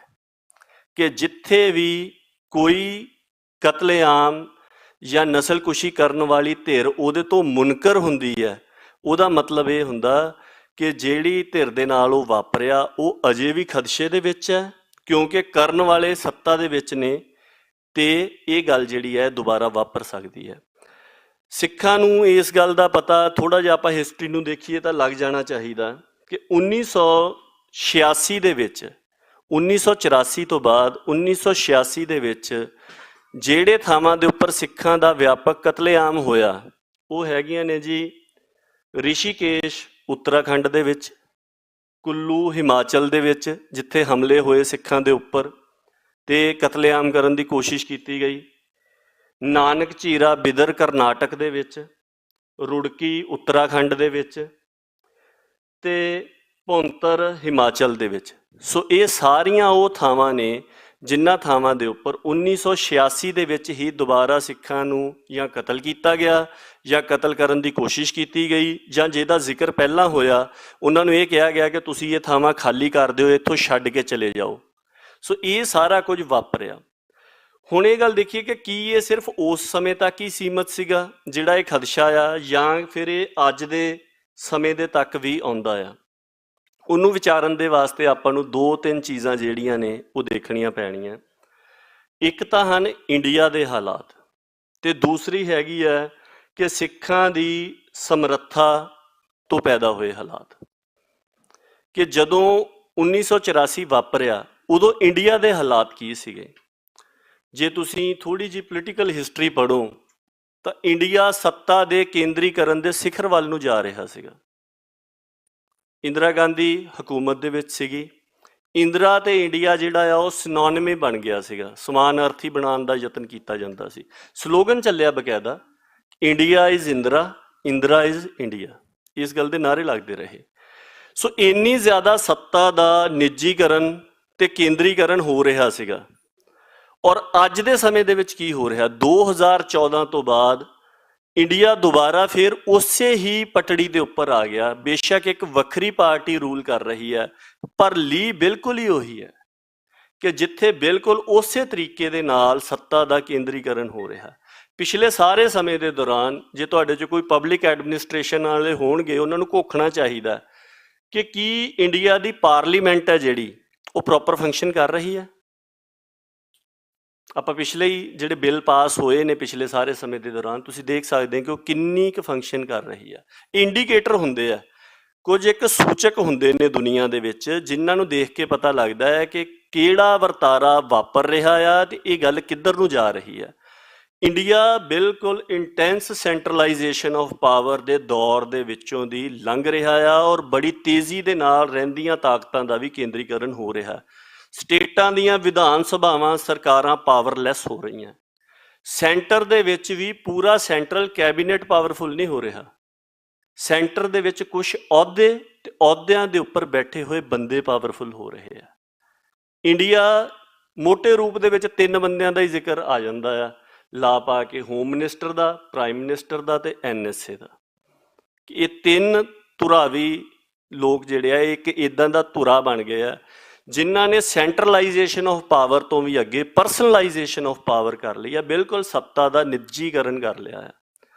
ਮਨਿਸਟਰੀਆਂ ਜਿਹੜੀਆਂ ਨੇ ਉਹਨਾਂ ਦੀਆਂ ਫਾਈਲਾਂ ਮੈਕੈਨਿਜ਼ਮ ਦੇ ਵਿੱਚ ਇੰਨੀ ਜ਼ਿਆਦਾ ਤਬਦੀਲੀ ਆ ਗਈ ਪਬਲਿਕ ਐਡਮਿਨਿਸਟ੍ਰੇਸ਼ਨ ਦੇ ਵਿੱਚ ਕਿ ਜਿਹੜੀਆਂ ਕੇਂਦਰੀ ਵਜ਼ਾਰਤਾਂ ਦੀਆਂ ਫਾਈਲਾਂ ਨੇ ਉਹ ਪਹਿਲਾਂ ਪੀਐਮਓ ਅਪਰੂਵ ਕਰਦਾ ਤੇ ਬਾਅਦ ਦੇ ਵਿੱਚ ਮਿਨਿਸਟਰ ਦੇ ਸਾਈਨ ਹੋਣ ਦੇ ਲਈ ਜਾਂਦੀਆਂ, ਤੇ ਕਿਸੇ ਮਿਨਿਸਟਰ ਦੀ ਇੰਨੀ ਹੈਸੀਅਤ ਨਹੀਂ ਹੈ ਇੱਕ ਦੋ ਨੂੰ ਛੱਡ ਕੇ ਕਿ ਪੀਐਮਓ ਦੀ ਅਪਰੂਵ ਕੀਤੀ ਹੋਈ ਫਾਈਲ ਦੇ ਵਿੱਚ ਉਹ ਕੋਈ ਤਬਦੀਲੀ ਕਰ ਸਕਣ। ਸੋ ਇਹ ਇੱਕ ਦੌਰ ਸੀਗਾ 1984 ਦਾ ਜਦੋਂ ਇੰਡੀਆ ਦੀ ਸੱਤਾ ਬਿਲਕੁਲ ਘੋਰ ਕੇਂਦਰੀਕਰਨ ਵੱਲ ਨੂੰ ਵੱਧ ਰਹੀ ਸੀਗੀ, ਤੇ ਇਹ ਇੱਕ ਅੱਜ ਦਾ ਮਾਹੌਲ ਹੈ ਜਿਹੜਾ ਬਿਲਕੁਲ ਘੋਰ ਕੇਂਦਰੀਕਰਨ ਦੇ ਦੌਰ ਦੇ ਵਿੱਚ ਹੋਰ ਵੀ ਜ਼ਿਆਦਾ ਅੱਗੇ ਜਾ ਰਿਹਾ ਆ। ਦੂਸਰੀ ਆਪਾਂ ਹਾਲਾਤ ਦੇਖੀਏ ਕਿ ਜਿਹੜੀ ਸਿੱਖਾਂ ਦੀ ਸਾਖ ਤੇ ਸਮਰੱਥਾ ਦੀ ਹਾਲਾਤ ਹੈ। 1984 ਤੋਂ ਪਹਿਲਾਂ ਇੱਕ ਵੱਡਾ ਘਟਨਾਕ੍ਰਮ ਵਾਪਰਿਆ ਜਿਹਨੂੰ ਐਮਰਜੈਂਸੀ ਦੇ ਨਾਂ ਦੇ ਨਾਲ ਜਾਣਿਆ ਜਾਂਦਾ ਹੈ। ਔਰ ਤੁਸੀਂ ਦੇਖੋ ਕਿ ਐਮਰਜੈਂਸੀ ਜਿਹੜੀ ਹੈ ਉਹ ਜਿਹੜੀ ਹੁਣ ਸੱਤਾ ਦੇ ਉੱਤੇ ਕਾਬਜ਼ ਧਿਰ ਹੈ ਬੀਜੇਪੀ, ਉਹਦੇ ਵੱਲੋਂ ਐਮਰਜੈਂਸੀ ਦੀ ਡਟ ਕੇ ਨਿਖੇਧੀ ਕੀਤੀ ਜਾਂਦੀ। ਪਰ ਜਿੰਨੀਆਂ ਵੀ ਤਬਦੀਲੀਆਂ ਇੰਡੀਅਨ ਕਨਸਟੀਟਿਊਸ਼ਨ ਦੇ ਵਿੱਚ ਹੋਈਆਂ ਐਮਰਜੈਂਸੀ ਦੇ ਦੌਰਾਨ, ਉਹ ਉਹਨਾਂ 'ਚੋਂ ਕਿਸੇ ਦੇ ਖਿਲਾਫ ਨਹੀਂ ਬੋਲਦੇ। ਐਜੂਕੇਸ਼ਨ ਸਟੇਟ ਸਬਜੈਕਟ ਸੀਗਾ, ਉਹਨੂੰ ਸੈਂਟਰ ਦੀ ਪਹਿਲ ਵਾਲੀ ਕਨਕਰੰਟ ਲਿਸਟ ਦੇ ਵਿੱਚ 42ਵੀਂ ਸੋਧ ਦੇ ਦੌਰਾਨ ਪਾਇਆ ਗਿਆ। 42ਵੀਂ ਸੋਧ ਬਿਲਕੁਲ ਘੋਰ ਐਮਰਜੈਂਸੀ ਦੇ ਦੌਰਾਨ ਹੋਈ। ਕਦੀ ਵੀ ਬੀਜੇਪੀ ਉਹਦਾ ਵਿਰੋਧ ਨਹੀਂ ਕਰੂਗੀ। ਸੋ ਐਮਰਜੈਂਸੀ ਕੋਈ ਘਟਨਾ ਥੋੜੀ ਸੀਗੀ, ਐਮਰਜੈਂਸੀ ਇੱਕ ਵਰਤਾਰਾ ਸੀਗਾ ਜਿਹਦੇ ਵਿੱਚ ਇੰਡੀਆ ਦੇ ਵਿੱਚ ਬਹੁਤ ਸੈਂਟਰਲ ਪੱਧਰ ਦੀਆਂ ਤਬਦੀਲੀਆਂ ਜਿਹੜੀਆਂ ਨੇ ਸੈਂਟਰ ਸਟੇਟ ਰਿਲੇਸ਼ਨਸ਼ਿਪ ਦੇ ਵਿੱਚ ਉਹ ਲਿਆਂਦੀਆਂ ਗਈਆਂ। ਸਿਰਫ ਬੰਦਿਆਂ ਨੂੰ ਫੜ ਕੇ ਅੰਦਰ ਕੀਤਾ ਗਿਆ, ਉਹ ਤਾਂ ਛੁੱਟ ਗਏ ਉਸ ਤੋਂ ਬਾਅਦ ਦੇ ਵਿੱਚ ਜਦੋਂ 77 'ਚ ਐਮਰਜੈਂਸੀ ਖਤਮ ਹੋਈ ਹੈ। ਸੋ ਜਿੰਨੀ ਵੀ ਢਾਂਚੇ ਦੇ ਵਿੱਚ ਤਬਦੀਲੀ ਕੀਤੀ ਗਈ ਸੀਗੀ ਉਹਦੇ ਖਿਲਾਫ ਨਹੀਂ ਇਹ ਕਦੀ ਵੀ ਬੋਲਦੇ। ਚਲੋ ਆਪਾਂ ਆਪਣੇ ਪ੍ਰਸੰਗ ਦੇ ਉੱਪਰ ਵਾਪਸ ਆਉਂਦੇ ਹਾਂ ਕਿ ਜਦੋਂ ਐਮਰਜੈਂਸੀ ਲੱਗੀ ਉਸ ਸਮੇਂ ਸਾਰੇ ਇੰਡੀਆ ਦੇ ਵਿੱਚ ਉਹ ਸੱਤਾ ਦੇ ਕੇਂਦਰੀਕਰਨ ਦੇ ਵਿਰੋਧ ਦੇ ਵਿੱਚ ਇੱਕ ਲਹਿਰ ਚੱਲੀ। ਪਰ ਉਹ ਸਭ ਤੋਂ ਵੱਧ ਵਿਆਪਕ ਤੌਰ ਦੇ ਉੱਪਰ ਤੇ ਸਭ ਤੋਂ ਵੱਧ ਅਸਰਦਾਰ ਤੌਰ ਦੇ ਉੱਪਰ ਜੇ ਐਮਰਜੈਂਸੀ ਦਾ ਵਿਰੋਧ ਕੀਤਾ ਗਿਆ ਕਿਸੇ ਦੇ ਵੱਲੋਂ, ਉਹ ਪੰਜਾਬ ਤੇ ਸਿੱਖਾਂ ਦੇ ਵੱਲੋਂ ਕੀਤਾ ਗਿਆ। ਔਰ ਉਸ ਸਮੇਂ ਜਿੰਨੇ ਵੀ ਇੰਡੀਆ ਦੇ ਵਿੱਚ ਸੱਤਾ ਦੇ ਕੇਂਦਰੀਕਰਨ ਤੋਂ ਦੁਖੀ ਧਿਰਾਂ ਸੀਗੀਆਂ, ਉਹਨਾਂ ਸਾਰੀਆਂ ਨੂੰ ਇਹ ਗੱਲ ਲੱਗਣ ਲੱਗ ਗਈ ਕਿ ਜੇਕਰ ਇੰਡੀਆ ਦੇ ਵਿੱਚ ਇਸ ਕੇਂਦਰੀ ਹਕੂਮਤ ਦੇ ਖਿਲਾਫ ਕੋਈ ਟੱਕਰ ਦੇ ਸਕਦਾ ਉਹ ਪੰਜਾਬ ਤੇ ਸਿੱਖ ਦੇ ਸਕਦੇ ਨੇ। ਸੋ ਇਹ ਇੱਕ ਸਾਖ ਤੇ ਸਮਰੱਥਾ ਪੈਦਾ ਹੋਈ ਸੀਗੀ ਜਿਹਨੂੰ ਤੋੜਨ ਦੇ ਵਾਸਤੇ ਫਿਰ ਅਗਲੇ ਸਮੇਂ ਦੇ ਦੌਰਾਨ ਮਿੱਥ ਕੇ ਸਿੱਖਾਂ ਨੂੰ ਨਖੇੜ ਕੇ ਨਿਸ਼ਾਨੇ ਦੇ ਉੱਪਰ ਲਿਆ ਗਿਆ। ਔਰ ਅੱਜ ਦੇ ਸਮੇਂ ਦੇ ਵਿੱਚ ਤੁਸੀਂ ਦੇਖੋ 2014 ਦੇ ਵਿੱਚ ਦੁਬਾਰਾ ਸੈਂਟਰਲਾਈਜੇਸ਼ਨ ਆਫ ਪਾਵਰ ਜਿਹੜੀ ਹੈ ਉਹ ਬਿਲਕੁਲ ਪੂਰੀ ਰਫ਼ਤਾਰ ਦੇ ਨਾਲ ਇੰਡੀਆ 'ਚ ਲਾਗੂ ਹੋਣਾ ਸ਼ੁਰੂ ਹੁੰਦੀ ਹੈ।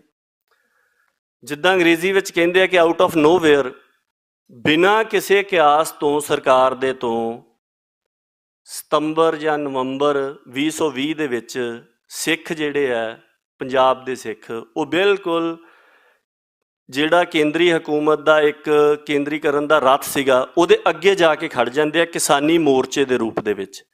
ਤੁਸੀਂ ਦੇਖੋ ਕਿੰਨੇ ਪੋਲੀਟੀਕਲ ਡਿਸੀਜਨ 2014 ਤੋਂ ਲੈ ਕੇ ਹੁਣ ਤੱਕ ਹੋਏ ਆ, ਕਿਸੇ ਦੇ ਉੱਪਰ 1 ਇੰਚ ਵੀ ਸਰਕਾਰ ਪਿੱਛੇ ਨਹੀਂ ਹਟੀ। ਜੇ ਹਟੀ ਹੈ ਉਹ ਸਿਰਫ ਕਿਸਾਨੀ ਮੋਰਚੇ ਵੇਲੇ ਜਿਹੜੇ ਕਿਸਾਨੀ ਬਿੱਲ ਸੀਗੇ, ਇਹੀ ਇੱਕ ਪੋਲੀਟੀਕਲ ਡਿਸੀਜਨ ਹੈ ਜਿਹੜਾ ਉਹਨਾਂ ਨੂੰ ਬਦਲਣਾ ਪਿਆ, ਇਸ ਤੋਂ ਪਿੱਛੇ ਹਟਣਾ ਪਿਆ, ਜਿਹਦੇ ਵਿੱਚੋਂ ਇਹ ਹਾਲਾਤ ਬਣੇ ਕਿ ਅਸੀਂ ਦੁਬਾਰਾ ਫੇਰ 1977 ਵਾਲੀ ਸਥਿਤੀ ਦੇ ਵਿੱਚ ਜਾ ਕੇ ਖੜ ਗਏ। ਆਪਾਂ ਸੁਣਦੇ ਆ ਨਾ ਕਿ ਹਿਸਟਰੀ ਰਿਪੀਟਸ ਇਟਸੈਲਫ, ਇਤਿਹਾਸ ਖੁਦ ਨੂੰ ਦੁਹਰਾਉਂਦਾ। ਇੰਡੀਆ ਦੇ ਹਾਲਾਤ ਇਹ ਨੇ ਕਿ ਘੋਰ ਕੇਂਦਰੀਕਰਨ ਵੱਲ ਨੂੰ ਕੰਮ ਪਹੁੰਚ ਰਿਹਾ ਹੈ ਤੇ ਦੂਸਰੇ ਪਾਸੇ ਸਿੱਖਾਂ ਨੇ ਦੁਬਾਰਾ ਫੇਰ ਆਪਣੀ ਸਾਖ ਅਤੇ ਸਮਰੱਥਾ ਜਿਹੜੀ ਹੈ ਉਹ ਉਜਾਗਰ ਕਰ ਦਿੱਤੀ, ਜਿਹਦੇ ਵਿੱਚੋਂ ਦੁਬਾਰਾ ਇਹ ਹਾਲਾਤ ਬਣੇ ਨੇ ਕਿ ਸਿੱਖਾਂ ਨੂੰ ਅੱਜ ਮੋੜ ਨਖੇੜ ਕੇ ਨਿਸ਼ਾਨੇ ਦੇ ਉੱਪਰ ਲਿਆ ਜਾ ਰਿਹਾ।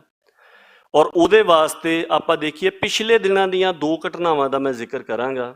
ਇੱਕ ਗੱਲ ਮੈਂ ਇਹ ਜ਼ਰੂਰ ਰੱਖਣੀ ਚਾਹੁੰਦਾ ਹਾਂ ਕਿ ਜਦੋਂ ਅਸੀਂ ਇਹ ਗੱਲ ਕਹਿੰਦੇ ਹਾਂ ਕਿ ਦੁਬਾਰਾ ਵਾਪਰਨ ਦਾ ਖਦਸ਼ਾ ਆ, ਤੇ ਅਸੀਂ ਇਹ ਵੀ ਗੱਲ ਕਰਦੇ ਹਾਂ ਕਿ 84 ਦੇ ਵਿੱਚ ਵਾਪਰਿਆ, ਫਿਰ ਉਸ ਤੋਂ ਬਾਅਦ ਦੇ ਵਿੱਚ ਪੰਜਾਬ ਤੋਂ ਬਾਹਰ 86 ਦੇ ਵਿੱਚ ਵੀ ਬਹੁਤ ਸਾਰੀਆਂ ਥਾਵਾਂ ਦੇ ਉੱਪਰ ਵਾਪਰਿਆ। ਤੇ ਹੁਣ ਦੇ ਕੀ ਹਾਲਾਤ ਹੈ? ਕੀ ਹੁਣ ਵੀ ਕੁਝ ਇੰਡੀਕੇਟਰ ਸਾਹਮਣੇ ਆ ਰਹੇ ਆ ਜਿੱਥੋਂ ਸਾਨੂੰ ਇਹ ਪਤਾ ਲੱਗੇ? ਇੱਕ ਤਾਂ ਇੰਡੀਆ ਦੇ ਹਾਲਾਤ ਦੇ ਵਿੱਚ ਇਹ ਹੈ ਕਿ ਜੈਨੋਸਾਈਡ ਵਾਚ ਦੇ ਵਿੱਚੋਂ ਗ੍ਰੈਗਰੀ ਐਚ ਸਟੈਂਟਨ ਦਾ ਜ਼ਿਕਰ ਪਹਿਲਾਂ ਕੀਤਾ ਗਿਆ, ਉਹਨਾਂ ਦੇ ਵੱਲੋਂ, ਉਹਨਾਂ ਦੀ ਸੰਸਥਾ ਦੇ ਵੱਲੋਂ ਇੱਕ ਵਾਰਨਿੰਗ ਜਿਹੜੀ ਹੈ ਉਹ ਜਾਰੀ ਕੀਤੀ ਗਈ ਕਿ ਇੰਡੀਆ ਜੈਨੋਸਾਈਡ ਦੀਆਂ ਐਡਵਾਂਸ ਸਟੇਜਿਸ ਵੱਲ ਨੂੰ ਵਧ ਰਿਹਾ ਹੈ। ਉਹ ਮੁਸਲਮਾਨਾਂ ਦੇ ਸੰਦਰਭ ਦੇ ਵਿੱਚ ਹੋਈ ਜਦੋਂ ਸ਼ਾਹੀਨ ਬਾਗ ਤੇ ਜਾਮਿਆ ਮਿਲੀਆ ਇਸਲਾਮੀਆ CAA ਤੇ NRC ਵਾਲਾ ਮਸਲਾ ਚੱਲ ਰਿਹਾ ਸੀਗਾ। ਸੋ ਉਹਨਾਂ ਨੇ ਕਿਹਾ ਕਿ ਜਿਸ ਤਰੀਕੇ ਦਾ ਮਾਹੌਲ ਬਣ ਰਿਹਾ ਆ, ਇਹ ਮਤਲਬ ਜੈਨੋਸਾਈਡ ਦੀ ਜਿਹੜੀ ਐਕਸਟਰਮੀਨੇਸ਼ਨ ਦੀ ਸਟੇਜ ਆ, ਜਿੱਥੇ ਕਤਲੇਆਮ ਵਾਪਰਦਾ, ਉਧਰ ਨੂੰ ਇੰਡੀਆ ਬਹੁਤ ਤੇਜ਼ੀ ਦੇ ਨਾਲ ਵੱਧ ਰਿਹਾ ਹੈ। ਸਿੱਖਾਂ ਦੇ ਮਾਮਲੇ ਦੇ ਵਿੱਚ ਇਸ ਤਰ੍ਹਾਂ ਦੀ ਕੋਈ ਵੀ ਵਾਰਨਿੰਗ ਜਿਹੜੀ ਹੈ ਕਿ ਇੰਡੀਆ ਸਿੱਖਾਂ ਦੇ ਖਿਲਾਫ ਇਸ ਤਰ੍ਹਾਂ ਵੱਧ ਰਿਹਾ ਹੋਵੇ, ਉਹ ਨਹੀਂ ਆਈ। ਪਰ ਆਪਾਂ ਕੁਝ ਇੰਡੀਕੇਟਰ ਪਿਛਲੇ ਦਿਨਾਂ ਦੇ ਦੌਰਾਨ ਸਾਹਮਣੇ ਆਏ। ਜਦੋਂ ਵੀ ਕਿਤੇ ਕਤਲੇਆਮ ਵਾਪਰਦਾ ਆ, ਉਸ ਤੋਂ ਪਹਿਲਾਂ ਇੱਕ ਸਟੈਪ ਜਿਹੜਾ ਉਹ ਜ਼ਰੂਰ ਵਾਪਰਦਾ, ਉਹ ਇਹ ਹੈਗਾ ਆ ਕਿ ਪ੍ਰੋਪੇਗੈਂਡੇ ਦੀ ਸਟੇਜ, ਕਿ ਮਾਹੌਲ ਕਿਸ ਤਰ੍ਹਾਂ ਤਿਆਰ ਕੀਤਾ ਜਾਂਦਾ। ਔਰ ਮਾਹੌਲ ਤਿਆਰ ਕਰਨ ਦੇ ਵਾਸਤੇ ਜਿਹੜਾ ਸਰਕਾਰੀ ਤੰਤਰ ਹੈ, ਉਹਦੀ ਬਹੁਤ ਵੱਡੀ ਭੂਮਿਕਾ ਹੁੰਦੀ ਹੈ। ਪਿਛਲੇ ਦਿਨਾਂ ਦੇ ਦੌਰਾਨ ਬਰੈਂਪਟਨ ਦੇ ਵਿੱਚ ਇੱਕ ਘਟਨਾ ਵਾਪਰੀ ਕਿ ਇੰਡੀਅਨ ਕੌਂਸੂਲੇਟ ਦੇ ਵੱਲੋਂ ਇੱਕ ਕੈਂਪ ਜਿਹੜਾ ਆ ਉਹ ਹਿੰਦੂ ਸਭਾ ਮੰਦਿਰ ਦੇ ਬਾਹਰ ਲਗਾਇਆ ਹੋਇਆ ਸੀਗਾ। ਔਰ ਸਿੱਖਸ ਫॉर ਜਸਟਿਸ ਦੇ ਨਾਲ ਸੰਬੰਧਿਤ ਕੁਝ ਕਾਰਕੁਨ ਜਿਹੜੇ ਸੀਗੇ, ਉਹ ਖਾਲਿਸਤਾਨ ਦੇ ਝੰਡੇ ਲੈ ਕੇ ਉਹਦੇ ਬਾਹਰ ਪ੍ਰੋਟੈਸਟ ਕਰਨ ਦੇ ਵਾਸਤੇ ਚਲੇ ਗਏ। ਉੱਥੇ ਮੰਦਿਰ ਦੇ ਵਿੱਚੋਂ ਕੁਝ ਲੋਕ ਆ ਗਏ ਤੇ ਉਹਨਾਂ ਦੀ ਆਪਸ ਦੇ ਵਿੱਚ ਤੂ ਮੈਂ ਸ਼ੁਰੂ ਹੋ ਗਈ। ਉਹ ਤੂ ਮੈਂ ਇਸ ਹੱਦ ਤੱਕ ਵਧੀ ਕਿ 2-3 ਜਾਣੇ ਉਹਨਾਂ ਦੀ ਆਪਸ ਦੇ ਵਿੱਚ ਝੜਪ ਹੋ ਗਈ। ਸੋ ਜਿਹੜੇ ਬੰਦੇ ਪ੍ਰੋਟੈਸਟ ਕਰਨ ਗਏ ਸੀਗੇ, ਉਹ ਇੰਡੀਅਨ ਕੌਂਸੂਲੇਟ ਦਾ ਵਿਰੋਧ ਕਰਨ ਗਏ ਸੀਗੇ, ਕਿਉਂਕਿ ਕੈਨੇਡਾ ਦੀ ਸਰਕਾਰ ਨੇ ਇਹ ਤੱਥ ਹੁਣ ਸਾਹਮਣੇ ਲਿਆ ਦਿੱਤੇ ਆ ਕਿ ਬਾਹਰਲੇ ਸਿੱਖਾਂ ਦੇ ਉੱਪਰ ਜਿਹੜੇ ਕਾਤਲਾਨਾ ਹਮਲੇ ਹੋ ਰਹੇ, ਕਤਲ ਕੀਤੇ ਜਾ ਰਹੇ ਆ, ਉਹਦੇ ਵਿੱਚ ਇੰਡੀਅਨ ਹਾਈ ਕਮਿਸ਼ਨ ਤੇ ਇੰਡੀਆ ਦੇ ਡਿਪਲੋਮੈਟ ਸ਼ਾਮਿਲ ਨੇ। ਉਹਨਾਂ ਨੇ 6 ਡਿਪਲੋਮੈਟ ਜਿਹੜੇ ਕੈਨੇਡਾ ਦੇ ਆ, ਉਹ ਉੱਥੋਂ ਕੱਢ ਦਿੱਤੇ ਕਿ ਤੁਸੀਂ ਇੱਥੋਂ ਚਲੇ। ਇੰਡੀਆ ਦੇ ਜਿਹੜੇ 6 ਡਿਪਲੋਮੈਟ ਹੈ, ਉਹ ਕੈਨੇਡਾ ਨੇ ਕੱਢ ਦਿੱਤੇ ਕਿ ਤੁਸੀਂ ਵਾਪਸ ਚਲੇ ਜਾਓ। ਉਹਨਾਂ ਨੇ ਪਹਿਲਾਂ ਇੰਡੀਆ ਨੂੰ ਕਿਹਾ ਕਿ ਸਾਨੂੰ ਇਹਨਾਂ ਤੋਂ ਪੁੱਛ ਪੜਤਾਲ ਕਰਨ ਦੇ ਵਾਸਤੇ ਤੁਸੀਂ ਡਿਪਲੋਮੈਟਿਕ ਇਮਿਊਨਿਟੀ ਚੱਕੋ, ਅਸੀਂ ਇਹਨਾਂ ਤੋਂ ਪੁੱਛਗਿੱਛ ਕਰਨੀ। ਜਦੋਂ ਇਹ ਨਹੀਂ ਮੰਨੇ ਤੇ ਇਹਨਾਂ ਨੇ ਕੈਨੇਡਾ ਨੇ ਇੰਡੀਆ ਦੇ ਡਿਪਲੋਮੈਟਸ ਨੂੰ ਉੱਥੋਂ ਕੱਢ ਦਿੱਤਾ। ਸੋ ਇਸ ਸਾਰੀ ਸਥਿਤੀ ਦੇ ਵਿੱਚ ਉਹਨਾਂ ਦੇ ਵੱਲੋਂ ਪ੍ਰੋਟੈਸਟ ਕੀਤਾ ਜਾ ਰਿਹਾ ਸੀ, ਸਿੱਖਾਂ ਦੇ ਵੱਲੋਂ। ਉੱਥੇ ਇੱਕ ਟਕਰਾਅ ਹੋਇਆ, ਕੁਝ ਵਿਅਕਤੀਆਂ ਦਾ ਟਕਰਾਅ ਹੋਇਆ। ਇੰਡੀਆ ਦੀ ਸਭ ਤੋਂ ਵੱਡੇ ਪੋਲੀਟੀਕਲ ਅਹੁਦੇ ਦੇ ਵੱਲੋਂ ਟਵੀਟ ਆਈ, ਪ੍ਰਾਈਮ ਮਿਨਿਸਟਰ ਨਰਿੰਦਰ ਮੋਦੀ ਦੇ ਵੱਲੋਂ। ਕੀ ਟਵੀਟ ਆਈ ਕਿ ਹਿੰਦੂ ਟੈਂਪਲ ਦੇ ਉੱਪਰ ਹਮਲਾ ਹੋ ਗਿਆ।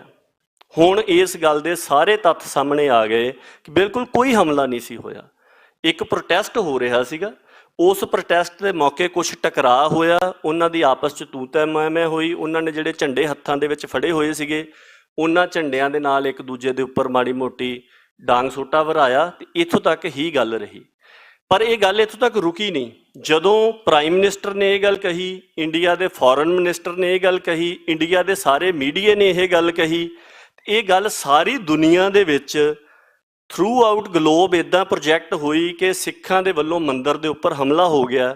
ਉਹਦਾ ਨਤੀਜਾ ਕੀ ਹੋਇਆ? ਉਹਦਾ ਨਤੀਜਾ ਇਹ ਹੋਇਆ ਕਿ ਮੈਲਟਨ ਦੇ ਗੁਰਦੁਆਰਾ ਸਾਹਿਬ ਦੇ ਬਾਹਰ ਲੋਕ ਹਥਿਆਰਬੰਦ ਹੋ ਕੇ ਚਲੇ ਗਏ ਔਰ ਉੱਥੇ ਬਕਾਇਦਾ ਭੀੜ ਦੇ ਵੱਲੋਂ ਇਹ ਨਾਅਰੇ ਲਾਏ ਗਏ ਕਿ ਜੋ ਵੀ ਸਾਡੇ ਨਾਲ ਟਕਰਾਊਗਾ ਉਹਦਾ ਕੀ ਹੱਲ ਕਰਨਾ ਹੈ। ਨਾਅਰੇ ਲੱਗੇ, ਮਾਰੋ ਮਾਰੋ ਮਾਰ ਦਿਓ।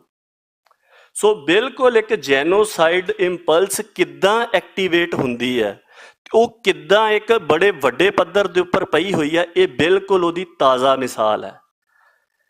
ਅਸੀਂ ਇਸ ਗੱਲ ਦਾ ਜ਼ਿਕਰ ਇਸ ਰਿਪੋਰਟ ਦੇ ਵਿੱਚ ਹੈਗਾ ਕਿ ਜਦੋਂ ਦਿੱਲੀ ਦੇ ਵਿੱਚ ਕਤਲੇਆਮ ਦਾ ਮਾਹੌਲ ਬਣਾਇਆ ਗਿਆ ਤਾਂ ਉੱਥੇ ਇਸ ਅਫਵਾਹ ਫੈਲੀ ਕਿ ਸਿੱਖਾਂ ਨੇ ਹਿੰਦੂਆਂ ਦੀਆਂ ਲਾਸ਼ਾਂ ਦੀ ਇੱਕ ਭਰੀ ਹੋਈ ਗੱਡੀ ਜਿਹੜੀ ਆ ਉਹ ਦਿੱਲੀ ਰੇਲਵੇ ਸਟੇਸ਼ਨ ਦੇ ਉੱਤੇ ਭੇਜੀ ਆ ਪੰਜਾਬ ਤੋਂ।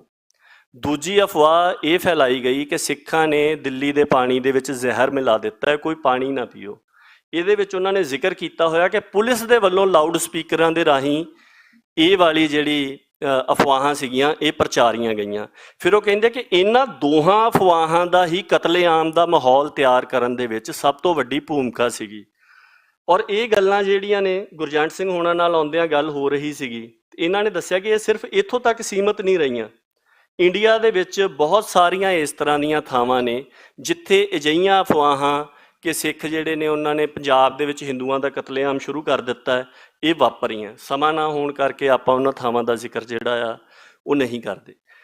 ਸੋ ਦੂਸਰੀ ਗੱਲ ਇਹ ਵਾਪਰੀ ਪਿਛਲੇ ਸਮੇਂ ਦੇ ਦੌਰਾਨ ਕਿ ਇੱਕ ਖਬਰ ਸਾਰੇ ਇੰਡੀਅਨ ਮੀਡੀਆ ਦੇ ਵਿੱਚ ਨਸ਼ਰ ਹੋਈ, ਜਿਹੜੇ ਇਹਨਾਂ ਦੇ ਵਿਦੇਸ਼ ਮੰਤਰਾਲੇ ਦੇ ਸਪੋਕਸਪਰਸਨ ਨੇ, ਉਹਨਾਂ ਦੇ ਬਿਆਨ ਦੇ ਹਵਾਲੇ ਦੇ ਨਾਲ, ਕਿ ਆਸਟ੍ਰੇਲੀਆ ਟੁਡੇ ਨਾਂ ਦਾ ਇੱਕ ਅਦਾਰਾ ਜਿਹੜਾ ਆ ਉਹਨੂੰ ਕੈਨੇਡਾ ਦੇ ਵਿੱਚ ਕੈਨੇਡਾ ਨੇ ਬੈਨ ਕਰ ਦਿੱਤਾ ਆ, ਕਿਉਂਕਿ ਉਹਨਾਂ ਨੇ ਐਸ ਜੈ ਸ਼ੰਕਰ ਦੀ ਪ੍ਰੈਸ ਕਾਨਫਰੰਸ ਕਵਰ ਕੀਤੀ ਸੀ। That was totally a fake news.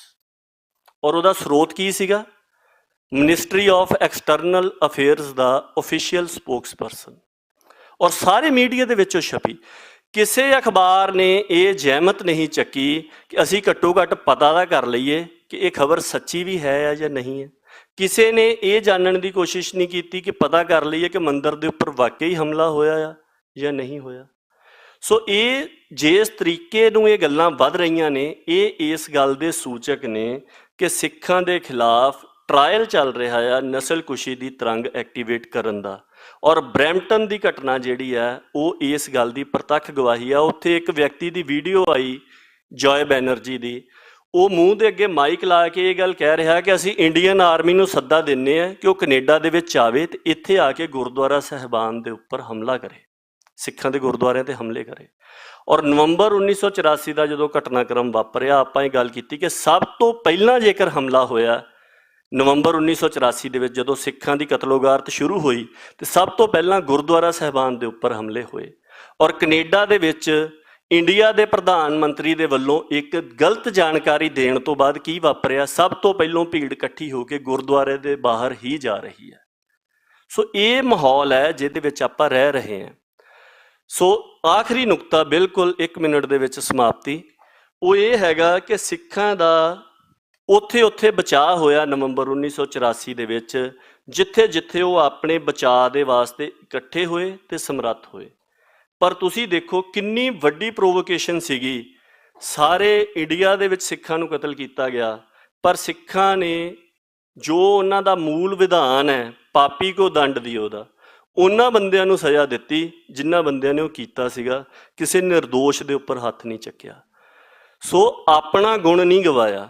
ਇਹੀ ਸਾਡੇ ਵਾਸਤੇ ਭਵਿੱਖ ਦਾ ਰਸਤਾ ਹੈਗਾ ਕਿ ਇੱਕ ਤਾਂ ਜੋ ਕੁਝ ਅੱਜ ਦੇ ਸਮੇਂ ਦੇ ਵਿੱਚ ਵਾਪਰ ਰਿਹਾ, we are not living in normal times. ਇਹ ਆਮ ਸਮੇਂ ਬਿਲਕੁਲ ਨਹੀਂ ਹੈਗੇ, ਇਹ ਅਸਧਾਰਨ ਸਮੇਂ ਹੈ। ਔਰ ਅਸਧਾਰਨ ਸਮਿਆਂ ਦੇ ਵਿੱਚ ਅਸਧਾਰਨ ਘਟਨਾਵਾਂ ਵਾਪਰਦੀਆਂ, ਔਰ ਉਹਨਾਂ ਘਟਨਾਵਾਂ ਦੇ ਵਿੱਚੋਂ ਸਾਬਤ ਰਹਿਣ ਦਾ ਤੇ ਹੋਰ ਤਕੜੇ ਹੋ ਕੇ ਨਿਕਲਣ ਦਾ ਇੱਕੋ ਹੀ ਤਰੀਕਾ ਹੁੰਦਾ ਕਿ ਬੀ ਅਲਰਟ, ਜਾਗਦੇ ਰਹੋ, ਇਹਦੇ ਬਾਰੇ ਦੇ ਵਿੱਚ ਵੱਧ ਤੋਂ ਵੱਧ ਜਾਣੋ, ਦੂਸਰਿਆਂ ਨੂੰ ਦੱਸੋ। ਤੇ ਜਿਹੜਾ ਆਪਣਾ ਮੂਲ ਖਾਸਾ ਆ, ਸਾਂਝੀਵਾਲਤਾ ਵਾਲਾ, ਸਰਬੱਤ ਦੇ ਭਲੇ ਵਾਲਾ, ਸੇਵਾ ਤੇ ਸਿਮਰਨ ਵਾਲਾ, ਉਹਦੇ ਉੱਪਰ ਖੜੇ ਰਹੋ। ਗੁਰੂ ਮਹਾਰਾਜ ਭਲੀ ਕਰੂਗਾ। ਇੰਨੀਆਂ ਕੁ ਗੱਲਾਂ ਨੇ। ਮੈਨੂੰ ਸੁਨੇਹਾ ਆਇਆ ਸੀਗਾ ਸਮੇਂ ਦਾ, ਜੇ ਸਮਾਂ ਵੱਧ ਲੱਗ ਗਿਆ ਹੋਵੇ ਉਹਦੇ ਵਾਸਤੇ ਮੈਂ ਖਿਮਾ ਚਾਹੁੰਦਾ। ਵਾਹਿਗੁਰੂ ਜੀ ਕਾ ਖਾਲਸਾ, ਵਾਹਿਗੁਰੂ ਜੀ ਕੀ ਫਤਿਹ।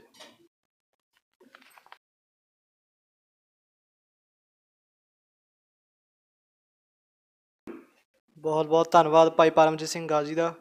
ਉਹਨਾਂ ਨੇ ਬੜੇ ਸੋਹਣੇ ਹੀ ਤਰੀਕੇ ਨਾਲ ਦਸਤਾਵੇਜ਼ਾਂ ਦੇ ਸਮੇਤ ਨਸਲਕੁਸ਼ੀ ਨੂੰ ਪਰਿਭਾਸ਼ਿਤ ਕੀਤਾ, ਅਤੇ ਇੱਕ ਜੋ ਬੜਾ ਹੀ ਭਾਰਤ ਦੇ ਵਿੱਚ ਇੱਕ ਵਿਵਾਦਿਤ ਵਿਸ਼ਾ ਕਹਿ ਦਿੱਤਾ ਜਾਂਦਾ ਹੈ ਵੀ ਇਹ ਨਸਲਕੁਸ਼ੀ ਸੀ ਕਿ ਨਹੀਂ ਸੀ, ਉਸ ਨੂੰ ਬੜੇ ਚੰਗੇ ਤਰੀਕੇ ਨਾਲ ਉਹਨਾਂ ਨੇ ਡਿਫਾਈਨ ਕੀਤਾ।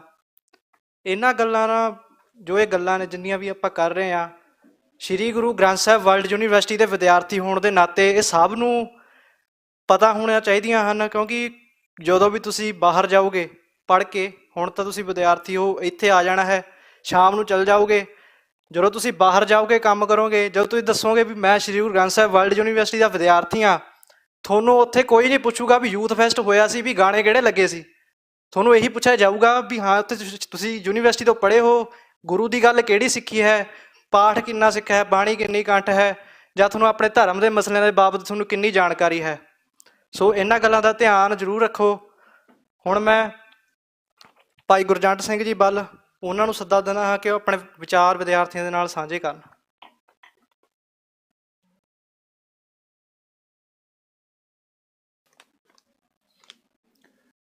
ਵਾਹਿਗੁਰੂ ਜੀ ਕਾ ਖਾਲਸਾ, ਸ੍ਰੀ ਵਾਹਿਗੁਰੂ ਜੀ ਕੀ ਫਤਿਹ। ਆਪਾਂ ਸਿੱਖ ਨਸਲਕੁਸ਼ੀ 1984 ਬਾਰੇ ਇਕੱਠੇ ਹੋਏ ਹਾਂ ਗੱਲਬਾਤ ਕਰਨ ਬਾਰੇ। ਮੇਰੇ ਤੋਂ ਪਹਿਲਾਂ ਮੇਰੇ ਵੱਡੇ ਭਾਈ ਸਾਹਿਬ ਉਹਨਾਂ ਨੇ ਬਹੁਤ ਵਧੀਆ ਇਹਨਾਂ ਬਾਰੇ ਦੱਸਤਾ ਹੈਗਾ, ਉਹਦੇ ਵਰਤਾਰਿਆਂ ਬਾਰੇ, ਉਹਨਾਂ ਦੇ ਲੱਛਣਾਂ ਬਾਰੇ ਉਹਨਾਂ ਨੇ ਬਹੁਤ ਵਧੀਆ ਦੱਸਿਆ ਹੈਗਾ। ਮੈਂ ਇੱਥੇ ਕੁਝ ਘਟਨਾਵਾਂ ਹੀ ਸਾਂਝੀਆਂ ਕਰਨੀਆਂ ਹੈਗੀਆਂ ਕਿ ਜਿਹੜੀਆਂ ਇਸ ਸਾਰੇ ਕਾਸੇ ਬਾਰੇ ਦੱਸ ਸਕਣ ਵੀ ਕੀ ਹੋਇਆ ਸੀ, ਕਿਵੇਂ ਹੋਇਆ ਸੀ। ਜਿਵੇਂ ਮੇਰੇ ਤੋਂ ਪਹਿਲਾਂ ਭਾਈ ਸਾਹਿਬ ਭਾਈ ਪਰਮਜੀਤ ਸਿੰਘ ਗਾਜੀ ਉਹਨਾਂ ਨੇ ਦੱਸਿਆ ਕਿ ਸਿੱਖਾਂ ਨੂੰ ਆਪਣਾ ਮੂਲ ਨਹੀਂ ਛੱਡਣਾ ਚਾਹੀਦਾ ਜਾਂ ਆਪਣੇ ਸਿਧਾਂਤ ਨਹੀਂ ਛੱਡਣੇ ਚਾਹੀਦੇ। ਉਹਦੇ ਸ਼ੁਰੂ 'ਚ ਮੈਂ ਇੱਕ ਘਟਨਾ ਸਾਂਝੀ ਕਰਨਾ ਚਾਹੁੰਦਾ ਹੈਗਾ ਇਹਦੇ ਬਾਰੇ ਕਿ ਜਦੋਂ 1946 'ਚ ਸਭ ਤੋਂ ਪਹਿਲਾਂ ਹਿੰਦੁਸਤਾਨ ਦੀ ਵੰਡ ਦੇ ਸਮੇਂ ਦੰਗੇ ਸ਼ੁਰੂ ਹੋਏ ਤਾਂ ਉਹ ਕਲਕੱਤੇ ਦੰਗੇ ਸ਼ੁਰੂ ਹੋਏ ਸੀ। ਉੱਥੇ ਮੁਸਲਮਾਨ ਅਤੇ ਹਿੰਦੂਆਂ ਦੇ ਆਪਸ 'ਚ ਦੰਗੇ ਸ਼ੁਰੂ ਹੋ ਗਏ। ਉਸ ਸਮੇਂ ਸਿੱਖਾਂ ਦਾ ਉੱਥੇ ਸਭ ਤੋਂ ਵੱਡਾ ਕੰਮ ਟਰੱਕਾਂ ਦਾ ਸੀਗਾ। ਤਾਂ ਸਿੱਖਾਂ ਨੇ ਜੁੰਮਾ ਲਿਆ ਕਿ ਜਿਹੜੇ ਬੰਦੇ ਫਸੇ ਇਹਨਾਂ ਦੰਗਿਆਂ 'ਚ ਉਹਨਾਂ ਨੂੰ ਕੱਢ ਕੇ ਉਹਨਾਂ ਦੇ ਸਾਫ਼ ਇਲਾਕਿਆਂ ਤੱਕ ਪਹੁੰਚਾਇਆ ਜਾਵੇ। ਜਿਵੇਂ ਕਿ ਮੁਸਲਮਾਨ ਹਿੰਦੂ ਵਾਲੇ ਪਾਸੇ ਫਸ ਗਿਆ, ਉਹਨੇ ਪਰਿਵਾਰ ਨੂੰ ਉੱਥੋਂ ਕੱਢ ਕੇ ਮੁਸਲਮਾਨਾਂ ਵਾਲੇ ਮਹੱਲਿਆਂ 'ਚ ਪਹੁੰਚਾਇਆ ਗਿਆ। ਜੇ ਕੋਈ ਹਿੰਦੂ ਮੁਸਲਮਾਨਾਂ ਵਾਲੇ ਪਾਸੇ ਫਸਿਆ ਤਾਂ ਉਹਨੂੰ ਉੱਥੋਂ ਕੱਢ ਕੇ ਗੁਰਦੁਆਰਾ ਸਾਹਿਬ ਜਾਂ ਉਹਨਾਂ ਦੀ ਜਿੱਥੇ ਉਹ ਕਹਿਣ ਉੱਥੇ ਪਹੁੰਚਾਇਆ ਗਿਆ। ਇਹ ਹਫ਼ਤਾ ਇਹ ਤਕਰੀਬਨ ਇਹ ਕਹਿੰਦੇ ਕੰਮ ਚੱਲਿਆ, ਪਰ ਸਿੱਖਾਂ ਨੇ ਬਿਲਕੁਲ ਆਪਦੀ ਸੇਵਾ ਭਾਵਨਾ ਨਾਲ ਦੋਨਾਂ ਧਿਰਾਂ ਦੀ ਮਦਦ ਕੀਤੀ। ਉੱਥੇ ਇੱਕ ਘਟਨਾ ਹੈਗੀ ਕਿ ਹਾਵੜਾ ਰੇਲਵੇ ਸਟੇਸ਼ਨ 'ਤੇ ਇੱਕ ਮੁਸਲਮਾਨ ਪਰਿਵਾਰ ਆਇਆ। ਉਸ ਪਰਿਵਾਰ ਦਾ ਮੁਖੀ ਆਪਣੇ ਪਰਿਵਾਰ ਨਾਲ ਬੱਚਿਆਂ ਨਾਲ ਸੀ, ਉੱਥੇ ਫਸ ਗਿਆ। ਬਾਹਰ ਬਹੁਤ ਜ਼ਿਆਦਾ ਦੰਗੇ ਹੋ ਰਹੇ ਸੀ। ਸਿੱਖ ਉੱਥੋਂ ਸਟੇਸ਼ਨ ਤੋਂ ਬੰਦਿਆਂ ਨੂੰ ਲੈਣ ਵਾਸਤੇ ਜਾ ਰਹੇ ਸੀਗੇ। ਤਾਂ ਜਦੋਂ ਉੱਥੇ ਸਟੇਸ਼ਨ 'ਤੇ ਪਹੁੰਚੇ ਤਾਂ ਮੁਸਲਮਾਨ ਪਰਿਵਾਰ ਦਾ ਜਿਹੜੇ ਇੱਕ ਹੀ ਪਰਿਵਾਰ ਸੀ, ਬਾਕੀ ਹਿੰਦੂ ਪਰਿਵਾਰ ਸੀ ਉਹਦੇ ਨਾਲ, ਉਹਨਾਂ ਨੇ ਪੁੱਛਿਆ ਕਿ ਵੀ ਜੇ ਮੈਨੂੰ ਤੁਸੀਂ ਕੱਢ ਕੇ ਲੈ ਕੇ ਜਾਓਗੇ ਤਾਂ ਮੇਰੀ ਜਾਨ ਨੂੰ ਜਾਂ ਮੇਰੇ ਬੱਚਿਆਂ ਨੂੰ ਜਾਂ ਮੇਰੇ ਘਰ ਵਾਲਿਆਂ ਨੂੰ ਕੋਈ ਖਤਰਾ ਨਹੀਂ ਹੋਊਗਾ। ਤਾਂ ਸਿੱਖਾਂ ਨੇ ਜ਼ਿੰਮੇਵਾਰੀ ਚੱਕੀ ਕਿ ਅਸੀਂ ਤਾਂ ਜ਼ਿੰਮੇਵਾਰ ਹੋਵਾਂਗੇ ਕਿ ਅਗਰ ਤੇਰੇ ਪਰਿਵਾਰ ਨੂੰ ਕੁਛ ਹੁੰਦਾ। ਉਹਨੂੰ ਬੜੀ ਇੱਜ਼ਤ ਨਾਲ ਸਲਾਮਤ ਨਾਲ ਉਹਨਾਂ ਦੀ ਥਾਂ 'ਤੇ ਪਹੁੰਚਾਇਆ ਗਿਆ। ਉੱਥੋਂ ਦੇ ਸਰਦਾਰ ਬਚਨ ਸਿੰਘ ਸਰਲ ਹੋਣੀ ਹੈਗੇ, ਉਹਨਾਂ ਦੀ ਉਮਰ ਤਕਰੀਬਨ ਹੁਣ 80 ਤੋਂ 90 ਸਾਲ ਦੀ ਉਮਰ ਦੇ ਹੈਗੇ। ਘਟਨਾ ਮੈਨੂੰ ਉਹਨਾਂ ਨੇ ਦੱਸੀ ਸੀ। ਉਹ ਕਹਿੰਦੇ ਵੀ ਜਦੋਂ ਇਹ 47 ਦੀ ਵੰਡ ਹੋਈ ਆ ਤਾਂ ਨਨਕਾਣਾ ਸਾਹਿਬ ਸਿੱਖਾਂ ਦਾ ਪਹਿਲਾ ਜਥਾ ਜਦੋਂ ਦਰਸ਼ਨ ਕਰਨ ਗਿਆ ਹੈਗਾ, ਉਹੀ ਮੁਸਲਮਾਨ ਉਸ ਸਮੇਂ ਬਹੁਤ ਵੱਡੇ ਉਸ ਅਹੁਦੇ 'ਤੇ ਸੀਗਾ, ਸ਼ਾਇਦ ਕੋਈ DC ਲੈਵਲ ਦਾ ਉੱਥੇ ਅਹੁਦਾ ਸੀ ਜਿੱਥੇ ਉਹ ਸੀਗਾ। ਉਹਨੇ ਨਿੱਜੀ ਰੂਪ 'ਚ ਸਿੱਖ ਜਥੇ ਦੀ ਬਹੁਤ ਸੇਵਾ ਕੀਤੀ ਆਪ। ਤੇ ਜਦੋਂ ਉਹਨੇ ਪੁੱਛਿਆ ਕਿ ਤੁਸੀਂ ਸੇਵਾ ਕਿਉਂ ਕਰ ਰਹੇ ਹੋ, ਤਾਂ ਉਹਨੇ 1946 ਵਾਲੀ ਘਟਨਾ ਸੀ ਕਿ ਅੱਜ ਜਿਵੇਂ ਜਿਉਂਦਾ ਵਸਦਾ ਹੈਗਾ ਜਾਂ ਮੇਰਾ ਪਰਿਵਾਰ ਹੈਗਾ, ਉਹ ਇਸ ਘਟਨਾ ਕਰਕੇ ਹੈਗਾ। ਸੇਮ ਇਹੀ ਗੱਲ ਜਦੋਂ 1984 ਨੂੰ ਬਿਲਕੁਲ ਪੂਰੇ ਹਿੰਦੁਸਤਾਨ 'ਚ ਸਿੱਖਾਂ 'ਤੇ ਹਮਲੇ ਹੋ ਰਹੇ ਆ, ਥਾਂ ਥਾਂ 'ਤੇ ਸਿੱਖ ਕਤਲ ਹੋ ਰਹੇ ਆ, ਤਾਂ ਕਲਕੱਤੇ 'ਚ ਸਰਦਾਰ ਕਮਿੱਕਰ ਸਿੰਘ ਹੋਣੀ, ਸਰਦਾਰ ਬਿੱਕਰ ਸਿੰਘ ਹੋਣੀ, ਇਹਨਾਂ ਦੇ ਹੋਰ ਸਿੰਘ, ਇਹ ਜਦੋਂ ਕਲਕੱਤੇ 'ਚ ਆਪਣੇ ਟਰੱਕਾਂ 'ਤੇ ਆਪਣੀਆਂ ਕਾਰਾਂ 'ਤੇ ਸਿੱਖਾਂ ਨੂੰ ਸੇਫ ਥਾਵਾਂ 'ਤੇ ਪਹੁੰਚਾਉਣ ਵਾਸਤੇ ਕੰਮ ਕਰ ਰਹੇ ਹੈਗੇ, ਸੁਰੱਖਿਆ ਥਾਵਾਂ ਮੁਹੱਈਆ ਕਰਾ ਰਹੇ ਹੈਗੇ, ਮਦਦ ਕਰ ਰਹੇ ਹੈਗੇ, ਉਦੋਂ ਪੰਜਾਬ ਹਾਵੜਾ ਮੇਲ ਹਾਵੜਾ ਸਟੇਸ਼ਨ 'ਤੇ ਪਹੁੰਚਦੀ ਹੈਗੀ ਆ। ਉਸ ਸਮੇਂ ਜਿਹੜਾ ਸਟੇਸ਼ਨ ਦਾ ਜਿਹੜਾ ਮੁੱਖ ਸੰਚਾਲਕ ਹੁੰਦਾ, ਉਹਨੇ ਸਰਦਾਰ ਕਮਿੱਕਰ ਸਿੰਘ ਉਹਨਾਂ ਨੂੰ ਫੋਨ ਕੀਤਾ ਕਿ ਜਿਹੜੀ ਟ੍ਰੇਨ ਆ ਰਹੀ ਆ, ਇਹਦੇ 'ਚ ਸਿੱਖਾਂ ਦੀ ਗਿਣਤੀ ਕਾਫੀ ਹੈਗੀ ਅਤੇ ਜਿਵੇਂ ਦੇ ਕਲਕੱਤੇ ਦੇ ਹਾਲਾਤ ਹੈਗੇ ਵੀ ਤੁਸੀਂ ਜਲਦੀ ਇੱਥੇ ਪਹੁੰਚੋ। ਸਰਦਾਰ ਕਮਿੱਕਰ ਸਿੰਘ ਹੁਣੀ ਆਪਣੇ ਜੋ ਵੀ ਬੰਦੇ ਸੀ ਨਾਲ ਲੈ ਕੇ ਟਰੱਕ ਲੈ ਕੇ ਸਟੇਸ਼ਨ 'ਤੇ ਪਹੁੰਚ ਗਏ। ਉਸ ਸਮੇਂ ਸਟੇਸ਼ਨ ਬਿਲਕੁਲ ਖਾਲੀ ਸੀਗਾ। ਉੱਥੋਂ ਨੇ ਸਿੱਖਾਂ ਨੂੰ ਬਾਹਰ ਕੱਢਿਆ ਅਤੇ ਗੁਰਦੁਆਰਾ ਸਾਹਿਬ ਵਾਲੇ ਪਾਸੇ ਨੂੰ ਜਾ ਰਹੇ ਸੀਗੇ। ਤਾਂ ਸਟੇਸ਼ਨ 'ਤੇ ਬਿਲਕੁਲ ਆਖਰਲੇ ਕੋਨੇ 'ਤੇ ਇੱਕ ਹਿੰਦੂ ਪਰਿਵਾਰ ਸੀਗਾ।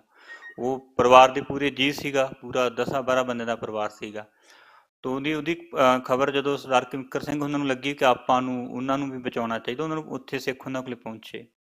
ਉਹ ਪਰਿਵਾਰ ਹਿੰਦੂ ਪਰਿਵਾਰ ਦੇ ਮੁਖੀ ਦੀ ਪਹਿਲੀ ਇਹ ਗੱਲ ਸੀ ਵੀ ਬਾਹਰ ਸਿੱਖਾਂ ਦਾ ਇੰਨਾ ਕੁਛ ਹੋ ਰਿਹਾ ਜਾਂ ਟ੍ਰੇਨ 'ਚ ਇੰਨਾ ਕੁਛ ਹੁੰਦਾ ਆ ਰਿਹਾ ਵੀ ਤੁਹਾਨੂੰ ਉਮੀਦ ਹੈ ਵੀ ਤੁਸੀਂ ਸਿੱਖਾਂ ਨਾਲ ਪਲੇ ਟਰੱਕਾਂ 'ਚ ਸਾਨੂੰ ਬਿਲਕੁਲ ਇੱਥੋਂ ਸੁਰੱਖਿਅਤ ਕੱਢ ਸਕਦੇ ਹੋ ਜਾਂ ਸੁਰੱਖਿਅਤ ਘਰੇ ਪਹੁੰਚਾ ਸਕਦੇ ਹੋ। ਤਾਂ ਸਰਦਾਰ ਕਮਿੱਕਰ ਸਿੰਘ ਨੇ ਉੱਥੇ ਕਿਹਾ ਸੀ ਕਿ ਅਸੀਂ ਇਹਦੀ ਜ਼ਿੰਮੇਵਾਰ ਹੈਗੇ ਹਾਂ ਕਿ ਅਗਰ ਤੁਹਾਨੂੰ ਕੁਛ ਹੁੰਦਾ ਹੋਇਆ। ਤਾਂ ਸਰਦਾਰ ਕਮਿੱਕਰ ਸਿੰਘ ਉਹਨਾਂ ਨੇ ਇੰਨੇ ਬਿਲਕੁਲ ਔਖੇ ਸਮੇਂ ਜਦੋਂ ਸਿੱਖਾਂ ਦੇ ਚਾਰੇ ਪਾਸੋਂ ਭੀੜ ਬਣੀ ਹੋਈ ਆ, ਉਹਨਾਂ ਨਾਲ ਦੇ ਸਿੱਖਾਂ ਨੇ ਉਸ ਪਰਿਵਾਰ ਨੂੰ ਉੱਥੋਂ ਕੱਢਿਆ, ਉਹਨਾਂ ਦੇ ਇੱਕ ਗੁਰਦੁਆਰਾ ਸਾਹਿਬ ਹੈਗਾ ਉੱਥੇ ਰੱਖਿਆ। ਫਿਰ ਉਹ ਪਰਿਵਾਰ ਨੂੰ ਬਿਲਕੁਲ ਇੰਨੀ ਜੋਖਮ 'ਚ ਲੈ ਕੇ 3 ਦਿਨ ਬਾਅਦ ਆਪਦੇ ਘਰੇ ਛੱਡ ਕੇ ਆਈ। ਉਹ ਪਰਿਵਾਰ ਅਗਲੇ ਦਿਨ ਬਿਲਕੁਲ ਉਹ ਪਰਿਵਾਰ ਨੂੰ ਜਦੋਂ ਘਰੇ ਪਹੁੰਚਾਇਆ ਗਿਆ, ਉਸ ਤੋਂ ਬਾਅਦ ਅਗਲੇ ਦਿਨ ਉਹ ਪਰਿਵਾਰ ਆਪਣੇ ਮਹੱਲੇ ਦੇ ਕੁਛ ਮੁੰਡਿਆਂ ਨੂੰ ਲੈ ਕੇ ਨਾਲ ਉਹ ਬੰਦੇ ਹੋਣੀ ਸਿੱਖਾਂ ਦੇ ਖਾਣ ਵਾਸਤੇ ਕੁਝ ਰਾਸ਼ਨ ਪਾਣੀ ਸੁੱਕਾ ਅਨਾਜ ਲੈ ਕੇ ਆਏ। ਤਾਂ ਉਹਨੇ ਸਿੱਖਾਂ ਦੇ ਨਾਲ ਮਦਦ ਕਰਨ ਵਾਸਤੇ ਵੀ ਆਏ। ਤਾਂ ਸਿੱਖਾਂ ਨੇ ਜਿੱਥੇ ਇੰਨਾ ਕੁਛ ਹੋ ਰਿਹਾ ਸੀ ਥਾਂ ਤਾਂ ਸਿੱਖਾਂ ਦੇ ਕਤਲ, ਫਿਰ ਵੀ ਆਪਣਾ ਜੋ ਮਹਾਰਾਜ ਜੋ ਦਿੱਤਾ ਹੋਇਆ ਉਹਨਾਂ ਦਾ ਜੀਵਨ ਜਾਂਚ ਹੈਗੀ ਉਹ ਛੱਡੀ ਨਹੀਂ ਹੈਗੀ। ਆਪਾਂ ਨਵੰਬਰ 84 ਬਾਰੇ ਇਹ ਸਾਰੀ ਗੱਲਾਂ ਕਰਦੇ ਹੈ ਕਿ ਸਿੱਖਾਂ ਦਾ ਬਹੁਤ ਨੁਕਸਾਨ, ਇਹ 'ਚ ਕੋਈ ਦੋ ਰਾਏ ਨਹੀਂ ਹੈ ਵੀ ਨੁਕਸਾਨ ਨਹੀਂ ਹੋਇਆ। ਸਿੱਖ ਕਤਲ ਹੋਏ, ਬੀਬੀਆਂ ਦੀ ਬੇਪੱਤੀ ਹੋਈ, ਗੁਰੂ ਘਰਾਂ ਦੇ ਅਦਬ ਸਤਿਕਾਰ 'ਚ ਬੇਅਦਬੀਆਂ ਹੋਈਆਂ ਉੱਥੇ। ਪਰ ਇੱਥੇ ਹੈ ਕਿ ਜਿੱਥੇ ਸਿੱਖਾਂ ਨੇ ਇੰਨਾ ਸਭ ਕੁਛ ਹੋ ਰਿਹਾ ਸੀ, ਸਿੱਖਾਂ ਨੇ ਮਹਾਰਾਜ ਦੇ ਅਦਬ ਸਤਿਕਾਰ ਵਾਸਤੇ ਜਾਂ ਆਪਦੀ ਰਾਖੀ ਵਾਸਤੇ ਬਹੁਤ ਵਧੀਆ ਉਦਮ ਕੀਤੇ। ਮੈਂ ਉਹਦੀਆਂ ਕੁਛ ਘਟਨਾਵਾਂ ਸਾਂਝੀਆਂ ਕਰਨਾ ਚਾਹੁੰਦਾ ਹੈਗਾ। ਇਹ ਬੰਗਾਲ ਦੀ ਅੰਡਾਲ ਕੋਲ ਅਖੜਾ ਕਰਕੇ ਇੱਕ ਜਗ੍ਹਾ ਹੈ, ਉੱਥੋਂ ਦੀ ਘਟਨਾ ਹੈਗੀ। ਉੱਥੇ ਸਵੇਰੇ ਹੀ ਇਹ ਭੀੜ ਨੇ ਜਦੋਂ ਹਮਲਾ ਕੀਤਾ, ਦਿਨ ਦਾ ਬਿਲਕੁਲ ਚੜ੍ਹਾਅ ਸੀ, 9 ਤੋਂ ਪਹਿਲਾਂ ਦੀ ਇਹ ਕਹਿੰਦੀ ਘਟਨਾ ਹੈਗੀ। ਭੀੜ 'ਚ 1000 ਕੁ ਬੰਦਾ ਹੋਊਗਾ, ਗੁਰਦੁਆਰਾ ਸਾਹਿਬ ਤੇ ਹਮਲਾ ਕਰਨ ਆ ਰਿਹਾ ਸੀ। ਉਸ ਸਮੇਂ ਗ੍ਰੰਥੀ ਸਿੰਘ ਨੇ ਕੁਛ ਆਪਣੀ ਅਖਲਾਕੀ ਕਮਜ਼ੋਰੀ ਦਿਖਾਈ, ਉਹ ਗੁਰਦੁਆਰਾ ਸਾਹਿਬ ਛੱਡ ਕੇ ਭੱਜ ਗਿਆ। ਤੋ ਉਸੇ ਗੁਰਦੁਆਰਾ ਸਾਹਿਬ ਤੋਂ ਥੋੜੀ ਦੂਰੀ ਸਰਦਾਰ ਜੋਗਿੰਦਰ ਸਿੰਘ ਉਹਨਾਂ ਦਾ ਮਕਾਨ ਸੀਗਾ। ਉਹਨੂੰ ਜਦੋਂ ਪਤਾ ਲੱਗਾ ਕਿ ਭੀੜ ਗੁਰਦੁਆਰਾ ਸਾਹਿਬ ਵੱਲ ਪਾਸੇ ਨੂੰ ਆ ਰਹੀ ਹੈ, ਉਹ ਕਾਫੀ ਬਜ਼ੁਰਗ ਸੀਗੇ ਜੋਗਿੰਦਰ ਸਿੰਘ ਹੋਣੀ, ਉਹ ਭੀੜ ਨੂੰ ਰੋਕਣ ਵਾਸਤੇ ਇਕੱਲੇ ਹੀ, ਤਕਰੀਬਨ 80 ਸਾਲ ਦੀ ਉਮਰ ਦੇ ਹੋਣਗੇ, ਉਹ ਭੀੜ ਨੂੰ ਰੋਕਣ ਵਾਸਤੇ ਗੁਰਦੁਆਰਾ ਸਾਹਿਬ ਪਾਸੇ ਨੂੰ ਆ ਗਏ। ਜਦੋਂ ਭੀੜ ਬਿਲਕੁਲ ਉਹ ਵੀ ਪਹੁੰਚੇ, ਭੀੜ ਵੀ ਉੱਥੇ ਪਹੁੰਚ ਚੁੱਕੀ ਸੀਗੀ। ਤੋ ਸਰਦਾਰ ਜੋਗਿੰਦਰ ਸਿੰਘ ਉਹਨਾਂ ਨੇ ਭੀੜ ਨੂੰ ਰੋਕਣ ਦੀ ਕੋਸ਼ਿਸ਼ ਕੀਤੀ, ਪਰ ਭੀੜ ਨਾ ਰੁਕੀ। ਭੀੜ ਦੇ ਬੰਦੇ ਨੇ ਆਖਿਆ ਕਿ ਤੁਸੀਂ ਪਾਸੇ ਹੋ ਜਾਓ, ਅਸੀਂ ਗੁਰਦੁਆਰਾ ਸਾਹਿਬ ਨਾਲ ਜੋ ਕਰਨਾ ਹੈ ਅਸੀਂ ਕਰਾਂਗੇ। ਪਰ ਸਰਦਾਰ ਜੋਗਿੰਦਰ ਸਿੰਘ ਹੋਣੀ ਉੱਥੋਂ ਪਾਸੇ ਨਹੀਂ ਹੋਏ। ਭੀੜ ਨੇ ਉਹਨਾਂ ਨੂੰ ਪੱਥਰਾਂ ਨਾਲ ਜਾਂ ਲਾਠੀਆਂ ਨਾਲ ਕੁੱਟ ਕੇ ਉੱਥੇ ਸ਼ਹੀਦ ਕਰ ਦਿੱਤਾ। ਪਰ ਜਿਉਂਦੇ ਜੀ ਸਰਦਾਰ ਜੋਗਿੰਦਰ ਸਿੰਘ ਹੋਣੀ ਤੋਂ ਪਾਸੇ ਨਹੀਂ ਹੋਈ ਸੀਗੀ। ਉਸ ਤੋਂ ਬਾਅਦ ਜਦੋਂ ਇਹ ਭੀੜ ਬਿਲਕੁਲ ਹਮਲਾ ਗੁਰਦੁਆਰਾ ਸਾਹਿਬ ਦੇ ਮਹਾਰਾਜ ਸਰੂਪਾਂ ਦੀ ਬੇਅਦਬੀ ਕਰਕੇ ਅਗਲੇ ਪਾਸੇ ਨੂੰ ਗਈ, ਤਾਂ ਉੱਥੇ ਸਰਦਾਰ ਕੁੰਦਨ ਸਿੰਘ ਉਹਨਾਂ ਦੇ ਘਰਾਂ ਵਾਲੇ ਪਾਸੇ ਨੂੰ ਜਦੋਂ ਪਹੁੰਚੀ ਹੈਗੀ ਆ, ਤਾਂ ਸਿੱਖਾਂ ਨੂੰ ਜਦੋਂ ਪਤਾ ਲੱਗੇ ਭੀੜ ਬਹੁਤ ਚੜ੍ਹ ਕੇ ਆ ਰਹੀ, ਸਿੱਖਾਂ ਨੇ ਇੱਕ ਥਾਂ 'ਤੇ ਇਕੱਠੇ ਹੋ ਕੇ ਮੁਕਾਬਲਾ ਕਰਨ ਦਾ ਸੋਚਿਆ। ਸਰਦਾਰ ਕੁੰਦਨ ਸਿੰਘ ਹੋਣੀ ਸੀ, ਹਜ਼ਾਰਾ ਸਿੰਘ ਹੋਣੀ ਸੀ ਉੱਥੇ। ਇੱਕ ਪੰਜਾਬ ਪੁਲਿਸ 'ਚੋਂ ਆਪਣੀ ਨੌਕਰੀ ਤੋਂ ਸੇਵਾ ਮੁਕਤ ਹੋ ਕੇ ਸਰਦਾਰ ਮੋਹਨ ਸਿੰਘ ਹੋਣੀ ਵੀ ਉੱਥੇ ਪਹੁੰਚੇ ਸੀ। ਉਹਨਾਂ ਨੇ ਵਿਉਂਤਬੰਦੀ ਕੀਤੀ ਕਿ ਆਪਾਂ ਨੂੰ ਮੁਕਾਬਲਾ ਕਰਨਾ ਚਾਹੀਦਾ। ਤੋ ਇੱਕ ਘਰੇ ਸਰਦਾਰ ਕੁੰਦਨ ਸਿੰਘ ਕੇ ਘਰੇ ਇਕੱਠੇ ਹੋ ਕੇ, ਕਿਉਂਕਿ ਘਰ ਸਿੱਖਿਆ ਪੱਖੋਂ ਸਭ ਤੋਂ ਵਧੀਆ ਸੀਗਾ, ਉੱਥੇ ਉਹਨਾਂ ਨੇ ਉਹਦਾ ਮੁਕਾਬਲਾ ਕਰਨ ਦੀ ਸੋਚੀ। ਭੀੜ ਜਦੋਂ ਆਈ ਤੇ ਸਰਦਾਰ ਮੋਹਨ ਸਿੰਘ ਹੁਣਾਂ ਨੇ ਬੰਦੂਕ ਨਾਲ ਫਾਇਰ ਕੀਤੇ ਤੋਂ ਭੀੜ ਪਿੱਛੇ ਮੁੜ ਦਿੱਤੀ। ਔਰ ਦੂਸਰੀ ਵਾਰ ਫਿਰ ਭੀੜ ਚੜ੍ਹ ਕੇ ਆਈ, ਪਰ ਸਰਦਾਰ ਮੋਹਨ ਸਿੰਘ ਹੁਣਾਂ ਦੀ ਜਿਹੜੀ ਮੋਰਚਾਬੰਦੀ ਸੀ ਬਹੁਤ ਵਧੀਆ ਸੀ, ਪਰ ਭੀੜ ਨੂੰ ਅੱਗੇ ਨਹੀਂ ਆਉਣ ਦਿੱਤਾ। ਇੰਨੇ ਸਮੇਂ 'ਚ ਸਿੱਖਾਂ ਕੋਲ ਇੱਕ ਖਬਰ ਪਹੁੰਚੀ ਕਿ ਜਿੱਥੇ ਸਿੱਖ ਇਕੱਠੇ ਤੋਂ ਥੋੜ੍ਹੀ ਦੂਰੀ ਸਰਦਾਰ ਅਜੀਤ ਸਿੰਘ ਹੁਣਾਂ ਦਾ ਇੱਕ ਘਰ ਹੈਗਾ, ਉਹ ਇਕੱਲੇ ਰਹਿ ਗਏ, ਬਾਕੀ ਸਾਰੇ ਸਿੱਖ ਫਿਰ ਉੱਥੇ ਇਕੱਠੇ ਹੋ ਗਏ ਸੀਗੇ। ਤੋ ਜਦੋਂ ਸਰਦਾਰ ਅਜੀਤ ਸਿੰਘ ਹੁਣਾਂ ਦੇ ਭੀੜ ਨੂੰ ਵੀ ਪਤਾ ਲੱਗਾ ਕਿ ਇੱਕ ਸਿੱਖ ਇਕੱਲਾ ਘਰ ਹੈਗਾ, ਭੀੜ ਉੱਧਰਲੇ ਪਾਸੇ ਨੂੰ ਹਮਲਾ ਕਰਨ ਚੱਲ ਪਈ। ਤੋ ਇਸ ਹਮਲੇ ਦੇ ਸਮੇਂ ਸਰਦਾਰ ਅਜੀਤ ਸਿੰਘ ਦੇ ਇੱਕ ਗਵਾਂਢੀ ਸੀਗਾ, ਬੰਗਾਲੀ ਸੀ ਮਿੱਤਰ ਉਹਨਾਂ, ਉਹ ਉਹਨਾਂ ਦੇ ਘਰ ਦੀਆਂ ਬੀਬੀਆਂ ਨੂੰ ਆਪਣੇ ਘਰੇ ਲੈ ਗਿਆ। ਪਰ ਭੀੜ ਬਹੁਤ ਜ਼ਿਆਦਾ ਉੱਥੇ ਕੋਈ ਪਹੁੰਚਣ ਕਰਕੇ ਹੋ ਗਿਆ ਸੀ ਕਿ ਬੀਬੀਆਂ ਦੀ ਬੇਪਤ ਕਰਨੀ ਹੈ। ਪਰਿਵਾਰ ਵਾਲਿਆਂ ਨੂੰ ਕਹਿ ਰਹੇ ਸੀ ਕਿ ਇਹਨਾਂ ਨੂੰ ਬਾਹਰ ਕੱਢ ਦਿੱਤਾ ਜਾਵੇ।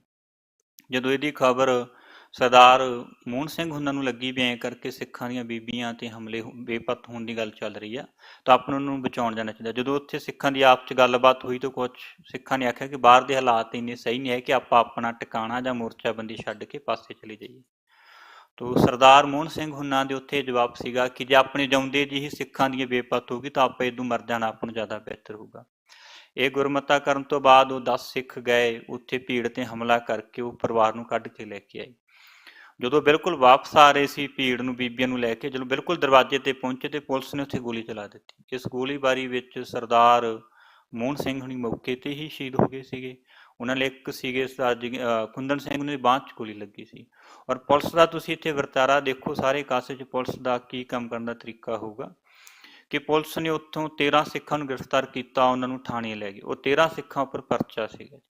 ਉਹ ਮੁੜ ਕੇ ਦੁਰਗਾਪੁਰ ਦੀ ਕਮੇਟੀ, ਗੁਰਦੁਆਰਾ ਸਾਹਿਬ ਵਾਲੀ ਕਮੇਟੀ ਆਈ, ਉਹਨਾਂ ਨੇ ਉਹਨਾਂ ਦੀਆਂ ਜ਼ਮਾਨਤਾਂ ਕਰਾਈਆਂ ਔਰ ਪਰਚਾ ਬਾਅਦ 'ਚ ਚਲੋ ਕੁਝ ਸਮੇਂ ਬਾਅਦ ਉਹ ਰਫਾ ਦਫਾ ਹੋ ਗਿਆ। ਇਹ ਸਾਰੇ ਵਰਤਾਰੇ 'ਚ ਇਸ ਤਰ੍ਹਾਂ ਹੀ ਰਿਹਾ। ਜਦੋਂ ਆਪਾਂ ਇਹ ਗੱਲ ਕਰਦੇ ਹਾਂ ਕਿ ਸਾਰੇ ਹੀ ਬੰਦੇ ਸਾਰੇ ਪਾਸੇ ਸਿੱਖਾਂ ਤੇ ਹਮਲੇ ਹੋ ਰਹੇ ਸੀਗੇ, ਮੈਂ ਇੱਥੇ 2-4 ਘਟਨਾਵਾਂ ਸਾਂਝੀਆਂ ਕਰਨਾ ਚਾਹੁੰਦਾ ਕਿ ਜਿੱਥੇ ਜਿਹੜੇ ਸਿੱਖਾਂ ਦੇ ਗੁਆਂਢੀ ਸੀ ਜਾਂ ਗੈਰ ਸਿੱਖ ਬੰਦੇ ਸੀ, ਉਹਨਾਂ ਨੇ ਕਿਵੇਂ ਮਦਦ ਕੀਤੀ। ਬਕਾਰੋ ਬਾਰੇ ਬਿਲਕੁਲ ਇਹ ਹੈ ਕਿ ਸਿੱਖਾਂ ਦਾ ਦਿੱਲੀ, ਕਾਨਪੁਰ ਤੋਂ ਬਾਅਦ ਜੇ ਸਭ ਤੋਂ ਜ਼ਿਆਦਾ ਨੁਕਸਾਨ ਹੋਇਆ ਤਾਂ ਬਕਾਰੋ 'ਚ ਹੋਇਆ। ਬਕਾਰੋ 'ਚ ਜਿਨ੍ਹਾਂ ਬੰਦਿਆਂ ਨੇ ਆਪਣੇ ਹੱਥੀਂ ਸੰਸਕਾਰ ਕੀਤੇ ਹੈਗੇ, ਉਹ 90 ਦੇ ਕਰੀਬ ਲਾਸ਼ਾਂ ਇੱਕੋ ਥਾਂ 'ਤੇ ਰੱਖ ਕੇ ਸੰਸਕਾਰ ਕੀਤੇ ਗਏ ਸੀਗੇ। ਜਿਹੜੀਆਂ ਲਾਸ਼ਾਂ ਬਾਅਦ 'ਚ ਮਿਲੀਆਂ ਨਹੀਂ ਜਾਂ ਪੁਲਿਸ ਨੇ ਰਫਾ ਦਫਾ ਕਰਤੀਆਂ, ਉਹ ਇੱਕ ਵੱਖਰਾ ਹੈਗੀ ਹੈ ਗੱਲਬਾਤ। ਪਰ ਉੱਥੇ 90 ਲਾਸ਼ਾਂ ਇੱਕੇ ਟਾਈਮ ਸੰਸਕਾਰ ਹੋਇਆ ਸ਼ਾਮ ਨੂੰ। ਤਾਂ ਉੱਥੇ ਇੱਕ ਸਿੱਖ ਨੇ ਸਾਨੂੰ ਘਟਨਾ ਸੁਣਾਈ ਹੈ, ਸੈਕਟਰ 2C ਦੀ ਘਟਨਾ ਹੈਗੀ ਆ ਬਕਾਰੋ ਦੀ। ਉਹਨਾਂ ਨੇ ਦੱਸਿਆ ਕਿ ਉਹ ਜਿੱਥੇ ਰਹਿੰਦੇ ਸੀਗੇ ਨਾਲ ਬਿਲਕੁਲ ਗੁਆਂਢ ਘਰ ਸੀਗਾ, ਉਹ ਬਿਹਾਰੀ ਰਾਜਪੂਤ ਸੀਗਾ। ਉਹ ਬਿਹਾਰੀ ਰਾਜਪੂਤ ਦਾ ਪਰਿਵਾਰ ਦੀ, ਉਹਨਾਂ ਦੀ ਜਿਹੜੀ ਬਿਹਾਰੀ ਰਾਜਪੂਤ ਦੀ ਪਤਨੀ ਸੀ ਕਮਲਾ ਦੇਵੀ, ਉਹ ਬਹੁਤ ਤੜਪ ਬੀਬੀ ਸੀਗੀ। ਉਹ ਕਹਿੰਦਾ ਵੀ ਅਸੀਂ ਵੀ ਡੰਗਰ ਰੱਖੇ ਹੁੰਦੇ ਸੀਗੇ ਤੇ ਉਹਨਾਂ ਦੇ ਵੀ ਡੰਗਰ ਹੁੰਦੇ, ਸਾਡੇ ਡੰਗਰਾਂ ਨੂੰ ਬੰਨਣ ਕਰਕੇ ਜਾਂ ਪੱਠਿਆਂ ਨੂੰ ਲੈ ਕੇ ਜਾਂ ਥਾਂ ਕਰਕੇ ਹਮੇਸ਼ਾ ਹੀ ਕਲੇਸ਼ ਰਹਿੰਦੇ। ਸਾਡਾ ਰੋਜ਼ ਉਹਨਾਂ ਨਾਲ ਇਹ ਸੀਗਾ ਕਿ ਰੋਜ਼ ਉਹਨਾਂ ਨਾਲ ਸਾਡਾ ਲੜਾਈ ਝਗੜਾ ਰਹਿਣਾ, ਰੋਜ਼ ਬੋਲ ਹੋਣਾ।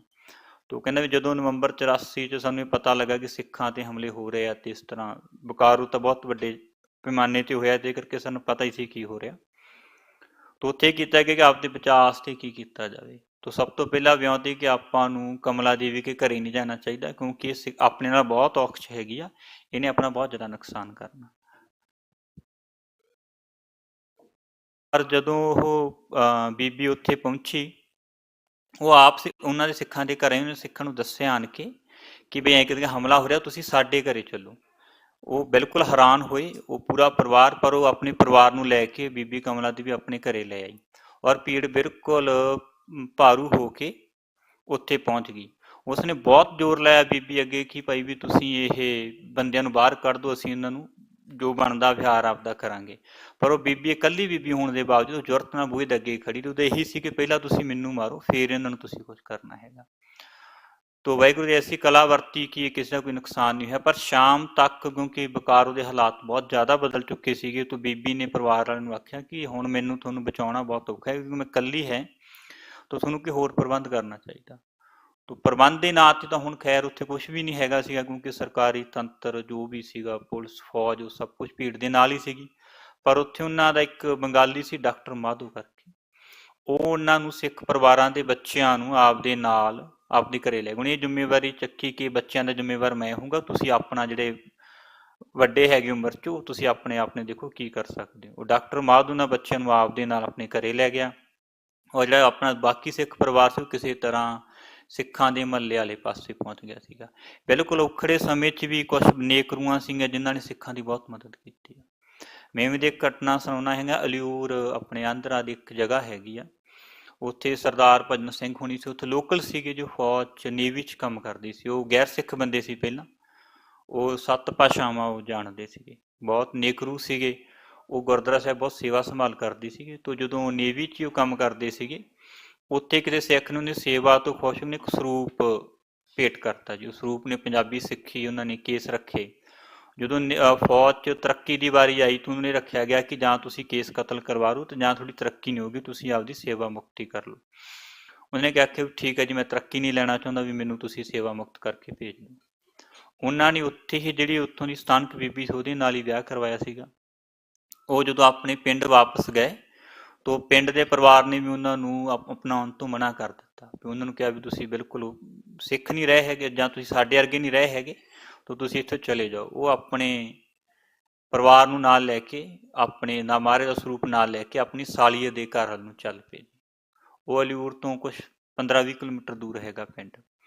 ਉਹਨਾਂ ਨੇ ਸਾਨੂੰ ਦੱਸਿਆ ਉਹਨਾਂ ਦੇ ਪਰਿਵਾਰ ਨੇ ਕਿ ਜਦੋਂ ਰੇਲ 'ਤੇ ਗਏ ਸੀ ਉੱਥੇ ਜਿੱਥੋਂ ਉਹਨਾਂ ਦੇ ਸਾਲੀ ਦਾ ਘਰ ਸੀਗਾ ਹੈਗਾ, ਉੱਥੇ ਜਦੋਂ ਜਾ ਕੇ ਉਹਨਾਂ ਨੇ ਮਹਾਰਾਜ ਦਾ ਸਰੂਪ ਹਜੇ ਰੇਲ ਤੋਂ ਬਾਹਰ ਹੀ ਕੱਢਿਆ ਹੈਗਾ, ਬਹੁਤ ਜ਼ੋਰ ਦੀ ਮੀਂਹ ਆਉਣ ਲੱਗ ਗਿਆ। ਉਹ ਬਿਲਕੁਲ ਭੱਜ ਕੇ ਇੱਕ ਜਿੱਥੇ ਰੇਲਵੇ ਦਾ ਕੋਈ ਕੁਆਟਰ ਸੀਗਾ ਜਾਂ ਕਮਰੇ 'ਚ, ਉੱਥੇ ਮਹਾਰਾਜ ਦਾ ਸਰੂਪ ਰੱਖਿਆ ਸਤਿਕਾਰ ਨਾਲ। ਉੱਥੋਂ ਕਿਉਂਕਿ ਉੱਥੇ ਪਿਛਲੇ 10 ਸਾਲ ਤੋਂ ਤਕਰੀਬਨ ਸੋਕਾ ਪਿਆ ਹੋਇਆ ਸੀ। ਉਹ ਪਹਿਲੀ ਵਾਰੀ ਸੀ ਕਿ 10 ਸਾਲ ਬਾਅਦ ਮੀਂਹ ਪੈ ਰਿਹਾ ਸੀ। ਜਦੋਂ ਲੋਕਾਂ ਨੂੰ ਇਹ ਪਤਾ ਲੱਗਾ ਕਿ ਐਂ ਕਰਕੇ ਕੋਈ ਸਿੱਖ ਆਇਆ ਹੈਗਾ, ਵੀ ਉਹਦੇ ਕਰਕੇ ਇਹ ਸਾਰਾ ਕੁਝ ਹੋ ਰਿਹਾ, ਮਹਾਰਾਜ ਦਾ ਸਰੂਪ ਆਇਆ, ਲੋਕ ਦੂਰੋਂ ਦੂਰੋਂ ਮਹਾਰਾਜ ਸਰੂਪ ਨੂੰ ਨਮਸਕਾਰ ਕਰਨ ਵਾਸਤੇ ਆਏ। ਤਾਂ ਸਿੱਖ ਨੇ ਆਪਦੇ ਰੁਜ਼ਗਾਰ ਵਾਸਤੇ ਛੋਟੇ ਮੋਟੇ ਕੰਮ ਸ਼ੁਰੂ ਕੀਤੇ, ਟਿਊਸ਼ਨ ਪੜ੍ਹਾਉਣਾ ਜਾਂ ਕਿਸੇ ਦੀ ਮਨੀਮੀ ਕਰਨੀ, ਇਸ ਤਰ੍ਹਾਂ ਕੰਮ ਕਰਦੇ ਸੀ। ਅਲਿਊਰ 'ਚ ਉਹਨੇ ਰਹਿਣਾ ਸ਼ੁਰੂ ਕਰਤਾ। ਜਦੋਂ ਨਵੰਬਰ 84 ਦਾ ਇਹ ਘਟਨਾਕ੍ਰਮ ਸਾਰਾ ਹੋ ਰਿਹਾ ਸੀਗਾ, ਉਦੋਂ ਘਟਨਾ ਹੋਈ ਕਿ ਉਹ ਕਿਸੇ ਦੇ ਘਰੇ ਬੱਚਿਆਂ ਨੂੰ ਟਿਊਸ਼ਨ ਪੜ੍ਹਾਉਣ ਵਾਸਤੇ ਗਿਆ ਹੋਇਆ ਸੀ। ਉਹਨਾਂ ਨੇ ਦੱਸਿਆ ਕਿ ਹਾਲਾਤ ਠੀਕ ਨਹੀਂ ਹੈਗੇ, ਤੁਸੀਂ ਆਪਣੇ ਘਰੇ ਪਹੁੰਚ ਜਾਓ। ਉਹ ਜਦੋਂ ਵਾਪਸ ਆ ਰਹੇ ਸੀਗੇ ਤਾਂ ਰਸਤੇ 'ਚ ਉਹਨੂੰ ਕੁਛ ਬੰਦਿਆਂ ਨੇ ਘੇਰ ਲਿਆ। ਉਹ ਬੰਦੇ ਅਲਿਊਰ ਪਿੰਡ ਦੀ ਨਹੀਂ ਸੀ, ਨਾਲ ਦੇ ਬਿਲਕੁਲ ਇੱਕ ਛੋਟਾ ਜਿਹਾ ਕਸਬਾ ਪੈਂਦਾ, ਉੱਥੋਂ ਦੇ ਸੀਗੇ। ਤਾਂ ਇਹ ਜਦੋਂ ਉਹਨੂੰ ਦੇਖਿਆ ਤਾਂ ਇੱਕ ਕਿਸ਼ਨ ਸਿੰਘ ਹੋਣੀ ਸੀਗੇ, ਉਹ ਉੱਥੋਂ ਦੇ ਲੋਕਲ ਹਿੰਦੂ ਸੀਗੇ। ਉਹਨਾਂ ਨੇ ਦੇਖਿਆ ਕਿ ਇਹਨਾਂ ਨੂੰ ਭਜਨ ਸਿੰਘ ਉਹਨਾਂ ਨੂੰ ਕਿਸੇ ਨੇ ਰੋਕਿਆ ਹੈਗਾ, ਤਾਂ ਭਜਨ ਸਿੰਘ ਦੇ ਕੋਲੇ ਚਲੇ, ਕੀ ਘਟਨਾ ਉਹਨੇ ਸਾਡੀ ਦੱਸੀ ਵੀ ਇਹ ਸਿੱਖ ਹੈਗਾ, ਇਹਨਾਂ ਨੇ ਇੰਦਰਾ ਗਾਂਧੀ ਮਾਰੀ ਹੈਗੀ ਅਤੇ ਇਹਨੂੰ ਮਾਰਨਾ ਆਪਣਾ ਫਰਜ਼ ਬਣਦਾ। ਤਾਂ ਕਿਸ਼ਨ ਨੇ ਕਿਹਾ ਕਿ ਦੇਖੋ ਵੀ ਜੋ ਉਹਨਾਂ ਨੇ ਕੀਤਾ ਮੈਨੂੰ ਨਹੀਂ ਪਤਾ ਹੈ, ਪਰ ਇਹ ਸਾਡੇ ਪਿੰਡ ਦਾ ਬੰਦਾ ਹੈ, ਸਾਡਾ ਭਾਈ ਮਿੱਤਰ ਹੈ, ਵੀ ਜੋ ਤੁਸੀਂ ਕਰਨਾ ਇਹਨਾਂ ਉਸ ਤੋਂ ਪਹਿਲਾਂ ਮੇਰੇ ਨਾਲ ਤੁਹਾਨੂੰ ਕਰਨਾ ਪਊਗਾ। ਚਲੋ ਇੰਨਾ ਕਹਿ ਕੇ ਉਹ ਸਰਦਾਰ ਭਜਨ ਸਿੰਘ ਉਹਨਾਂ ਨੂੰ ਘਰੇ ਲੈ ਆਏ।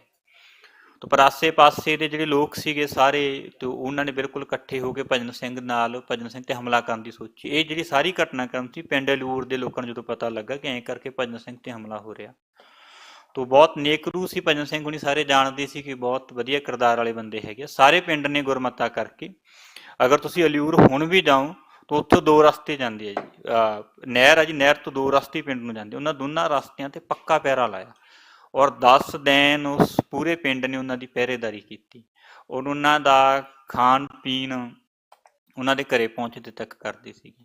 ਉਹਨਾਂ ਦੇ ਆਪ ਭਜਨ ਸਿੰਘ ਹੁਣ ਤੋਂ ਚੜ੍ਹਾਈ ਕਰ ਗਏ ਹੈ, ਉਹਨਾਂ ਦੀ ਧਰਮ ਪਤਨੀ ਹੋਣੇ ਗਏ ਸੀ, ਉਹਨਾਂ ਨੂੰ ਮਿਲੇ, ਉਹਨਾਂ ਸਾਨੂੰ ਘਟਨਾ ਦੱਸੀ ਕਿ ਜਿੰਨੇ ਦਿਨ ਉਹ ਭਜਨ ਸਿੰਘ ਹੁਣ ਤਾਂ ਗੁਰਦੁਆਰਾ ਸਾਹਿਬ ਵੀ ਰਹੇ ਉੱਥੇ, ਬਸ ਉਹਨੇ ਮਹਾਰਾਜ ਦਾ ਪਾਠ ਭਜਨ ਬੰਦਗੀ ਕੀਤੀ ਔਰ 10 ਦਿਨ ਉਹਨਾਂ ਦੇ ਜਿੱਥੇ ਉਹ ਰਹਿੰਦੇ ਸੀ ਘਰੇ, ਗੁਰਦੁਆਰਾ ਸਾਹਿਬ ਵੀ ਵਿੱਚ ਹੀ ਬਣਿਆ ਸੀਗਾ, ਉੱਥੇ 10 ਦਿਨ ਇੱਕ ਬਾਚ ਪੱਕਾ ਆਉਂਦਾ ਰਿਹਾ। ਉਹ ਮੰਨਦੇ ਸੀ ਕਿ ਇਲਾਕੇ ਵਾਲੇ ਵੀ ਮੰਨਦੇ ਸੀ ਕਿ ਗੁਰੂ ਦੀ ਬਖਸ਼ਿਸ਼ ਹੈਗੀ, ਇੱਥੇ ਹੁਣ ਕੁਛ ਨਹੀਂ ਹੋਣਾ ਹੈਗਾ। ਹੁਣ ਵੀ ਉਹਨਾਂ ਦਾ ਪਰਿਵਾਰ ਉੱਥੇ ਪੂਰੇ ਇਲਾਕੇ 'ਚ ਇੱਕ ਹੀ ਸਿੱਖ ਪਰਿਵਾਰ ਹੈਗਾ, ਉਹ ਬੜੀ ਸ਼ਾਨ ਨਾਲ ਇੱਜ਼ਤ ਨਾਲ ਰਹਿ ਰਿਹਾ ਹੈਗਾ। ਇਹ ਸਾਰੀਆਂ ਘਟਨਾਵਾਂ ਦੱਸਣ ਦਾ ਕਾਰਨ ਇਹ ਹੈ ਕਿ ਆਪਾਂ ਜਦੋਂ ਨਵੰਬਰ 84 ਦੀ ਗੱਲਬਾਤ ਕਰਦੇ ਹੈਗੇ, ਉਹਦੇ 'ਚ ਇੱਕ ਸਾਰੇ ਹੀ ਘਟਨਾਵਾਂ ਦੀ ਜ਼ਿਆਦਾ ਵਿਆਖਿਆ ਹੁੰਦੀ ਹੈ ਕਿ ਸਿੱਖਾਂ 'ਤੇ ਹਮਲੇ ਹੋਏ ਜਾਂ ਸਾਰੇ ਸਿੱਖਾਂ ਨੂੰ ਮਾਰਨਗੇ, ਪਰ ਉੱਥੇ ਬਹੁਤ ਹੱਦ ਤੱਕ ਕੁਛ ਬੰਦੇ ਇਸ ਤਰ੍ਹਾਂ ਦੇ ਵੀ ਹੈਗੇ ਸੀਗੇ ਜਿਨ੍ਹਾਂ ਨੇ ਜਿੰਨੀ ਕੁ ਸਮੇਂ ਬਣਦੀ ਮਦਦ ਸੀ ਉਹ ਸਿੱਖਾਂ ਦੀ ਕੀਤੀ ਹੈ। ਬਾਕੀ ਸਿੱਖਾਂ ਦਾ ਆਪੋ ਆਪਣੇ ਇਵੇਂ ਦਾ ਰਿਹਾ ਕਿ ਆਪਣੀ ਬਹੁਤ ਮਦਦ ਕੀਤੀ। ਮੈਂ ਰਾਂਚੀ ਦੀਆਂ ਹੀ ਕੁਛ ਘਟਨਾਵਾਂ ਤੁਹਾਨੂੰ ਦੱਸਦਾ ਕਿ ਕਿੰਨਾ ਫਰਕ ਪੈਂਦਾ ਹੈਗਾ ਇਹ ਸਾਰੀਆਂ ਘਟਨਾ ਨਾਲ, ਕਿ ਤੁਸੀਂ ਕਿਸੇ ਹਾਲਾਤ ਨਾਲ ਤੁਹਾਡਾ ਵਾਹ ਵਾਸਤਾ ਕਿਵੇਂ ਪੈਂਦਾ ਹੈਗਾ। ਰਾਂਚੀ 'ਚ ਸਿੱਖਾਂ ਦੇ ਕਾਫੀ ਘਰ ਹੈਗੇ ਆ, ਉੱਥੇ ਸਿੱਖਾਂ ਦੀ ਜ਼ਿਆਦਾ ਆਬਾਦੀ PP compound, Kishan colony, Lalpura ਇਸ ਤਰ੍ਹਾਂ ਦੇ ਇਲਾਕਿਆਂ 'ਚ ਹੈਗੀ ਆ। ਪੀਪੀ ਕੰਪਾਊਂਡ ਸਿੱਖਾਂ ਦੀ ਸਭ ਤੋਂ ਵੱਧ ਆਬਾਦੀ, ਸਿੱਖਾਂ ਨੇ ਉਹਦੀ ਪੂਰੀ ਘੇਰਾਬੰਦੀ ਕਰਕੇ ਰੱਖੀ। ਬਿਲਕੁਲ ਉਹਦੇ ਨਾਲ ਹੀ ਅਗਰ ਤੁਸੀਂ ਰਾਂਚੀ ਜਾਓ ਤਾਂ ਸਟੇਸ਼ਨ ਦੇ ਨਾਲ ਕਿਸ਼ਨ ਸਿੰਘ ਕਲੋਨੀ ਹੈਗੀ ਹੈ ਜੀ। ਕਿਸ਼ਨ ਸਿੰਘ ਕਲੋਨੀ ਸਰਦਾਰ ਕਿਸ਼ਨ ਸਿੰਘ ਨੇ ਕੱਟੀ ਸੀ, ਉਹ ਰੇਲਵੇ 'ਚ ਟੀਟੀ ਸੀਗੇ। ਉੱਥੇ ਸਿੱਖਾਂ ਦੇ 40 ਤੋਂ 50 ਘਰ 1984 ਮੌਕੇ ਹੈਗੇ ਸੀ। ਹੁਣ ਉੱਥੇ ਬਹੁਤ ਹੀ ਹੋਟਲ ਹੀ ਬਣ ਗਏ ਹੈਗੇ ਘਰਾਂ 'ਚ ਵੀ।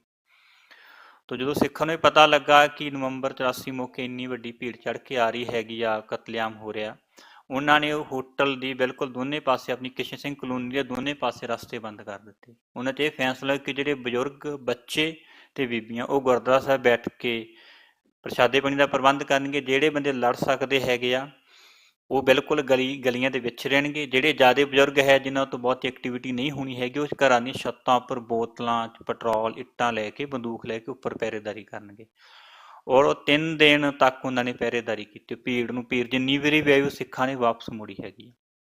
ਜਦੋਂ ਇਹ ਸਾਰਾ ਕੁਝ ਲੱਗਾ ਕਿ ਭੀੜ ਨੂੰ ਲੱਗਾ ਕਿ ਅਸੀਂ ਇੱਥੇ ਹਮਲਾ ਨਹੀਂ ਕਰ ਸਕਦੇ, ਫਿਰ ਪੁਲਿਸ ਭੇਜੀ ਗਈ। ਵੀ ਪੁਲਿਸ ਨੂੰ ਆਖਿਆ ਗਿਆ ਕਿ ਤੁਸੀਂ ਸਾਰੇ ਆਪਣੇ ਹਥਿਆਰ ਜਮ੍ਹਾਂ ਕਰਾ ਦਿਓ, ਅਸੀਂ ਮਦਦ ਕਰਾਂਗੇ ਜਾਂ ਤੁਹਾਡੀ ਰੱਖਿਆ ਕਰਾਂਗੇ। ਪਰ ਸਿੱਖਾਂ ਨੇ ਪੁਲਿਸ ਨੂੰ ਵੀ ਅੰਦਰ ਨਹੀਂ ਆਉਣ ਦਿੱਤਾ। ਉਹਦਾ ਇੱਕ ਕਾਰਨ ਰਿਹਾ ਕਿ ਸਿੱਖਾਂ ਨੇ ਪੁਲਿਸ ਨੂੰ ਕਿਉਂ ਨਹੀਂ ਅੰਦਰ ਆਉਣ ਦਿੱਤਾ, ਕਿਉਂਕਿ ਰਾਂਚੀ ਦੀ ਇੱਕ ਘਟਨਾ ਹੈਗੀ, ਬਿਲਕੁਲ ਉੱਥੋਂ ਦੇ ਇੱਕ ਪਰਿਵਾਰ ਸੀਗਾ ਜੀ, ਉਹ ਬਿਲਕੁਲ ਨਵੀਂ ਠੇਕੇਦਾਰੀ ਕਰਨਾ ਸੀ, ਰਾਂਚੀ 'ਚੋਂ ਆਇਆ ਸੀਗਾ। ਉਹਦੇ ਬਾਰੇ ਬਹੁਤਾ ਨਾ ਸਾਨੂੰ ਪਤਾ ਨਹੀਂ ਲੱਗ ਸਕਦਾ ਕਿਉਂਕਿ ਬਿਲਕੁਲ ਹੀ ਹਜੇ ਕੋਈ ਬਹੁਤਾ ਜ਼ਿਆਦਾ ਸਮਾਂ ਉਹਨੂੰ ਰਾਂਚੀ 'ਚ ਰਹਿੰਦੇ ਨੂੰ ਹੋਇਆ ਨਹੀਂ ਸੀ। ਉਹਨਾਂ ਦੇ ਘਰ 'ਤੇ ਜਦੋਂ ਭੀੜ ਹਮਲਾ ਕਰਨ ਗਈ, ਉਹਨਾਂ ਨੇ ਹਵਾਈ ਫਾਇਰ ਕੀਤੇ, ਭੀੜ ਪਿੱਛੇ ਮੁੜ ਦਿੱਤੀ। ਉਹ ਆਪਣੇ ਪਰਿਵਾਰ ਨੂੰ ਨਾਲ ਲੈ ਕੇ, ਉਹ 2 ਭਰਾ ਸੀ, ਉਹਨਾਂ ਦੇ ਘਰ ਵਾਲੀ ਸੀਗੇ ਤੇ ਨਾਲ ਉਹਨਾਂ ਦੇ ਬੱਚੇ ਸੀ, ਉਹ ਥਾਣੇ ਚਲੇ ਗਏ। ਥਾਣੇ ਜਾ ਕੇ ਦੱਸੇ ਕਿ ਐਂ ਕਰਕੇ ਭੀੜ ਸਾਡੇ 'ਤੇ ਹਮਲਾ ਕਰ ਰਹੀ ਹੈ ਕਿ ਸਾਡਾ ਬਚਾਅ ਕੀਤੇ। ਥਾਣੇ ਵਾਲੇ ਨੂੰ 1 ਘੰਟਾ ਆਪਦੇ ਕੋਲ ਬਾਇਆ। ਉਹ ਜਦੋਂ ਉਹਨੂੰ ਕਿਹਾ, ਹੁਣ ਕਹਿੰਦੇ ਵੀ ਹਾਲਾਤ ਬਿਲਕੁਲ ਠੀਕ ਹੋ, ਤੁਸੀਂ ਵਾਪਸ ਚਲੇ ਜਾਓ। ਉਹ ਜਦੋਂ ਵਾਪਸ ਜਾਣ ਲੱਗੇ ਤਾਂ ਉਹਨਾਂ ਦੀਆਂ ਰਫਲਾਂ ਜਮ੍ਹਾਂ ਕਰਾ ਲਈਆਂ। ਉਹ ਕਹਿੰਦੇ ਵੀ ਸਾਨੂੰ ਚਾਹੀਦੀਆਂ ਰਫਲਾਂ, ਵੀ ਉੱਥੇ ਹਾਲਾਤ ਖਰਾਬ ਹੋ ਗਏ। ਨਹੀਂ ਜੀ, ਅਸੀਂ ਸ਼ਾਂਤੀ ਬਣਾਉਣ ਲਈ ਅਸੀਂ ਸਾਰਿਆਂ ਦੇ ਹਥਿਆਰ ਜਮ੍ਹਾਂ ਕਰਾਂਗੇ, ਸਾਨੂੰ ਹਥਿਆਰ ਜਮ੍ਹਾਂ ਕਰਾਉਣੇ ਪੈਣਗੇ। ਸਿੱਖਾਂ ਨੂੰ ਬਿਲਕੁਲ ਨਿਹੱਥੇ ਕਰਕੇ ਉਹਨਾਂ ਨੇ ਥਾਣੇ 'ਚੋਂ ਬਾਹਰ ਘੱਲਤਾ। ਤਕਰੀਬਨ ਥਾਣੇ ਤੋਂ ਥੋੜ੍ਹੀ ਦੂਰ ਜਾ ਕੇ ਉਹ ਭੀੜ ਨੇ ਉਹ ਸਾਰੇ ਪੂਰੇ ਦੇ ਪੂਰੇ ਪਰਿਵਾਰ ਨੂੰ ਉੱਥੇ ਖਤਮ ਕਰ ਦਿੱਤਾ। ਤੋ ਸਿੱਖਾਂ ਨੂੰ ਇਹ ਘਟਨਾ ਦਾ ਪਤਾ ਸੀ ਕਿ ਪੁਲਿਸ ਦਾ ਵਿਹਾਰ ਜਾਂ ਪ੍ਰਬੰਧ ਕਿਵੇਂ ਦਾ ਹੈਗਾ, ਪਰ ਸਿੱਖਾਂ ਨੇ ਇਸੇ ਕਰਕੇ ਉਹਨਾਂ ਨੂੰ ਉੱਥੇ ਆਉਣ ਨਹੀਂ ਦਿੱਤਾ ਹੈਗਾ। ਇਹ ਸਾਰੇ ਥਾਵਾਂ ਇਸ ਤਰ੍ਹਾਂ ਹੀ ਹੋਇਆ ਕਿ ਜਿਵੇਂ ਇੱਕ ਇਕੱਲਾ ਬੰਦਾ, ਮੈਂ ਰਾਂਚੀ ਦੀ ਦੱਸ ਰਿਹਾ ਕਿ ਇੱਕ ਤਾਂ ਇਹ ਘਟਨਾਕ੍ਰਮ ਬਹੁਤ ਹੀ ਸਮਝਣ ਵਾਲੀ ਗੱਲ ਹੈ ਕਿ ਕਿੱਥੇ ਜਿਹੜੇ ਨਵੰਬਰ 84 ਦੇ ਹਮਲੇ ਸੀ 1 ਤਰੀਕ ਨੂੰ ਹੋ ਕੇ ਖਤਮ ਹੋ ਗਏ, ਕਿੱਥੇ ਸਾਰੇ ਘਟਨੇ ਹਮਲੇ 1 ਤਰੀਕ ਨੂੰ ਹੋ ਕੇ ਖਤਮ ਹੋ ਗਏ, ਕਿੱਥੇ 2 ਨੂੰ ਵੀ ਹਮਲੇ, ਕਿੱਥੇ 3 ਤੱਕ ਵੀ ਹਮਲੇ ਹੁੰਦੇ ਰਹੇ। 7 ਤਰੀਕ ਤੱਕ ਵੀ ਪੂਰੇ ਹਿੰਦੁਸਤਾਨ 'ਚ ਸਿੱਖਾਂ 'ਤੇ ਹਮਲੇ ਨੇ। ਪਰ ਉਹ ਇਹ ਰਿਹਾ ਕਿ ਜਿੱਥੇ ਤਾਂ ਨੁਕਸਾਨ 1 ਤਰੀਕ ਨੂੰ ਲੱਗਾ ਵੀ ਅਸੀਂ ਪੂਰਾ ਨੁਕਸਾਨ ਕਰ ਲਿਆ, ਉੱਥੇ ਹਮਲੇ 1 ਤਰੀਕ ਨੂੰ ਰੁਕ ਗਏ। ਜਿੱਥੇ ਨੂੰ ਲੱਗਾ ਕਿ ਹਮਲੇ ਨੁਕਸਾਨ ਘੱਟ ਹੋਇਆ, 2, 3, 4 ਜਾਂ ਨਹੀਂ, ਉਹ ਵਾਰ-ਵਾਰ ਉੱਥੇ ਕੋਸ਼ਿਸ਼ਾਂ ਕਰਦੇ ਰਹੇ। ਤੇ ਸਾਰੇ ਥਾਵਾਂ 'ਤੇ ਇੱਦਾਂ ਹੀ ਹੋਇਆ। ਤੋ ਉੱਥੇ ਇਹ ਪੁਲਿਸ ਦੇ ਵਿਹਾਰ ਦੀ ਆਪਾਂ ਗੱਲ ਕੀਤੀ, ਉੱਥੇ ਰਾਂਚੀ 'ਚ ਜਿਹੜਾ ਪੀਪੀ ਕੰਪਾਊਂਡ ਹਮਲਾ ਹੋਇਆ ਸੀਗਾ, ਉੱਥੇ ਜਿਹੜੀ ਸ਼ਰਾਬ ਵਰਤਾਈ ਜਾ ਰਹੀ ਸੀਗੀ ਉਹ ਪੁਲਿਸ ਦੀਆਂ ਗੱਡੀਆਂ 'ਚ ਵਰਤਾਈ ਜਾ ਰਹੀ ਸੀ। ਪੁਲਿਸ ਜਦੋਂ ਭੀੜ ਇੱਕ ਲਾਲਾ ਲਾਜਪਤ ਰਾਏ ਚੌਂਕ ਹੈਗਾ, ਜਦੋਂ ਉਧਰੋਂ ਭੀੜ ਪੀਪੀ ਕੰਪਾਊਂਡ ਵਾਲੀ ਕਲੋਨੀ 'ਤੇ ਹਮਲਾ ਕਰਨ ਜਾ ਰਹੀ ਸੀ, ਜਿੱਥੇ ਸਿੱਖਾਂ ਦੀ ਸਭ ਤੋਂ ਵੱਧ ਆਬਾਦੀ ਸੀ, ਉਹਦੇ ਚੌਂਕ 'ਚ ਖੜ ਕੇ ਹੀ ਪੁਲਿਸ ਵਾਲੀ ਜੀਪ 'ਚੋਂ, ਜਿਹੜੀ ਜੀਪ ਸੀਗੀ ਪੁਲਿਸ ਵਾਲੀ, ਉਹ 'ਚ ਦਾਰੂ ਦੀਆਂ ਬੋਤਲਾਂ ਦਿੱਤੀਆਂ ਜਾ ਰਹੀਆਂ ਸੀਗੀਆਂ। ਤੇ ਇਹ ਤੋਂ ਪਤਾ ਲੱਗ ਸਕਦਾ ਕਿ ਜਿਹੜਾ ਸਰਕਾਰੀ ਤੰਤਰ ਹੈਗਾ ਉਹਦੀ ਕਿੰਨੀ ਸਾਠ ਗਾਂਠ ਹੋਊਗੀ। ਤੇ ਜਦੋਂ ਆਪਾਂ ਇਹ ਸਾਰੀਆਂ ਇਹ ਚੀਜ਼ਾਂ ਆਪਾਂ ਦੇਖਦੇ ਹੈਗੇ ਆ ਵੀ ਇਹਦੇ 'ਚ ਸਾਰੇ ਪੱਖ ਹੀ ਹੁੰਦੇ ਆ ਕਿ ਮਹਾਰਾਜ ਦੇ ਸਿੱਖਾਂ ਨੇ ਗੁਰਦੁਆਰਾ ਸਾਹਿਬ ਦੀ ਸੇਵਾ ਸੰਭਾਲ ਕਿਵੇਂ ਕੀਤੀ ਆ। ਜਾਣੀ ਕਿ ਸਾਰਿਆਂ ਨੂੰ ਪਤਾ ਕਿ ਬਹੁਤ ਵੱਡੇ ਪੱਧਰ ਤੇ ਹਮਲੇ ਹੋਏ ਆ, ਸਿੱਖਾਂ ਦਾ ਨੁਕਸਾਨ ਹੋਇਆ, ਗੁਰਦੁਆਰਾ ਸਾਹਿਬ ਦਾ ਬਹੁਤ ਜ਼ਿਆਦਾ ਨੁਕਸਾਨ ਹੋਇਆ। ਕਈਆਂ ਥਾਵਾਂ ਤੇ ਤਾਂ ਸਿੱਖਾਂ ਨੇ ਗੁਰਦੁਆਰਾ ਸਾਹਿਬ ਬਹੁਤ ਜਲਦੀ ਬਣਾ ਲਈ, ਬਹੁਤ ਛੇਤੀ, ਸਭ ਤੋਂ ਪਹਿਲ ਦੇ ਆਧਾਰ ਤੇ ਬਣਾਈ, ਪਰ ਕਈਆਂ ਥਾਵਾਂ ਤੇ ਸਿੱਖਾਂ ਤੋਂ ਗੁਰਦੁਆਰਾ ਸਾਹਿਬ ਉਨੀ ਛੇਤੀ ਬਣੀ ਨਹੀਂ ਹੈਗੀ। ਮੈਂ ਇੱਕ ਸਬਲਗੜ੍ਹ ਦੀ ਮੱਧ ਪ੍ਰਦੇਸ਼ ਦੀ ਇੱਕ ਥਾਂ ਦੀ ਘਟਨਾ ਸਾਂਝੀ ਕਰਨਾ ਚਾਹੁੰਦਾ ਕਿ ਜਿੱਥੇ 1984 ਸਿੱਖਾਂ ਦੇ 6-7 ਘਰ ਹੀ ਹੈਗੇ ਸੀਗੇ, ਉਹ ਗੁਰਦੁਆਰਾ ਸਾਹਿਬ ਪੂਰੀ ਤਰ੍ਹਾਂ ਖਤਮ ਕਰ ਦਿੱਤਾ ਸੀ। ਤਾਂ ਉੱਥੋਂ 6-7 ਘਰਾਂ 'ਚ ਵੀ ਬਹੁਤੇ ਪਰਿਵਾਰ ਵਾਪਸ ਆ ਗਏ, 1-2 ਹੀ ਘਰ ਰਹਿ ਗਏ ਸੀਗੇ। ਤੋ ਸਿੱਖਾਂ ਨੇ ਕੁਛ ਨਾ ਹੋਣ ਕਰ ਗੁਰਦੁਆਰਾ ਸਾਹਿਬ ਨਹੀਂ ਹੈਗਾ ਸੀਗਾ, 2000 'ਚ ਆਣ ਕੇ ਦੁਬਾਰਾ ਤੋਂ ਗੁਰਦੁਆਰਾ ਦੀ ਇਮਾਰਤ ਬਣਾਈ, ਪਰ ਉੱਥੇ ਰੌਲਾ ਪੈ ਗਿਆ ਕਿ ਜਗ੍ਹਾ ਮੁਸਲਮਾਨਾਂ ਦੇ ਕਬਰਾਂ ਵਾਸਤੇ ਹੈਗੀ ਆ, ਉਹਨਾਂ ਦਾ ਸ਼ਮਸ਼ਾਨ ਘਾਟ ਹੈਗਾ ਵਾ, ਇਹਦੇ ਕਰਕੇ ਉਹ ਜਗ੍ਹਾ ਦਾ ਰੌਲਾ ਚੱਲ ਗਿਆ। ਉੱਥੋਂ ਦਾ ਜਿਹੜਾ MLA ਸੀਗਾ, ਰਾਵਤ ਸੀ ਉਹਦਾ ਨਾਂ, ਪੂਰਾ ਨਾਂ ਤਾਂ ਮੈਨੂੰ ਯਾਦ ਨਹੀਂ ਹੈ, ਰਾਵਤ ਪਿੱਛੇ ਬਿਨ ਸੀ ਨਾਂ ਦੇ, ਉਹਨੇ ਉਹ ਜਗ੍ਹਾ ਦਾ ਨੀਂਹ ਪੱਥਰ ਰੱਖ ਕੇ ਮੁਸਲਮਾਨਾਂ ਦੇ ਸ਼ਮਸ਼ਾਨ ਘਾਟ ਦਾ ਉਦਘਾਟਨ ਕਰ ਦਿੱਤਾ। 2 ਪਰਿਵਾਰ ਹੋਣ ਦੇ ਬਾਵਜੂਦ ਸਿੱਖਾਂ ਨੇ ਉੱਥੇ ਕੇਸ ਲੜਿਆ, ਸਿੱਖਾਂ ਨੂੰ ਧਮਕੀਆਂ ਕਿ ਤੁਹਾਨੂੰ ਮਾਰ ਦਿੱਤਾ ਜਾਊਗਾ ਜਾਂ ਪੁਰਾਣੇ ਹਾਲਾਤਾਂ ਦਾ ਚੇਤਾ ਕਰਾਇਆ ਗਿਆ, ਪਰ ਸਿੱਖ ਡਟੇ ਰਹੇ। ਹੁਣ ਉਹਨਾਂ ਨੇ 2002 'ਚੋਂ ਕੇਸ ਜਿੱਤਿਆ ਹੈਗਾ, ਉੱਥੇ ਦੁਬਾਰਾ ਤੋਂ ਗੁਰਦੁਆਰਾ ਸਾਹਿਬ ਬਣਾਇਆ ਹੈਗਾ। ਐਸੀਆਂ ਬਹੁਤ ਥਾਵਾਂ ਹੈਗੀਆਂ ਕਿ ਜਿੱਥੇ ਸਿੱਖਾਂ ਨੇ 10-10 ਸਾਲ ਬਾਅਦ ਜਾ ਕੇ ਵੀ ਗੁਰਦੁਆਰਾ ਸਾਹਿਬ ਦੇ ਪ੍ਰਬੰਧ ਲਏ ਹੈਗੇ। ਤੋ ਇਹ ਸਾਰੀਆਂ ਘਟਨਾਵਾਂ ਨੂੰ ਆਪਣੀ ਇਸ ਤਰ੍ਹਾਂ ਯਾਦ ਰੱਖਣਾ ਚਾਹੀਦਾ ਕਿ ਜਿੱਥੇ ਸਿੱਖਾਂ ਤੇ ਹਮਲੇ ਹੋਏ, ਉੱਥੇ ਸਿੱਖਾਂ ਨੇ ਬਹੁਤ ਹੀ ਬਹਾਦਰੀ ਨਾਲ, ਆਪਦੇ ਅਖਲਾਕ ਨਾਲ ਇਹਨਾਂ ਥਾਵਾਂ ਦਾ ਮੁਕਾਬਲਾ ਕੀਤਾ। ਤੋ ਬੋਲਦੇ ਅਗਰ ਕੋਈ ਅੱਖਰ ਵੱਧ ਘੱਟ ਬੋਲਿਆ ਗਿਆ ਹੋ ਤੇ ਮੈਂ ਮਾਫੀ ਚਾਹੁੰਦਾ ਜੀ। ਵਾਹਿਗੁਰੂ ਜੀ ਖਾਲਸਾ, ਵਾਹਿਗੁਰੂ ਜੀ ਕੀ ਫਤਿਹ।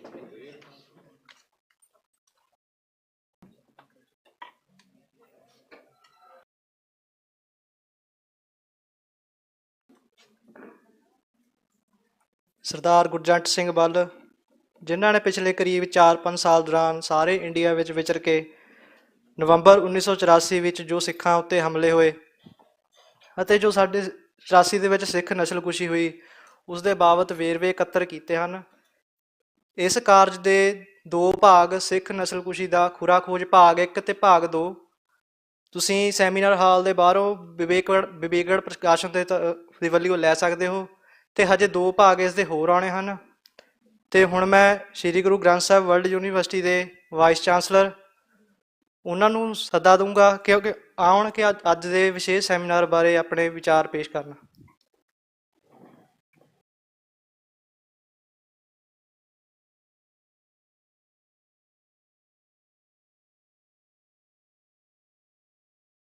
ਮੰਚ ਤੇ ਬਿਰਾਜਮਾਨ ਮਾਨਯੋਗ ਸ਼ਖਸੀਅਤਾਂ, ਸੈਮੀਨਾਰ ਦੇ ਸਰੋਤਾ ਜਨ, ਵਾਹਿਗੁਰੂ ਜੀ ਕਾ ਖਾਲਸਾ, ਵਾਹਿਗੁਰੂ ਜੀ ਕੀ ਫਤਿਹ। ਬਹੁਤ ਵਧੀਆ ਇੱਕ ਸੈਮੀਨਾਰ ਬੱਚਿਆਂ ਨੇ ਉਪਰਾਲਾ ਕੀਤਾ ਹੈ ਕਿ 1984 ਦੇ ਸਿੱਖ ਕਤਲੇਆਮ 'ਤੇ ਇੱਕ ਵਿਚਾਰ ਚਰਚਾ ਰੱਖੀ ਗਈ ਹੈ। ਅਸਲ ਵਿੱਚ ਜੇ ਦੇਖਿਆ ਜਾਵੇ ਸਾਰਾ, ਤਾਂ ਜਦੋਂ ਤੋਂ ਆਜ਼ਾਦੀ ਮਿਲੀ ਆ, ਆਜ਼ਾਦੀ ਤੋਂ ਪਹਿਲਾਂ ਦੀ ਗੱਲ ਜਿਹੜੀ ਹੈ ਕਿ ਉਸ ਵੇਲੇ ਇੱਕ ਧੋਖੇ ਦੇ ਨਾਲ ਕਿ ਤੁਹਾਨੂੰ ਸਿੱਖਾਂ ਨੂੰ ਅਸੀਂ ਇੱਕ ਆਜ਼ਾਦ ਖਿੱਤਾ ਦੇਵਾਂਗੇ ਜਿਹਦੇ ਵਿੱਚ ਤੁਸੀਂ ਆਜ਼ਾਦੀ ਦਾ ਸਾਹ ਲੈ ਸਕੋ। ਉਹ ਜਿਹੜੇ ਉਸ ਵੇਲੇ ਦੇ ਲੀਡਰ ਸੀ ਜਵਾਹਰ ਲਾਲ ਨਹਿਰੂ ਤੇ ਮਹਾਤਮਾ ਗਾਂਧੀ, ਉਹਨਾਂ ਨੇ ਇਹ ਵਾਅਦਾ ਕੀਤਾ ਸੀ, ਪਰ ਬਾਅਦ ਦੇ ਵਿੱਚ ਉਹ ਮੁੱਕਰ ਜਾਂਦੇ ਆ। ਅਤੇ ਖਾਸ ਕਰਕੇ ਜਦੋਂ ਸਾਨੂੰ ਆਜ਼ਾਦੀ ਮਿਲਦੀ ਆ ਤਾਂ ਉਸ ਵੇਲੇ ਇੱਕ ਸਰਕਾਰੀ ਫਰਮਾਨ ਜਾਰੀ ਕਰਦੇ ਆ ਕਿ ਸਿੱਖਾਂ ਨੂੰ ਇੱਕ ਜਗ੍ਹਾ 'ਤੇ ਬਸਣ ਨਾ ਦਿੱਤਾ ਜਾਵੇ। ਤਾਂ ਉਹਦੇ 'ਚ ਕਾਫੀ ਦੂਰ ਦੂਰ ਤੱਕ ਕੋਸ਼ਿਸ਼ ਕਰਦੇ ਆ ਕਿ ਜਿਹੜੀ ਅਲੋਟਮੈਂਟ ਹੁੰਦੀ ਹੈ ਜ਼ਮੀਨ ਦੀ ਜਾਂ ਹੋ ਰਿਹਾ, ਤਾਂ ਸਿੱਖਾਂ ਨੂੰ ਖੰਡਾ ਦਿੱਤਾ ਜਾਵੇ ਤਾਂ ਕਿ ਕੋਈ ਇੱਕ ਇਕੱਠੀ ਸ਼ਕਤੀ ਜਿਹੜੀ ਆ ਉਹ ਨਾ ਬਣ ਸਕੇ। ਕਿਉਂਕਿ ਜਿਹੜਾ ਪਹਿਲਾ ਰਿਕਾਰਡ ਆ ਉਹ ਇਹ ਦੱਸਦਾ ਹੈ ਕਿ ਸਿੱਖਾਂ ਨੇ ਜਿੱਥੇ ਵੀ ਉਹਨਾਂ ਦੀ ਜ਼ਿਆਦਤੀ ਹੋਈ ਆ ਤਾਂ ਉਹਨਾਂ ਦਾ ਸੰਘਰਸ਼ਸ਼ੀਲ ਜਿਹੜਾ ਸਾਡਾ ਵਿਰਸਾ ਰਿਹਾ ਆ, ਉਹਦੇ ਕਰਕੇ ਇਹਨਾਂ ਨੂੰ ਆਮ ਇੱਕ ਜੋ ਲੀਡਰ ਸੀ ਸਾਡੇ ਉਸ ਸਮੇਂ ਦੇ, ਉਹਨਾਂ ਨੂੰ ਡਰ ਸੀ ਕਿ ਜੇ ਕਿਤੇ ਇੱਕ ਜਗ੍ਹਾ 'ਤੇ ਫਿਰ ਇਕੱਠੇ ਹੋ ਕੇ ਵੱਸਦੇ ਆ ਤਾਂ ਇਹਨਾਂ ਦੀ ਤਾਕਤ ਜਿਹੜੀ ਹੈ ਫਿਰ ਇਕੱਠੀ ਹੋ ਜਾਏਗੀ, ਤਾਂ ਕਿਤੇ ਨਾ ਕਿਤੇ ਸਾਨੂੰ ਹਕੂਮਤ ਨੂੰ ਪ੍ਰੋਬਲਮ ਆਉਣਗੀਆਂ। ਸੋ 2-3 ਜਿਹੜੇ ਵੱਡੇ ਇਸ਼ੂ ਉਸ ਟਾਈਮ 'ਤੇ ਖੜੇ ਹੁੰਦੇ ਆ।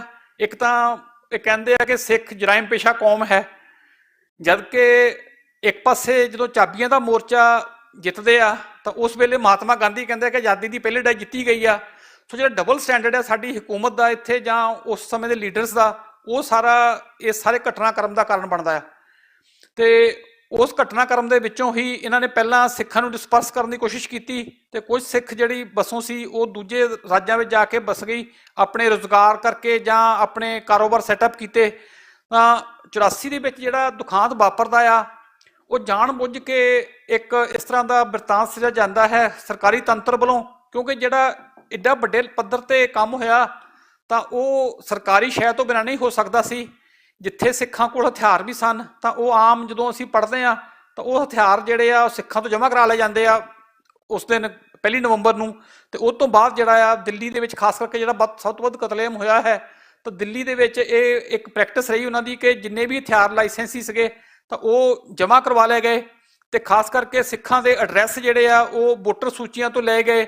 ਤਾਂ ਪੂਰੀ ਸਰਕਾਰ ਦਾ ਜਿਹੜਾ ਤੰਤਰ ਸੀ, ਕੋਈ ਪੁਲਿਸ ਕੋਈ ਮਿਲਟਰੀ ਜਿਹੜੀ ਆ ਉਹ ਉਸ ਵੇਲੇ ਆਉਣ ਦੇ ਸਿੱਖਾਂ ਦੇ ਪੱਖ ਦੇ ਵਿੱਚ ਆਉਣ ਲਈ ਤਿਆਰ ਨਹੀਂ ਸੀ। ਜੋ ਇੰਸਟਰਕਸ਼ਨ ਸੀਗੀਆਂ ਇੱਕ ਦੋ ਜਗ੍ਹਾ ਦੇ ਉੱਤੇ ਸਾਡੇ ਸਿੱਖ ਅਫਸਰ ਸੀਗੇ ਤਾਂ ਉਹਨਾਂ ਨੇ ਕੋਸ਼ਿਸ਼ ਕੀਤੀ, ਪਰ ਉਹਨਾਂ ਨੇ ਜਾਣ ਬੁੱਝ ਕੇ ਹੀ ਪਿੱਛੇ ਕਰ ਦਿੱਤਾ ਕਿ ਤੁਸੀਂ ਅੱਗੇ ਨਹੀਂ ਜਾਣਾ ਇਸ ਫਰੰਟ ਦੇ ਉੱਤੇ। ਤਾਂ ਉਸ ਕਰਕੇ ਜਿਹੜਾ ਨੁਕਸਾਨ ਜਿਹੜਾ ਸਭ ਤੋਂ ਵੱਧ ਹੋਇਆ, ਬਹੁਤ ਅਣਮਨੁੱਖੀ ਕਾਰਾ ਸੀ ਕਿ ਜਿਉਂਦੇ ਬੰਦਿਆਂ ਨੂੰ ਗਲਾਂ ਦੇ ਵਿੱਚ ਟਾਇਰ ਪਾ ਕੇ ਸਾੜਿਆ ਗਿਆ ਤੇ ਔਰਤਾਂ ਦੀ ਬੱਚਿਆਂ ਦੀ ਬੇਪਤੀ ਕੀਤੀ ਗਈ। ਤੇ ਇਸ ਤਰ੍ਹਾਂ ਦਾ ਜਿਹੜਾ ਐਕਸਪੈਕਟੇਸ਼ਨ ਨਹੀਂ ਹੈ ਕਿ ਇੱਕ ਆਜ਼ਾਦ ਦੇਸ਼ ਜਿਹਦੀ ਗੱਲ ਕਰਦੇ ਹਾਂ ਅਸੀਂ, ਤਾਂ ਉਸ ਆਜ਼ਾਦ ਦੇਸ਼ ਦੇ ਵਿੱਚ ਇੱਕ ਜੋ ਉਹਦੇ ਨਾਗਰਿਕ ਆ, ਇੱਕ ਗਿਣੀ ਮਿੱਥੀ ਸਾਜ਼ਿਸ਼ ਦੇ ਤਹਿਤ ਖਾਸ ਕਰਕੇ ਇਹਦੇ ਵਿੱਚ ਦੇਖੋ ਜਦੋਂ ਅਸੀਂ ਸਾਰਾ ਐਨਾਲਿਸਿਸ ਕਰਦੇ ਹਾਂ, ਖੈਰ ਬੁੱਕ ਤਾਂ ਨਹੀਂ ਪੜ੍ਹੀ ਮੈਂ ਜਿਹੜੀ ਇਹਨਾਂ ਨੇ ਰਿਸਰਚ ਕੀਤੀ ਆ, ਪਰ ਜੋ ਅਸੀਂ ਆਮ ਪੜ੍ਹਿਆ ਜਾਂ ਸੁਣਿਆ ਉਹਦੇ ਚੋਂ ਮੈਂ ਸ਼ੇਅਰ ਕਰਦਾ ਹਾਂ ਕਿ ਉਹਦੇ ਵਿੱਚ ਜਿਹੜਾ ਮੈਕਸਿਮਮ ਜਿਹੜੇ ਪਾਰਟਿਸਪੈਂਟ ਸੀ, ਜਿਹੜੇ ਦੰਗਾਕਾਰੀ ਸੀਗੇ, ਉਹ ਲੋਕਲ ਲੋਕ ਘੱਟ ਸੀ। ਉਹਦੇ 'ਚ ਜਿਹੜੇ ਇੰਸਟੀਗੇਟ ਕਰਨ ਵਾਲੇ ਸੀ ਉਹ ਪੋਲੀਟੀਕਲ ਲੀਡਰ ਸੀ, ਖਾਸ ਕਰਕੇ ਕਾਂਗਰਸ ਦੇ ਲੀਡਰ। ਤੇ ਜਿਹੜੇ ਕ੍ਰਿਮੀਨਲ ਮਾਈਂਡ ਦੇ ਲੋਕ ਸੀਗੇ ਜਾਂ ਬਹੁਤ ਗਰੀਬ ਲੋਕ ਜਿਹੜੇ ਕਿ ਆਮ ਤੌਰ ਤੇ ਛੋਟੇ ਮੋਟੇ ਜਿਹੜੇ ਹੈਗੇ ਆ ਕ੍ਰਾਈਮ ਉਹਨਾਂ ਦੇ ਵਿੱਚ ਇਨਵੋਲਵਡ ਸੀਗੇ, ਉਹਨਾਂ ਲੋਕਾਂ ਨੂੰ ਉਹਨਾਂ ਨੇ ਇੰਸਟੀਗੇਟ ਕਰਕੇ ਜਿੱਦਾਂ ਗੱਲ ਕਰ ਰਹੇ ਸੀਗੇ ਭਾਈ ਸਾਹਿਬ ਕਿ ਸ਼ਰਾਬ ਪਲਾਈ ਪੁਲਿਸ ਨੇ, ਤਾਂ ਇਸ ਤਰ੍ਹਾਂ ਦੇ ਜਿਹੜੇ ਕ੍ਰਿਮੀਨਲ ਬਿਰਤੀ ਦੇ ਲੋਕ ਸੀ ਉਹਨਾਂ ਨੇ ਕਰਕੇ ਮੋਟੀਵੇਟ, ਉਹਨਾਂ ਨੂੰ ਜੋ ਵੀ ਲਾਲਚ ਦਿੱਤਾ ਤਾਂ ਉਹਨਾਂ ਤੋਂ ਇਹ ਦੰਗੇ ਜਿਹੜੇ ਕਰਵਾਏ ਗਏ। ਕਿਉਂਕਿ ਬਹੁਤ ਜਗ੍ਹਾ ਤੇ ਐਗਜ਼ਾਮਪਲ ਇੱਦਾਂ ਦੀਆਂ ਵੀ ਹੈ ਕਿ ਜਿੱਥੇ ਗੁਆਂਢ ਦੇ ਵਿੱਚ ਵੱਸਦੇ ਹਿੰਦੂਆਂ ਨੇ ਸਿੱਖਾਂ ਨੂੰ ਸ਼ਰਨ ਦਿੱਤੀ, ਕਿਉਂਕਿ ਲੋਕਾਂ ਦੇ ਵਿੱਚ ਮਨਾਂ ਦੇ ਵਿੱਚ ਬਹੁਤਾ ਜ਼ਿਆਦਾ ਫਰਕ ਨਹੀਂ ਸੀ। ਜਿਹੜਾ ਜ਼ਹਿਰ ਘੋਲਿਆ ਗਿਆ ਉਹ ਸਰਕਾਰ ਵੱਲੋਂ ਘੋਲਿਆ ਗਿਆ ਤੇ ਸਰਕਾਰ ਵੱਲੋਂ ਹੀ ਗਿਣੀ ਮਿੱਥੀ ਸਾਜ਼ਿਸ਼ ਦੇ ਤਹਿਤ ਖਾਸ ਕਰਕੇ ਜਿਹੜੇ ਕਾਂਗਰਸ ਦੇ ਲੀਡਰ ਸੀ, ਸੱਜਣ ਕੁਮਾਰ ਦਾ ਨਾਮ ਆਉਂਦਾ ਆ, ਜਗਦੀਸ਼ ਟਾਈਟਲਰ ਹੈ, ਇਹ ਆਪਣੇ ਆਪ ਜਿਹੜੀਆਂ ਮੌਬਸ ਆ ਉਹਨਾਂ ਨੂੰ ਮੋਬਿਲਾਈਜ਼ ਕਰ ਰਹੇ ਸੀ ਕਿ ਤੁਸੀਂ ਸਿੱਖਾਂ ਨੂੰ ਮਾਰਨਾ ਆ। ਤਾਂ ਇਸ ਤਰ੍ਹਾਂ ਦਾ ਜਦੋਂ ਵਰਤਾਰਾ, ਜਦੋਂ ਜਿਹੜੀ ਸਰਕਾਰ ਆ, ਸਰਕਾਰ ਦਾ ਜਿਹੜਾ ਰੋਲ ਆ ਉਹ ਹੈ ਲੋਕਾਂ ਦੀ ਰੱਖਿਆ ਕਰਨਾ। ਜਦੋਂ ਸਰਕਾਰ ਹੀ ਆਪਣੇ ਨਾਗਰਿਕਾਂ ਨੂੰ ਮਾਰਨ ਵਾਸਤੇ ਤਿਆਰ ਹੋ ਜਾਵੇ ਤਾਂ ਉਹ ਕਿਸ ਤਰ੍ਹਾਂ ਦਾ ਰਾਜ ਤੁਸੀਂ ਐਕਸਪੈਕਟ ਕਰ ਸਕਦੇ ਆ ਕਿ ਤੁਹਾਡੇ ਨਾਲ ਕੋਈ ਇਨਸਾਫ ਹੋਏਗਾ। ਉਹਦਾ ਕਾਰਨ ਇਹ ਆ ਕਿ ਲਗਭਗ 40 ਸਾਲ ਜਿਹੜਾ ਹੁਣ 40ਵੀਂ ਵਰ੍ਹੇਗੰਢ ਮਨਾਈ ਹੈ ਨਵੰਬਰ ਦੇ 1-2-3 ਨੂੰ, ਤਾਂ 40 ਸਾਲਾਂ ਦੇ ਵਿੱਚ ਅਜੇ ਤੱਕ ਕਿਸੇ ਕੋਰਟ ਨੇ ਕਿਸੇ ਸਿੱਖ ਨੂੰ ਇਨਸਾਫ ਨਹੀਂ ਦਿੱਤਾ ਕਿ ਐਡੇ ਵੱਡੇ ਪੱਧਰ ਤੇ ਕਤਲੇਆਮ ਹੋਇਆ ਆ। ਸਰਕਾਰੀ ਫਿਗਰ ਜਿਹੜੀ ਆ ਉਹ ਦਿੱਲੀ ਦੇ ਵਿੱਚ ਹੀ 3000 ਦੀ ਫਿਗਰ ਦੱਸਦੇ ਆ ਕਿ 3000 ਸਿੱਖਾਂ ਦਾ ਕਤਲੇਆਮ ਹੋਇਆ, ਪਰ ਅਸਲ ਫਿਗਰ ਜਿਹੜੀ ਆ ਇਹ ਤੋਂ ਬਹੁਤ ਜ਼ਿਆਦਾ ਆ। ਔਰ ਖਾਸ ਕਰਕੇ ਬਹੁਤ ਦੁਖਦਾਈ ਗੱਲ ਇਹ ਹੈ ਕਿ ਬਹੁਤ ਛੋਟੇ ਛੋਟੇ ਬੱਚੇ ਜਿਹੜੇ ਆ, ਉਹਨਾਂ ਦੇ ਜਿਹੜੇ ਘਰ 'ਚ ਕਮਾਉਣ ਵਾਲਾ ਕੋਈ ਨਹੀਂ ਹੈ, ਉਹ ਬੱਚਿਆਂ ਦੀਆਂ ਜਿਹੜੀਆਂ ਸਮੱਸਿਆਵਾਂ ਹੈ ਤੇ ਉਹਦੇ ਵਾਸਤੇ ਵੀ ਗਵਰਨਮੈਂਟ ਨੇ ਅੱਗੇ ਕੁਝ ਨਹੀਂ ਕੀਤਾ। ਤਾਂ ਇਹ ਇੱਕ ਜਿਹੜਾ ਸ਼ਰੇਆਮ ਬੇਇਨਸਾਫੀ ਹੈ। ਔਰ ਖਾਸ ਕਰਕੇ ਜਿਹੜੇ ਗੁਰਦੁਆਰਾ ਸਾਹਿਬਾਨ ਦੀ ਗੱਲ ਕਰ ਰਹੇ ਸੀ, ਬਹੁਤ ਜਗ੍ਹਾ ਤੇ ਇਸ ਤਰ੍ਹਾਂ ਦੀ ਹੈ ਕਿ ਬਹੁਤ ਛੋਟੀ ਸਿੱਖ ਵਸੋਂ ਹੈ, ਥੋੜੇ ਜਿਹੇ ਗਿਣਤੀ ਦੇ ਘਰ ਜਾਂ 5-7 ਘਰ ਆ, ਕਿਤੇ ਕਈ ਜਗ੍ਹਾ ਤੇ 2-2 ਘਰ ਵੀ ਆ, ਉਹਨਾਂ ਨੇ ਛੋਟਾ ਗੁਰਦੁਆਰਾ ਸਾਹਿਬ ਬਣਾਇਆ ਆ, ਉਹ ਸੇਵਾ ਕਰਦੇ ਆ। ਕਿਉਂਕਿ ਹਰ ਸਿੱਖ ਦਾ ਮਨ 'ਚ ਹੁੰਦਾ ਹੈ ਕਿ ਜਿੱਥੇ ਮੈਂ ਰਵਾਂ ਤੇ ਮੈਨੂੰ ਆਪਣੇ ਨਤਮਸਤਕ ਹੋਣ ਲਈ ਗੁਰਦੁਆਰਾ ਸਾਹਿਬ ਹੋਵੇ, ਗੁਰੂ ਗ੍ਰੰਥ ਸਾਹਿਬ ਜੀ ਦਾ ਪ੍ਰਕਾਸ਼ ਹੋਵੇ। ਤਾਂ ਉਹਨਾਂ ਰਲ ਮਿਲ ਕੇ ਉਪਰਾਲੇ ਕਰਕੇ ਗੁਰੂ ਘਰ ਬਣਾਏ ਆ। ਤਾਂ ਉੱਥੇ ਜਦੋਂ ਇਸ ਤਰ੍ਹਾਂ ਦਾ ਇੰਨੇ ਵੱਡੇ ਪੱਧਰ ਤੇ ਨੁਕਸਾਨ ਹੋ ਜਾਵੇ ਤਾਂ ਆਮ ਤੌਰ ਤੇ ਆਰਥਿਕ ਤੌਰ ਤੇ ਜਿਹਨੇ ਉਹਨਾਂ ਵਾਸਤੇ ਸਸਟੇਨ ਕਰਨਾ ਡਿਫਿਕਲਟ ਹੁੰਦਾ ਆ। ਪਰ ਫਿਰ ਵੀ ਸਿਰੜੀ ਲੋਕ ਆ ਜਿਨ੍ਹਾਂ ਨੇ ਉਹ ਦੁਬਾਰਾ ਫਿਰ ਆਪਣੇ ਕਾਰੋਬਾਰ ਵੀ ਸਥਾਪਿਤ ਕੀਤੇ ਆ। ਪਰ ਕਿਤੇ ਨਾ ਕਿਤੇ ਸਰਕਾਰਾਂ ਨੂੰ ਜਿਸ ਤਰ੍ਹਾਂ ਦਾ ਰਵੱਈਆ ਸਰਕਾਰਾਂ ਨੇ ਰੱਖਿਆ ਹੈ, ਬੇਰੁਖੀ ਦਾ ਰਵੱਈਆ, ਕਿਉਂਕਿ ਸਰਕਾਰ ਨੇ ਤਾਂ ਉਹਨਾਂ ਨੂੰ ਪ੍ਰੋਟੈਕਟ ਕਰਨਾ ਹੀ ਸੀ, ਕਿਉਂਕਿ ਸਰਕਾਰੀ ਸ਼ਹਿ ਤੇ ਸਾਰਾ ਕੁਝ ਹੋਇਆ ਸੀ। ਤਾਂ ਇਸ ਕਰਕੇ ਸਰਕਾਰ ਨੇ ਉਸ ਤੋਂ ਬਾਅਦ ਸਰਕਾਰ ਬੇਸ਼ੱਕ ਉਸ ਵੇਲੇ ਕਾਂਗਰਸ ਦੀ ਸੀ, ਉਸ ਤੋਂ ਬਾਅਦ ਦੂਜੀਆਂ ਸਰਕਾਰਾਂ ਵੀ ਆਈਆਂ, ਬੀਜੇਪੀ ਦੀ ਗਵਰਨਮੈਂਟ ਆਈ 5 ਸਾਲ, ਉਸ ਤੋਂ ਬਾਅਦ 10 ਸਾਲ ਫਿਰ ਹੁਣ ਬੀਜੇਪੀ ਗਵਰਨਮੈਂਟ ਨੂੰ ਹੋ ਗਏ ਆ। ਪਰ ਸਭ ਨੇ ਜਿਹੜੀ ਬੇਸਿਕ ਪ੍ਰੋਬਲਮ ਆ ਕਿ ਦੇਸ਼ ਦੇ ਵਿੱਚ ਚਾਹੇ ਕੋਈ ਨੇਤਾ ਹੈ, ਉਹਦਾ ਕੋਈ ਮਤਲਬ ਨਹੀਂ ਹੈ ਕਿਸੇ ਧਰਮ ਨਾਲ। ਬੇਸ਼ੱਕ ਉਹ ਕਹਿਣ ਨੂੰ ਕਹਿੰਦੇ ਕਿ ਮੈਂ ਫਲਾਣੇ ਧਰਮ ਦਾ ਮੈਂ ਰੱਖਿਆ ਗਿਆ, ਅਸਲ ਵਿੱਚ ਜਿਹੜੀ ਪ੍ਰੋਬਲਮ ਆ ਉਹ ਸਾਰੀ ਵੋਟ ਬੈਂਕ ਦੀ ਆ। ਉਹ ਦੇਖਦੇ ਆ ਕਿ ਆਬਾਦੀ ਘੱਟ ਆ, ਇਹਨਾਂ ਦੀ ਸਾਨੂੰ ਵੋਟ ਨਾਲ ਬਹੁਤਾ ਫਰਕ ਨਹੀਂ ਪੈਂਦਾ। ਤੇ ਉਸੇ ਜਿਹੜੀ ਰਣਨੀਤੀ ਆ ਇਹਨਾਂ ਦੀ, ਜਿਹੜੀ ਵੋਟ ਬੈਂਕ ਦੀ ਪੋਲਿਟਿਕਸ ਆ, ਉਹਦੇ ਕਰਕੇ ਹੀ ਜਿਹੜੀਆਂ ਸਾਰੀਆਂ ਪ੍ਰੋਬਲਮਸ ਹੋ ਰਹੀਆਂ ਆ। ਮਨੀਪੁਰ ਦੇ ਵਿੱਚ ਹੁਣ ਦੇਖੋ ਹਾਲਾਤ ਹੋ ਰਹੇ ਇਸ ਤਰ੍ਹਾਂ ਦੇ। ਉਹਦਾ ਕਾਰਨ ਕੀ ਆ ਕਿ ਉੱਥੇ ਜਿਹੜੀ ਕੁਕੀ ਕਮਿਊਨਿਟੀ ਆ ਉਹ ਡੋਮੀਨੈਂਟ ਆ, ਜ਼ਿਆਦਾ ਆਬਾਦੀ ਆ ਉਹਦੀ, ਮਤੇਈ ਕਮਿਊਨਿਟੀ ਉਹਦੀ ਆਬਾਦੀ ਘੱਟ ਆ, ਤਾਂ ਸਿਰਫ ਇੱਕ ਵੋਟ ਬੈਂਕ ਦੀ ਪੋਲਰਾਈਜੇਸ਼ਨ ਵਾਸਤੇ ਉਹ ਜਿਹੜਾ ਆ ਉਹ ਕਰ ਰਿਹਾ। ਇਸ ਕਰਕੇ ਜਿਹੜੀਆਂ ਸਮੱਸਿਆਵਾਂ ਆ, ਜਦੋਂ ਨਿਜ਼ਾਮ ਇਸ ਤਰ੍ਹਾਂ ਦਾ ਹੋ ਜਾਵੇ ਕਿ ਜਿਹੜਾ ਪੱਖਪਾਤੀ ਹੋਵੇ, ਜਿਹੜਾ ਇੱਕ ਸ਼ਹਿਰੀ ਤੋਂ ਦੂਜੇ ਸ਼ਹਿਰੀ ਦੇ ਵਿੱਚ ਧਰਮ ਦੇ ਬੇਸ ਤੇ ਵਿਤਕਰਾ ਕਰਦਾ ਹੋਏ, ਜਦ ਕਿ ਸਾਡੇ ਕਨਸਟੀਟਿਊਸ਼ਨ 'ਚ ਲਿਖਿਆ ਆ ਕਿ India is secular social democratic republic, ਅਸੀਂ ਉਹਨਾਂ ਵਿੱਚੋਂ ਕਿਸੇ ਗੱਲ ਤੇ ਵੀ ਖਰਾ ਨਹੀਂ ਉਤਰਦੇ ਤੇ ਡਬਲ ਸਟੈਂਡਰਡ ਸਾਡੇ ਹਰ ਜਗ੍ਹਾ ਤੇ ਹੈਗੇ ਆ। ਤਾਂ ਜਦੋਂ ਤੱਕ ਇਸ ਤਰ੍ਹਾਂ ਦਾ ਨਿਜ਼ਾਮ ਜਿਹੜਾ ਰਹੇਗਾ, ਉਦੋਂ ਤੱਕ ਅਸੀਂ ਇਨਸਾਫ ਦੀ ਆਸ ਨਹੀਂ ਰੱਖ ਸਕਦੇ। ਤਾਂ ਬੜੀ ਮੁਸ਼ਕਲ ਦੇ ਨਾਲ ਛੋਟੀ ਜਿਹੀ ਗੱਲ ਹੁੰਦੀ ਆ, ਕੋਰਟ ਇੱਕ ਆਪਣੇ ਆਪ ਸੂ ਮੋਟੋ ਨੋਟਿਸ ਲੈ ਲੈਂਦੀ ਆ। ਪਿੱਛੇ ਮੈਂ ਪੜ੍ਹ ਰਿਹਾ ਸੀਗਾ ਜਸਟਿਸ ਐਡਵੋਕੇਟ ਫੂਲਕਾ ਦਾ ਵੀ ਬਿਆਨ ਕਿ ਕੋਰਟਾਂ ਨੇ ਵੀ ਇਨਸਾਫ ਨਹੀਂ ਕੀਤਾ। ਇੱਕ ਜਾਂ ਦੋ ਬੰਦਿਆਂ ਦਾ ਕਤਲ ਹੋ ਜਾਏ ਤਾਂ ਕੋਰਟ ਸੂ ਮੋਟੋ ਨੋਟਿਸ ਲੈ ਕੇ ਆਪਣੇ ਆਪ ਨੋਟਿਸ ਇਸ਼ੂ ਕਰ ਦਿੰਦੀ ਆ, ਪਰ ਸਿੱਖਾਂ ਦੇ ਕਤਲੇਆਮ ਦੇ ਕੇਸ ਦੇ ਵਿੱਚ ਕੋਈ ਸੂ ਮੋਟੋ ਨੋਟਿਸ ਨਹੀਂ ਹੋਇਆ। ਸ਼ਰੇਆਮ ਕੋਰਟਸ ਦੇ ਵਿੱਚ ਜਿਹੜਾ ਇਸ ਤਰ੍ਹਾਂ ਦਾ ਮਤਲਬ ਕੋਰਟ ਨੂੰ ਪਤਾ ਪੜਿਆ ਸਭ ਕੁਝ ਕੋਰਟ ਨੇ, ਕਿਤੇ ਵੀ ਕੋਰਟ ਨੇ ਕੋਈ ਇਨਸਾਫ ਦੇਣ ਦੀ ਗੱਲ ਨਹੀਂ ਕੀਤੀ। ਤਾਂ ਇਸ ਕਰਕੇ ਉਹਦੇ ਵਾਸਤੇ ਉਹਨਾਂ ਨੇ ਬੜਾ ਕਲੀਅਰਲੀ ਕਿਹਾ ਕਿ ਇਹਦੇ ਵਾਸਤੇ ਕੋਰਟਾਂ ਵੀ ਦੋਸ਼ੀ ਆ। ਔਰ ਦੂਜੀ ਸਭ ਤੋਂ ਵੱਡੀ ਦੁਖਦ ਗੱਲ ਇਹ ਹੈ ਕਿ ਗਿਆਨੀ ਜੈਲ ਸਿੰਘ ਜੋ ਕਿ ਇੱਕ ਆਪਣੇ ਆਪ ਨੂੰ ਸਿੱਖ ਕਹਾਉਣ ਵਾਲੇ ਆ ਔਰ ਪਹਿਲਾਂ SGPC ਸਿਸਟਮ ਦੇ ਵਿੱਚੋਂ ਗਏ ਆ, ਪ੍ਰੈਜ਼ੀਡੈਂਟ ਬਣੇ ਆ, ਤੇ ਉਹ ਵੀ ਆਪਣੇ ਆਪ ਨੂੰ ਹੈਲਪਲੈਸ ਮਹਿਸੂਸ ਕਰਦੇ ਰਹੇ, ਜਦ ਕਿ ਤਿੰਨੇ ਫੋਰਸਿਸ ਜਿਹੜੀਆਂ ਸਾਡੀਆਂ ਹੈਗੀਆਂ ਆਰਮਡ ਫੋਰਸਿਸ, ਉਹਨਾਂ ਦੇ ਕਮਾਂਡਰ ਸੁਪਰੀਮ ਕਮਾਂਡਰ ਹੋ ਸਕੇ। ਤਾਂ ਕਿਸੇ ਹੱਦ ਤੱਕ ਉਹਨਾਂ ਦੇ ਲੈਵਲ ਤੇ ਫੇਲਿਅਰ ਹੋਈ ਆ ਜੇ ਉਹ ਫੌਜ ਨੂੰ ਆਰਡਰ ਕਰ ਸਕਦੇ ਸੀ ਕਿ ਲਾ ਐਂਡ ਆਰਡਰ ਕੰਟਰੋਲ ਕਰਨ ਦੇ ਲਈ। ਜਦੋਂ 3rd ਡੇ ਇੰਦਰਾ ਗਾਂਧੀ ਦੀ ਕਨਵੈਨਸ਼ਨ ਹੋਣੀ ਸੀ ਤਾਂ ਉਸ ਵੇਲੇ ਜਿਹੜਾ ਆ ਫੌਜ ਨੂੰ ਆਰਡਰ ਦਿੱਤਾ ਜਾਂਦਾ ਹੈ ਕਿ ਸਾਰਾ ਕੁਝ ਠੀਕ ਕਰ ਦਿਓ ਤੁਸੀਂ। ਇਹ ਫੌਜ ਨੂੰ ਆਰਡਰ ਪਹਿਲਾਂ ਵੀ ਹੋ ਸਕਦਾ ਸੀ, ਪਰ ਕੋਸ਼ਿਸ਼ ਕੀਤੀ ਗਵਰਨਮੈਂਟ ਨੇ ਉਸ ਵੇਲੇ ਜੋ ਰਾਜੀਵ ਗਾਂਧੀ ਨੇ ਕਿ ਵੱਧ ਤੋਂ ਵੱਧ ਨੁਕਸਾਨ ਸਿੱਖਾਂ ਦਾ ਅਸੀਂ ਕਰ ਦਈਏ, ਤਾਂ ਉਸ ਤੋਂ ਬਾਅਦ ਜਿਹੜਾ ਆ ਫਿਰ ਸ਼ਾਂਤੀ ਅਸੀਂ ਬਹਾਲ ਕਰ ਦਈਏ। ਤਾਂ ਇਸ ਤਰ੍ਹਾਂ ਦੀਆਂ ਜਿਹੜੀਆਂ ਇੰਸੀਡੈਂਟਸ ਆ ਉਹ ਇੱਕ ਆਪਣੇ ਆਪ ਸਾਨੂੰ ਬੇਗਾਨਗੀ ਦਾ ਅਹਿਸਾਸ ਕਰਾਉਂਦੀਆਂ ਆ। ਉਹਦੇ ਕਰਕੇ ਹੀ ਜਿਹੜਾ ਆਮ ਜਿਹੜਾ ਸਿੱਖ ਆ ਉਹ ਇਹ ਤੋਂ ਦੂਰ ਹੁੰਦਾ ਜਾ ਰਿਹਾ। ਜੇ ਹੁਣ ਅਸੀਂ ਇਸ ਤਰ੍ਹਾਂ ਦੇ ਕਰੰਟ ਘਟਨਾਵਾਂ ਦੇਖੀਏ, ਜਿਸ ਤਰ੍ਹਾਂ ਆਸਟ੍ਰੇਲੀਆ ਦੇ ਵਿੱਚ ਮੰਦਿਰ ਦੇ ਵਿੱਚ ਇੱਕ ਮਤਲਬ ਕੋਸ਼ਿਸ਼ ਹੋ ਰਹੀ ਹੈ ਗਵਰਨਮੈਂਟ ਦੀ ਕਿ ਸਿੱਖਾਂ ਤੇ ਹਿੰਦੂਆਂ ਦੇ ਵਿੱਚ ਡਿਵਾਈਡ ਪੈਦਾ ਕੀਤੀ ਜਾਵੇ, ਤਾਂ ਉਹ ਬੜੇ ਵੱਡੇ ਪੱਧਰ ਤੇ ਗਵਰਨਮੈਂਟ ਉੱਤੇ ਕੰਮ ਕਰਦੀ ਆ। ਆਸਟ੍ਰੇਲੀਆ ਦੇ ਵਿੱਚ ਜਿਹੜਾ ਪਹਿਲਾਂ ਇੱਕ ਮੰਦਿਰਾਂ ਦੇ ਉੱਤੇ ਲਿਖਿਆ ਸੀ ਖਾਲਿਸਤਾਨ ਦੇ ਨਾਅਰੇ ਲਿਖੇ ਗਏ, ਕੀ ਹੋਇਆ ਜਦੋਂ ਇਨਵੈਸਟੀਗੇਸ਼ਨ ਹੋਈ ਤਾਂ ਪਤਾ ਲੱਗਾ ਕਿ ਜਿਹੜੇ ਮੰਦਿਰ ਦੇ ਪ੍ਰਬੰਧਕ ਸੀ ਉਹਨਾਂ ਨੇ ਆਪ ਹੀ ਉਹ ਲਿਖਵਾਏ, ਕੈਮਰੇ ਬੰਦ ਕਰਕੇ ਉਹ ਲਿਖਵਾਤੇ ਤਾਂ ਕਿ ਇੱਕ ਜਿਹੜੀ ਡਿਵੀਜ਼ਨ ਕ੍ਰੀਏਟ ਹੋਵੇ। ਇਸ ਤਰ੍ਹਾਂ ਹੀ ਕੈਨੇਡਾ ਦੇ ਵਿੱਚ ਹੋਇਆ, ਜਿਹੜਾ ਉੱਥੇ ਪ੍ਰੋਟੈਸਟ ਸੀ ਉਹਦੇ ਵਿੱਚ ਵੀ ਜਿਹੜਾ ਕੁਝ ਬੰਦੇ ਜਿਹੜੇ ਆ ਹਾਈ ਕਮਿਸ਼ਨ ਨੇ ਆਪਣੇ ਬੰਦੇ ਬਾੜੇ, ਉਹਨਾਂ ਨੇ ਆ ਕੇ ਉਹ ਉਲਝੇ, ਉਹਨਾਂ ਨਾਲ ਤਾਂ ਸਾਰਾ ਜਿਹੜਾ ਉਹ ਕਹਿਤਾ ਮੰਦਿਰ ਤੇ ਅਟੈਕ ਹੋਇਆ ਆ। ਸੋ ਇਸ ਤਰ੍ਹਾਂ ਦਾ ਬਿਰਤਾਂਤ ਜਿਹੜੇ ਸਿਰਜੇ ਜਾਂਦੇ ਆ, ਬੇਸਿਕਲੀ ਆਮ ਬੰਦਾ ਸੋਚਦਾ ਕਿ ਗਵਰਨਮੈਂਟ ਨੂੰ ਕੀ ਫਾਇਦਾ ਆ। ਗਵਰਨਮੈਂਟ ਬੇਸਿਕਲੀ ਪੋਲਰਾਈਜੇਸ਼ਨ ਦੀ ਪਾਲਿਸੀ ਫੋਲੋ ਕਰਦੀ ਆ ਕਿ ਅਸੀਂ ਦੋ ਕਮਿਊਨਿਟੀਜ਼ ਦੇ ਵਿੱਚ ਹਿੰਦੂ ਤੇ ਸਿੱਖਾਂ ਦੇ ਵਿੱਚ ਡਿਵਾਈਡ ਪਾਉਣੀ ਆ, ਸਿੱਖਾਂ ਤੋਂ ਖਤਰਾ ਦੱਸ ਕੇ ਹਿੰਦੂਆਂ ਨੂੰ, ਤਾਂ ਉਹ ਵੋਟ ਬੈਂਕ ਜਿਹੜੀ ਆ ਕੰਸੋਲੀਡੇਟ ਕਰਨੀ ਆ। ਅਲਟੀਮੇਟ ਉਸੇ ਏਮ ਦੇ ਉੱਤੇ ਜਿਹੜਾ ਇਹ ਚੱਲਿਆ ਜਾਂਦਾ ਆ। ਤਾਂ ਇਸੇ ਕਰਕੇ ਹੀ ਜਿਹੜੀਆਂ ਸਾਰੀਆਂ ਸਮੱਸਿਆਵਾਂ ਜਿਹੜੀਆਂ ਸਾਡੇ ਕੰਟਰੀ ਦੇ ਵਿੱਚ ਜਿਹੜੀਆਂ ਹੋ ਰਹੀਆਂ ਆ, ਵੱਖ-ਵੱਖ ਕਮਿਊਨਿਟੀਜ਼ ਦੇ ਵਿੱਚ ਜਿਹੜੀਆਂ ਪ੍ਰੋਬਲਮਸ ਹੋ ਰਹੀਆਂ ਆ, ਤਾਂ ਉਹ ਚਿੰਤਾਜਨਕ ਆ। ਸੋ ਸਾਨੂੰ ਸਾਰਿਆਂ ਨੂੰ ਰਲ ਕੇ ਇਹਨਾਂ ਪ੍ਰੋਬਲਮਸ ਨਾਲ ਲੜਨ ਦੇ ਲਈ ਜਦੋਜਹਿਦ ਕਰਨੀ ਚਾਹੀਦੀ ਆ, ਕਿਉਂਕਿ ਆਮ ਤੌਰ ਤੇ ਅਸੀਂ ਚੁੱਪ ਕਰ ਜਾਂਦੇ ਆ ਕਿ ਕਿਹੜੀ ਮੇਤੇ ਸਮੱਸਿਆ ਆਈ ਆ, ਜਦੋਂ ਮੇਤੇ ਆਊਗੀ ਮੈਂ ਦੇਖਾਂਗਾ। ਪਰ ਇਹ ਚੀਜ਼ਾਂ ਜਿਹੜੀਆਂ ਆ ਇੱਕ ਬੜੀਆਂ ਯੋਜਨਾਬੱਧ ਤਰੀਕੇ ਦੇ ਨਾਲ ਗਵਰਨਮੈਂਟਸ ਕਰਵਾਉਂਦੀਆਂ ਆ, ਤੇ ਸਾਨੂੰ ਸਾਰਿਆਂ ਨੂੰ ਸੁਚੇਤ ਹੋਣ ਦੀ ਲੋੜ ਹੈ। ਤੇ ਖਾਸ ਕਰਕੇ ਜਿਹੜਾ 1984 ਦਾ ਦੁਖਾਂਤ ਆ, ਉਹ ਬਿਲਕੁਲ ਨਾ ਭੁੱਲਣਯੋਗ ਦੁਖਾਂਤ ਹੈ, ਜਿੱਥੇ ਸਿੱਖਾਂ ਨੂੰ ਸਰੀਰਕ ਤੌਰ ਤੇ, ਮਾਨਸਿਕ ਤੌਰ ਤੇ ਆਰਥਿਕ ਤੌਰ ਤੇ ਬਹੁਤ ਵੱਡਾ ਨੁਕਸਾਨ ਝੱਲਣਾ ਪਿਆ, ਤੇ ਉਹਦੀ ਭਰਪਾਈ ਜਿਹੜੀ ਆ ਕਦੇ ਵੀ ਨਹੀਂ ਹੋ ਸਕਦੀ। ਸੋ ਇੰਨੇ ਕੁ ਸ਼ਬਦਾਂ ਦੇ ਨਾਲ ਮੈਂ ਖਿਮਾ ਦਾ ਜਾਚਕ ਹਾਂ। ਜੇ ਕੋਈ ਗੱਲ ਵੱਧ ਘੱਟ ਕੀਤੀ ਗਈ ਹੋਵੇ ਤਾਂ ਮੈਂ ਆਪਣਾ ਭੁੱਲ ਬਖਸ਼ਾਉਂਦਾ ਆ, ਕਿ ਹੋ ਸਕਦਾ ਕੋਈ ਗੱਲ ਮੇਰੇ ਤੋਂ ਆਊਟ ਆਫ ਪ੍ਰਪੋਰਸ਼ਨ ਕਹੀ ਗਈ ਹੋਵੇ, ਪਰ ਮੈਂ ਕੋਸ਼ਿਸ਼ ਕੀਤੀ ਹੈ ਕਿ ਜੋ ਆਪ ਸੁਣਿਆ ਆ ਉਹੀ ਗੱਲਾਂ ਜਾਂ ਪੜ੍ਹੀਆਂ ਆ ਉਹੀ ਗੱਲਾਂ ਕੀਤੀਆਂ ਆ। ਵਾਹਿਗੁਰੂ ਜੀ ਕਾ ਖਾਲਸਾ, ਵਾਹਿਗੁਰੂ ਜੀ ਕੀ ਫਤਿਹ।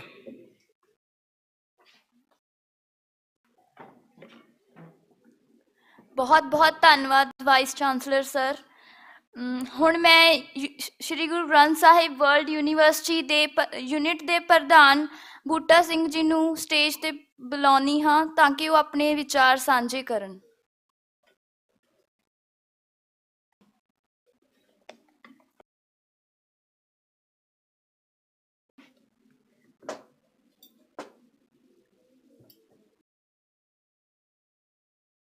ਵਾਹਿਗੁਰੂ ਜੀ ਕਾ ਖਾਲਸਾ ਵਾਹਿਗੁਰੂ ਜੀ ਕੀ ਫਤਿਹ। ਮੇਰੀ ਸਮਝ ਅਨੁਸਾਰ ਇਤਿਹਾਸ ਦੇ ਦੋ ਪੱਖ ਹੁੰਦੇ ਹਨ। ਇੱਕ ਪੱਖ ਉਹ ਜਿਹੜਾ ਸਾਡਾ ਬਹਾਦਰੀ ਦਾ ਹੈ, ਜਿਹਦੇ ਵਿੱਚ ਜਿਸ ਇਤਿਹਾਸ ਦੇ ਵਿੱਚ ਆਪਾਂ ਪੜ੍ਹਦੇ ਹਾਂ ਕਿ ਸਾਡੇ ਪੁਰਖਿਆਂ ਨੇ ਬੜੀ ਬਹਾਦਰੀ ਦੇ ਨਾਲ ਜ਼ਾਲਮਾਂ ਦਾ ਜ਼ੁਲਮ ਦਾ ਟਾਕਰਾ ਕੀਤਾ ਅਤੇ ਜ਼ੁਲਮ ਕਰਨ ਵਾਲਿਆਂ ਦੇ ਦੰਦ ਖੱਟੇ ਕੀਤੇ, ਜਾਂ ਕਹਿ ਸਕਦੇ ਹਾਂ ਕਿ 21 ਦੀ 31 ਕਰਕੇ ਮੋੜੀ। ਤੇ ਦੂਜਾ ਇਤਿਹਾਸ ਦਾ ਪੱਖ ਇਹ ਹੁੰਦਾ ਹੈ ਜਿਹਦੇ ਵਿੱਚ ਜਿਵੇਂ ਕਿ ਨਸਲਕੁਸ਼ੀ ਦਾ ਜਿਹੜਾ ਵਰਤਾਰਾ ਆ ਕਿ ਸਾਡੀ ਨਸਲ ਨੂੰ ਟਾਰਗੇਟ ਕਰਕੇ ਸਾਡੇ ਤੇ ਹਮਲੇ ਕੀਤੇ ਗਏ, ਸਾਨੂੰ ਮਿਟਾਉਣ ਦੀ ਪੂਰੀ ਕੋਸ਼ਿਸ਼ ਕੀਤੀ। ਸਾਡੇ ਨਿਘਾਰ ਵਾਲਾ ਜਿਹੜਾ ਪੱਖ ਆ ਕਹਿ ਸਕਦੇ ਹਾਂ ਆਪਾਂ, ਤੇ ਆਪਾਂ ਇਸ ਪੱਖ ਨੂੰ ਅੱਜ ਬੜੀ ਹੀ ਬਰੀਕੀ ਦੇ ਨਾਲ ਸਮਝਿਆ ਹੈ। ਤੇ ਇਹ ਦੋਏ ਪੱਖ ਇਤਿਹਾਸ ਦੇ ਸਾਡੇ ਜਾਣਨੇ ਤਾਂ ਜ਼ਰੂਰੀ ਹਨ। ਪਹਿਲਾ ਪੱਖ ਬਹਾਦਰੀ ਵਾਲਾ ਇਸ ਕਰਕੇ ਕਿ ਜਦੋਂ ਫਿਊਚਰ ਦੇ ਵਿੱਚ ਅਜਿਹਾ ਸਮਾਂ ਆਵੇ ਤਾਂ ਆਪਾਂ ਉਹ ਇਤਿਹਾਸ ਦੁਹਰਾ ਸਕੀਏ, ਆਪਾਂ ਮੁੜ ਫਿਰ ਜ਼ੁਲਮ ਦਾ ਜ਼ਾਲਮਾਂ ਦਾ ਟਾਕਰਾ ਕਰ ਸਕੀਏ। ਬਹਾਦਰੀ ਵਾਲੇ ਇਤਿਹਾਸ ਦੇ ਪੱਖ ਤੋਂ ਆਪਾਂ ਨੂੰ ਇਹ ਜਿਹੜੀ ਆ ਸੇਧ ਮਿਲਦੀ ਆ। ਤੇ ਦੂਜਾ ਪੱਖ ਜਿਹੜਾ ਸਾਡੇ ਨਿਘਾਰ ਵਾਲਾ ਜਾਂ ਸਾਡੀ ਜਿਵੇਂ ਨਸਲਕੁਸ਼ੀ ਵਾਲਾ ਪੱਖ ਆ, ਇਸ ਬਾਰੇ ਜਾਣਨਾ ਸਮਝਣਾ ਸਾਡਾ ਇਸ ਲਈ ਜ਼ਰੂਰੀ ਹੈ ਤਾਂ ਜੋ ਮੁੜ ਅਜਿਹਾ ਸਮਾਂ ਆਉਣ ਦੇ ਉੱਤੇ ਇਹ ਨਾ ਵਾਪਰੇ, ਆਪਾਂ ਇਸ ਦਾ ਟਾਕਰਾ ਵੀ ਬਹਾਦਰੀ ਦੇ ਨਾਲ ਕਰ ਸਕੀਏ। ਜੋ ਪਾਸਟ ਦੇ ਵਿੱਚ ਹੋਇਆ ਉਹ ਦੁਬਾਰਾ ਨਾ ਹੋਵੇ।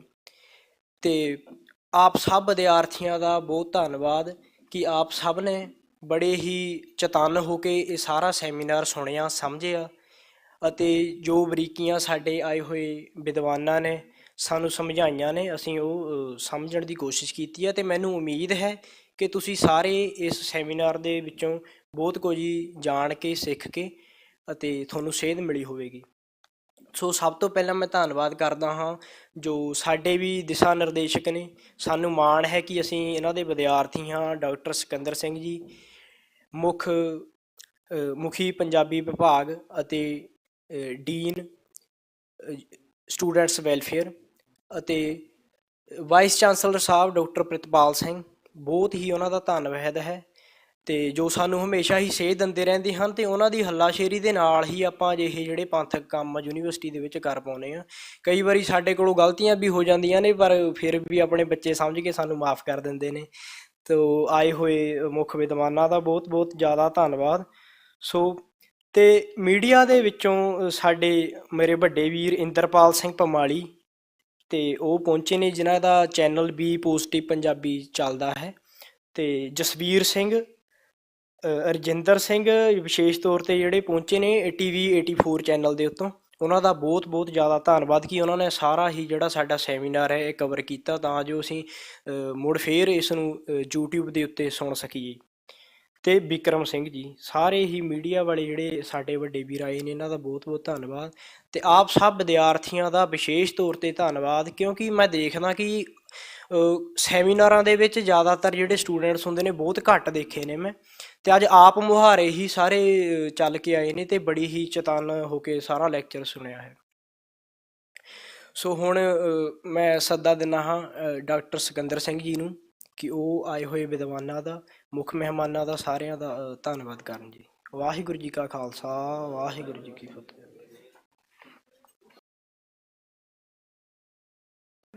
ਬਹੁਤ ਹੀ ਸਤਿਕਾਰਯੋਗ ਵਾਈਸ ਚਾਂਸਲਰ ਸਾਹਿਬ ਪ੍ਰੋਫੈਸਰ ਪ੍ਰਿਤਪਾਲ ਸਿੰਘ ਜੀ, ਕਮਰ ਅਮਰਿੰਦਰ ਸਿੰਘ ਜੀ, ਪਰਮਜੀਤ ਸਿੰਘ, ਗੁਰਜੰਟ ਸਿੰਘ, ਯੁਵਰਾਜ ਸਿੰਘ ਅਤੇ ਵਿਦਿਆਰਥੀਓ, ਵਾਹਿਗੁਰੂ ਜੀ ਕਾ ਖਾਲਸਾ ਵਾਹਿਗੁਰੂ ਜੀ ਕੀ ਫਤਿਹ।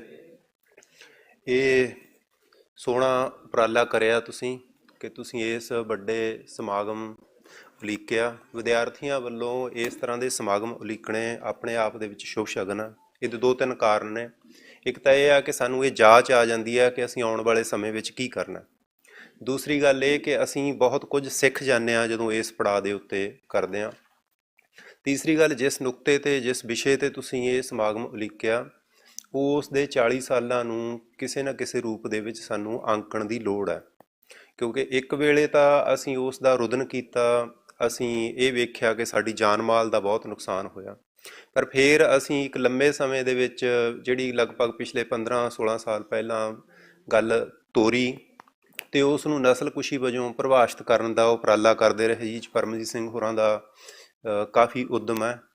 ਤੇ ਉਸ ਦੇ ਨਾਲ ਵੱਖੋ ਵੱਖਰੀਆਂ ਯੂਨੀਵਰਸਿਟੀਆਂ ਵਿੱਚ, ਦੁਨੀਆ ਦੀਆਂ ਵੱਖੋ ਵੱਖਰੀਆਂ ਮਿਊਨਿਸਪੈਲਿਟੀਆਂ ਵਿੱਚ ਜਾਂ ਹੋਰ ਜਿਹੜੀਆਂ ਈਵਨ ਵਿਧਾਨ ਸਭਾਵਾਂ ਤੱਕ ਵੱਡੇ ਪੱਧਰ ਦੇ ਉੱਤੇ ਇਸ ਸੰਬੰਧੀ ਮਤੇ ਪੈ ਚੁੱਕੇ ਨੇ ਕਿ ਇਹ ਨਸਲਕੁਸ਼ੀ ਦਾ ਵਰਤਾਰਾ ਸੀ। ਇਹ ਇੱਕ ਪੜਾਅ ਹੈ ਜਿਹੜਾ ਉਹ ਸਰ ਕਰ ਲਿਆ, ਕਿਉਂਕਿ ਜੋ ਕੁਝ ਸਰਕਾਰ ਨੇ ਉਸ ਨੂੰ ਪਰਿਭਾਸ਼ਿਤ ਕੀਤਾ ਸੀ ਉਸ ਪਰਿਭਾਸ਼ਾ ਤੋਂ ਪੱਟ ਕੇ ਅਸੀਂ ਗੱਲ ਉੱਥੇ ਲੈ ਗਏ ਕਿ ਜਿੱਥੇ ਉਸ ਗੱਲ ਦੀ ਇੱਕ ਠੀਕ ਵਿਆਖਿਆ ਦੀ ਸੰਭਾਵਨਾ ਬਣਦੀ ਹੈ।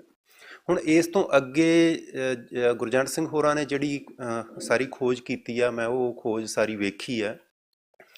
ਉਸ ਦੇ ਵਿੱਚ ਸਾਨੂੰ ਇਹ ਗੱਲ ਸਮਝ ਆਉਂਦੀ ਆ ਕਿ ਇਹ ਮਸਲਾ ਕੇਵਲ ਸਰੀਰਕ, ਜਿਸਮਾਨੀ, ਰਾਜਨੀਤਿਕ ਨਹੀਂ ਸੀ, ਇਹ ਮਸਲਾ ਦਾਰਸ਼ਨਿਕ ਵੀ ਸੀ।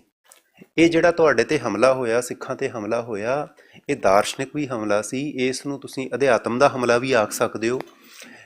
ਇਹ ਹਮਲਾ ਅਸਲ ਵਿੱਚ ਇੱਦਾਂ ਵੀ ਤੁਸੀਂ ਵੇਖ ਸਕਦੇ ਹੋ ਕਿ ਇਹ ਧਰਮ ਅਤੇ ਅਧਰਮ ਦਾ ਹਮਲਾ ਸੀ, ਕਿਉਂਕਿ ਇਸ ਹਮਲੇ ਦੇ ਵਿੱਚ ਬੇਸ਼ੱਕ ਜਿਹੜੇ ਸ਼ਿਕਾਰ ਨੇ ਉਹ ਕੇਵਲ ਸਿੱਖ ਹੋਏ, ਜਾਂ ਕੁਝ ਇਸ ਤਰ੍ਹਾਂ ਦੇ ਲੋਕ ਹੋਏ ਜਿਨ੍ਹਾਂ ਨੇ ਸਿੱਖਾਂ ਵਾਲੇ ਨਿਸ਼ਾਨ ਪਾਏ ਹੋਏ ਸੀ, ਜਾਂ ਕੁਝ ਇਸ ਤਰ੍ਹਾਂ ਦੇ ਲੋਕ ਜਿਵੇਂ ਕੁਝ ਥਾਵਾਂ ਤੇ ਸਿੰਧੀ ਲੋਕ ਵੀ ਸ਼ਿਕਾਰ ਹੋਏ, ਉਹ ਸਿਰਫ ਇਸ ਕਰਕੇ ਕਿਉਂਕਿ ਉਹ ਸਿੱਖਾਂ ਦੇ ਗੁਰੂ ਘਰਾਂ ਵਿੱਚ ਜਾਂਦੇ ਸੀ।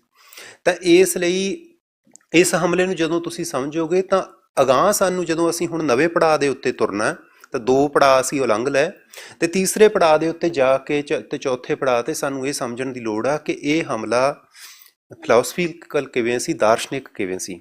ਤੇ ਅਗਲੀ ਗੱਲ ਇਹ ਕਿ ਇਹ ਸਵਾਲ ਧਰਮ ਅਤੇ ਅਧਰਮ ਦਾ ਕਿਵੇਂ ਸੀ, ਕਿਉਂਕਿ ਜਿਹੜੇ ਬੰਦਿਆਂ ਨੇ ਹਮਲਾ ਕੀਤਾ ਅਤੇ ਜਿਹੜੀ ਸੱਤਾ ਨੇ ਹਮਲਾ ਕੀਤਾ, ਜਿਹੜੇ ਲੋਕ ਉਹਨਾਂ ਦੀ ਸੱਤਾ ਨੂੰ ਮਾਨਤਾ ਵੀ ਦਿੰਦੇ ਸੀ ਜਾਂ ਉਹਨਾਂ ਦੀ ਪਛਾਣ ਵਿੱਚੋਂ ਹੀ ਸੀ, ਉਹਨਾਂ ਵਿੱਚੋਂ ਸੈਂਕੜੇ ਹਜ਼ਾਰਾਂ ਲੋਕਾਂ ਨੇ ਜਿਹੜੀ ਸਿੱਖਾਂ ਦੀ ਗੱਲ ਹੈ, ਸਿੱਖਾਂ ਦਾ ਪੱਖ, ਸਿੱਖਾਂ ਦੀ ਰਾਖੀ ਕੀਤੀ। ਉਹਦਾ ਮਤਲਬ ਇਹ ਆ ਵੀ ਜਿਹੜੇ ਬੰਦਿਆਂ ਦੇ ਅੰਦਰ ਧਰਮ ਸੀ ਤੇ ਉਹ ਬੰਦਿਆਂ ਦੇ ਅੰਦਰੋਂ ਧਰਮ ਪ੍ਰਗਟ ਹੋਇਆ। ਤੇ ਹੁਣ ਸਾਡੇ ਸਾਹਮਣੇ ਇਹ ਹੈ ਵੀ ਜਿਹੜੀ ਧਰਤੀ ਦੇ ਉੱਤੇ ਜੋ ਕੁਝ ਚੱਲ ਰਿਹਾ ਤਾਂ ਵੱਡੇ ਰੂਪ ਦੇ ਵਿੱਚ ਹੁਣ ਧਰਮ ਦੇ ਉੱਤੇ ਹਮਲਾ। ਤਾਂ ਇਸ ਲਈ ਜਿਹੜੀਆਂ ਇਹ ਗੱਲਾਂ ਨੇ ਇਹਨਾਂ ਨੂੰ ਅਸੀਂ ਹੁਣ ਨਵੇਂ ਰੂਪ ਦੇ ਵਿੱਚ ਆਉਣ ਵਾਲੇ ਸਮੇਂ ਵਿੱਚ ਪਰਿਭਾਸ਼ਿਤ ਕਰਾਂਗੇ। ਤੁਹਾਡੇ ਤੋਂ ਆਸ ਹੈ ਕਿ ਤੁਸੀਂ ਇਸ ਸਾਰੇ ਕੰਮਕਾਰ ਦੇ ਵਿੱਚ ਕੁਝ ਸਿੱਖੇ ਹੋਵੋਗੇ ਤੇ ਅਗਾਂਹ ਕੁਝ ਆਪਣੇ ਸਾਥੀਆਂ ਨੂੰ, ਵੀਰਾਂ ਭੈਣਾਂ ਨੂੰ, ਤੇ ਅਗਾਂਹ ਜਦੋਂ ਵੱਡੇ ਹੋ ਕੇ ਤੁਸੀਂ ਰੁਜ਼ਗਾਰ 'ਚ ਜਾਂ ਕਿਸੇ ਹੋਰ ਕੰਮਕਾਰ ਦੇ ਵਿੱਚ ਆਓਗੇ ਤਾਂ ਕੁਝ ਨਵੀਆਂ ਗੱਲਾਂ ਕਰੋਗੇ। ਤੇ ਮੈਨੂੰ ਰਸਮੀ ਤੌਰ ਤੇ ਇਸ ਸਮਾਗਮ ਦੇ ਧੰਨਵਾਦ ਦੀ ਜ਼ਿੰਮੇਵਾਰੀ ਮਿਲੀ ਹੈ। ਮੈਂ ਯੂਨੀਵਰਸਿਟੀ ਦੇ ਵਾਈਸ ਚਾਂਸਲਰ ਸਾਹਿਬ ਪ੍ਰੋਫੈਸਰ ਪ੍ਰਿਤਪਾਲ ਸਿੰਘ, ਜਿਨ੍ਹਾਂ ਨੇ ਇਹ ਸਮਾਗਮ ਕਰਨ ਦੀ ਆਗਿਆ ਦਿੱਤੀ। ਤੇ ਇੱਕ ਹੋਰ ਮਹੱਤਵਪੂਰਨ ਗੱਲ ਕਿ ਮੈਂ ਉਹਨਾਂ ਨਾਲ ਅੱਜ ਗੱਲ ਕਰੀ ਸੀ, ਉਹ ਵਿਦਿਆਰਥੀਆਂ ਦੇ ਵੱਲੋਂ ਕੀਤੇ ਜਾਣ ਵਾਲੇ ਸਮਾਗਮਾਂ ਨੂੰ ਉਤਸ਼ਾਹਿਤ ਕਰਨਗੇ। ਉਹਨਾਂ ਨੇ ਆਖਿਆ ਕਿ ਜਿਹੜੀਆਂ ਦੇਖੋ ਹੁੰਦੀਆਂ ਨੇ, ਕੋਈ ਰੈਲੀ ਟਾਈਪ ਜਾਂ ਉਸ ਤਰ੍ਹਾਂ ਦੀ ਤਾਂ ਨਹੀਂ ਆਗਿਆ ਯੂਨੀਵਰਸਿਟੀ ਵਿੱਚ ਦਿੱਤੀ ਜਾ ਸਕਦੀ, ਪਰ ਜਿਹੜੇ ਅਕਾਦਮਿਕ ਕਿਸਮ ਦੇ ਸਮਾਗਮ ਨੇ ਵਿਦਿਆਰਥੀਆਂ ਦੇ, ਤੇ ਜਾਂ ਹੋਰ ਵਿਕਾਸ ਦੇ, ਡਿਵੈਲਪਮੈਂਟ ਦੇ, ਜਾਂ ਸਹਿ ਅਕਾਦਮਿਕ ਗਤੀਵਿਧੀਆਂ ਦੇ ਸਮਾਗਮ ਨੇ, ਉਹਨਾਂ ਸਾਰਿਆਂ ਨੂੰ ਤੁਹਾਡਿਆਂ ਨੂੰ ਅਸੀਂ ਕਰਵਾਉਣ ਲਈ ਉਤਸ਼ਾਹਿਤ ਕਰਾਂਗੇ। ਤੇ ਤੁਸੀਂ ਜਿੰਨੇ ਮਰਜ਼ੀ ਕਰ ਸਕਦੇ ਹੋ, ਤੁਹਾਡੀ ਪੜ੍ਹਾਈ ਦੇ ਨਾਲ ਨਾਲ ਇਹ ਪੱਖ ਵੀ ਆਪਣਾ ਪੂਰਾ ਹੋ ਸਕੇ। ਤੇ ਸਾਡੇ ਕੋਲੇ ਅੱਜ ਇਸ ਮਾਮਲੇ ਤੇ ਬੁਲਾਰੇ ਆਏ, ਜਿਹਦੇ ਵਿੱਚੋਂ ਸਰਦਾਰ ਗੁਰਜੰਟ ਸਿੰਘ ਬੱਲ, ਜਿਨ੍ਹਾਂ ਨੇ ਤੁਹਾਨੂੰ ਦੱਸਿਆ ਹੀ ਹੈ, ਇਹਨਾਂ ਨੇ ਪਿਛਲੇ ਕਈ ਸਾਲ ਲਾ ਕੇ ਇਸ ਸਾਰੀ ਜਾਣਕਾਰੀ ਇਸ ਖੇਤਰ ਦੀ ਇਕੱਠੀ ਕੀਤੀ। ਅਸਲ ਵਿੱਚ ਗੁਰਜੰਟ ਸਿੰਘ ਨੂੰ ਕਿਸੇ ਵੇਲੇ ਖੁੱਲ੍ਹਾ ਬੁਲਾ ਕੇ ਇਹ ਪੁੱਛਣ ਦੀ ਲੋੜ ਹੈ ਕਿ ਤੁਹਾਨੂੰ ਜਦੋਂ ਤੁਸੀਂ ਇਹ ਸਾਰਾ ਉਪਰਾਲਾ ਕੀਤਾ, ਜਿੱਥੇ ਜਿੱਥੇ ਗਏ, ਤਾਂ ਤੁਹਾਨੂੰ ਕਿਹੜੀਆਂ ਮੁਸ਼ਕਲਾਂ ਆਈਆਂ ਤੇ ਕਿਸ ਤਰ੍ਹਾਂ ਦੇ ਤੁਹਾਨੂੰ ਬੰਦੇ ਮਿਲੇ।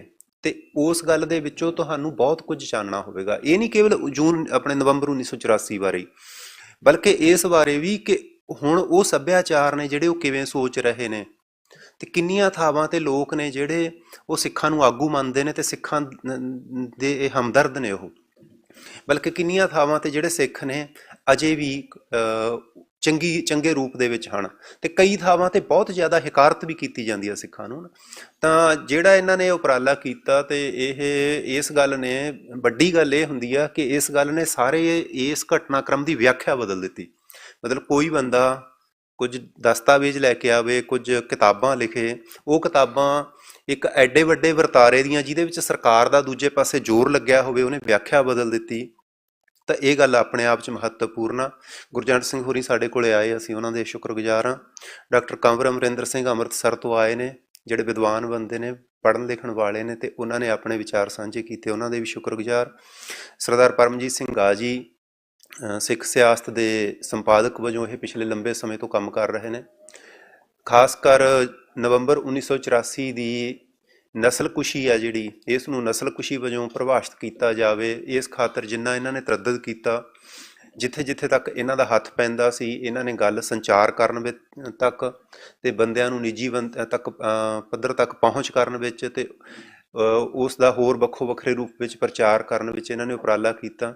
ਉਹ ਤੋਂ ਸਿਵਾਏ ਇਸ ਪ੍ਰਸੰਗ ਵਿੱਚ ਇਹਨਾਂ ਨੇ ਪਹਿਲਾਂ ਵੀ ਇੱਕ ਕਾਫੀ ਵੱਡਾ ਡਾਕੂਮੈਂਟ ਛਾਪਿਆ, ਇਸ ਵਾਰੀ ਵੀ ਛਾਪਿਆ, ਤੇ ਇਹਨਾਂ ਨੇ ਇਸ ਪਾਸੇ ਕੰਮ ਕੀਤਾ ਤੇ ਇਹਨਾਂ ਦੇ ਇੱਥੇ ਸ਼ੁਕਰਗੁਜ਼ਾਰ ਹਾਂ।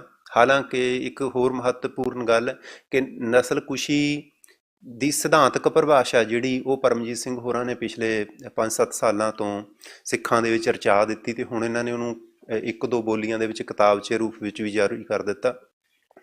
ਤਾਂ ਇਸ ਤੋਂ ਸਿਵਾਏ ਜੁਗਰਾਜ ਸਿੰਘ ਤੇ ਉਹ ਸੱਜਣ ਦਾ ਮੈਨੂੰ ਨਾਂ ਨਹੀਂ ਯਾਦ, ਤੇ ਬਾਕੀ ਤੁਹਾਡੇ ਸਾਰਿਆਂ ਦੇ ਬਹੁਤ ਸ਼ੁਕਰਗੁਜ਼ਾਰ ਹਾਂ। ਤੁਸੀਂ ਇਹ ਉਪਰਾਲਾ ਕੀਤਾ, ਹੋਰ ਉਪਰਾਲੇ ਕਰਦੇ ਰਿਹਾ ਕਰੋ ਤੇ ਸਾਨੂੰ ਚੰਗਾ ਲੱਗੇਗਾ, ਕਿਉਂਕਿ ਸਿੱਖਾਂ ਦੇ ਨਿਆਣੇ ਜੇ ਅਗਾਂਹ ਸੋਚਣਗੇ ਤੇ ਸਿਆਣੇ ਹੋਣਗੇ ਤੇ ਭਲਾ ਹੀ ਆ ਉਸ ਗੱਲ ਦੇ ਵਿੱਚ। ਇੰਨੀਆਂ ਕੁ ਬੇਨਤੀਆਂ ਪ੍ਰਵਾਨ ਕਰੋ। ਵਾਹਿਗੁਰੂ ਜੀ ਕਾ ਖਾਲਸਾ, ਵਾਹਿਗੁਰੂ ਜੀ ਕੀ ਫਤਿਹ।